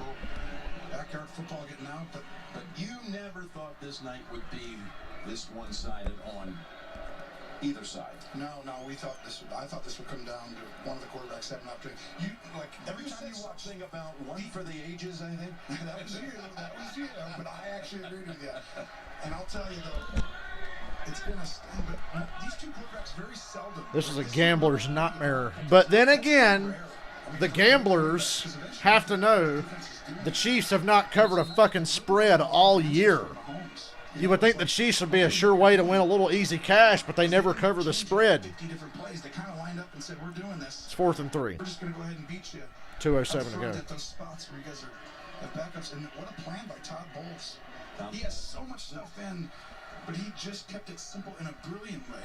Former Jets coach who was interviewed as the coaching carousel, and all of that was taking place in January. And Detroit took a look at him. You've got to think someday, hopefully, he's going to get a second chance at it. He's a great coach. Do not hold the Jets against Todd Bowles, okay? We all know what the Jets are. 2-minute warning. One more commercial. I'll take us to the 2-minute, Jim. If you could give us one of the quick sign-offs at the 2-minute, I would love to hear it. You got 5. Go. I'll watch it. The NFL coming up on CBS 1. It's just flawless. Is Tony Romo ever going to get to call a good Super Bowl? Let's go to the Twitterverse. God help Skip Bayless on Twitter. Skip Bayless probably blew his load an hour ago.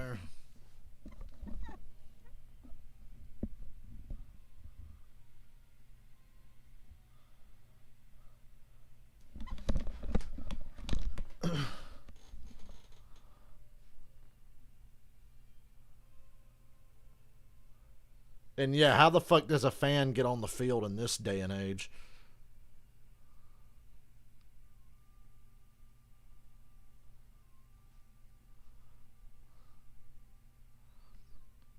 Blaine Gabbert is going to get a Super Bowl ring, for those of you who are wondering. Todd Bowles called one hell of a fucking game.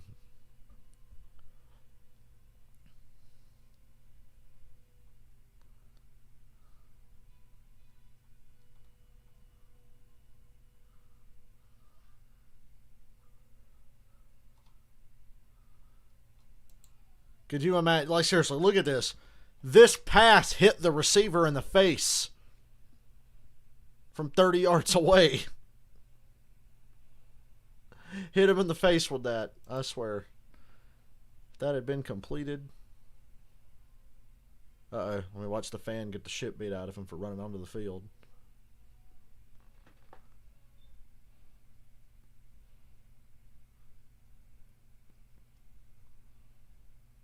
Should have hit him harder.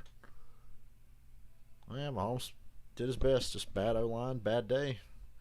The crazy plays that he usually makes just weren't there today.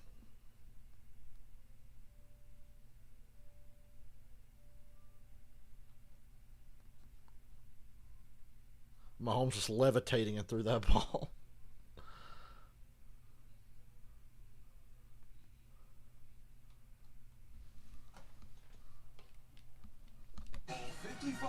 On CBS is sponsored by Amazon, the perfect body for Alexa.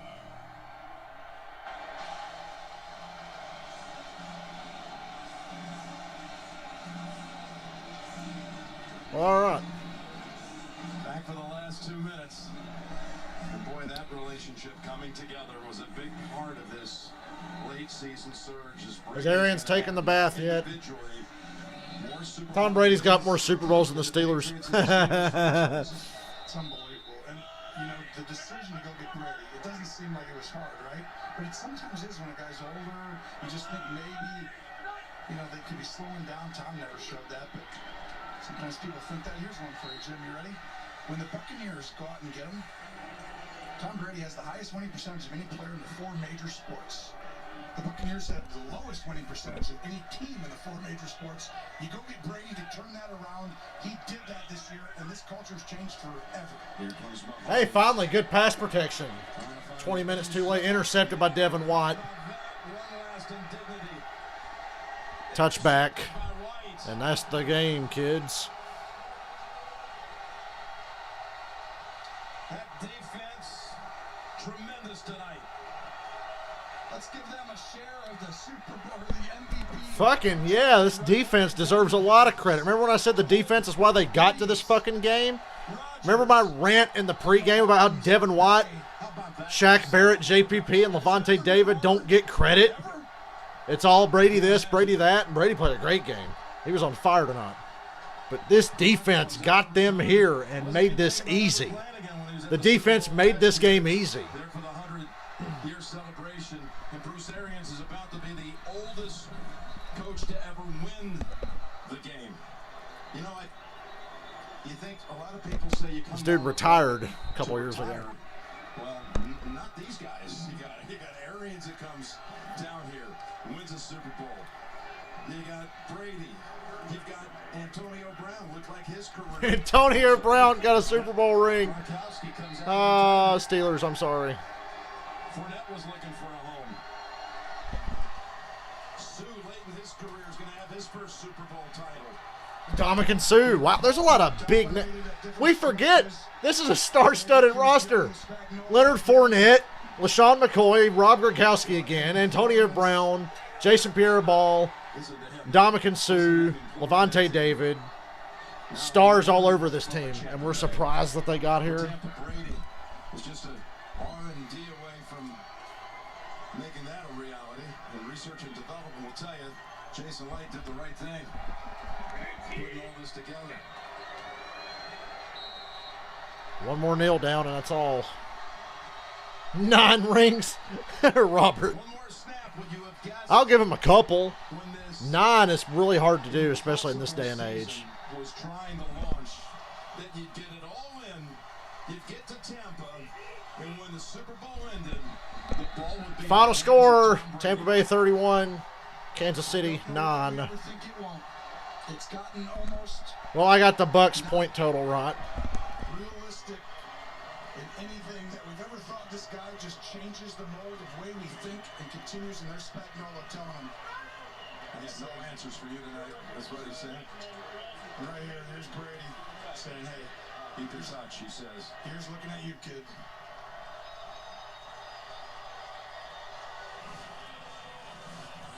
So I'll say I was half right. I said Tampa Bay would score 31 points. In franchise history. And Tom Brady doesn't pass the torch quite yet to Mahomes, does he? Even though You're looking at the greatest right there. The family celebrating. Mom and Dad right there in the center. LaShawn McCoy.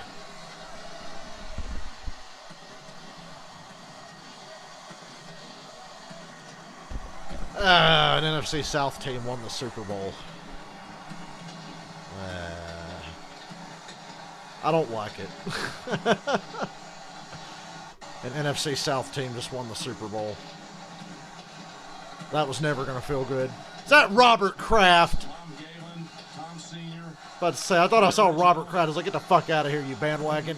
It was Brady's dad. Might as well be Robert Kraft. The champagne comes out. your son's the greatest who's ever walked, and he's done it the right way his whole career. It's amazing. It really is. Absolutely amazing. Proud parents indeed. And Tom loves to build everyone else up on this team. That's one of his greatest attributes, Jim. He wants to make everyone else feel special and be a part of it, and he's done that, and they feel him.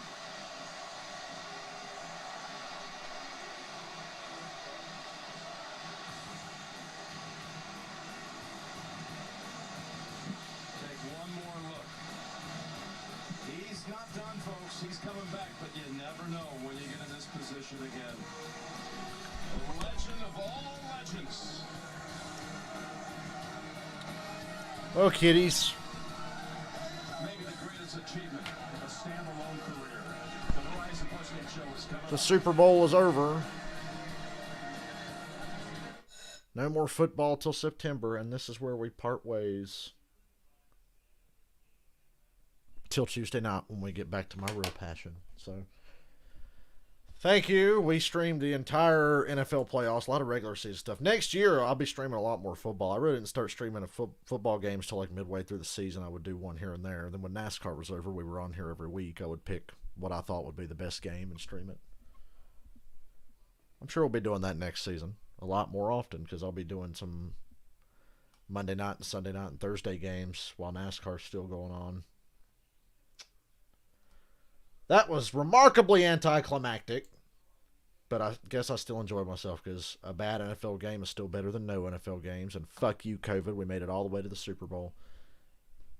So I'm going to get off here and prepare for work tomorrow whenever it happens. It's going to be really cold early. Still icy around here. It snowed like hell last night. But I bid you adieu. Good night, boys and girls. Why did an NFC South team have to win the Super Bowl?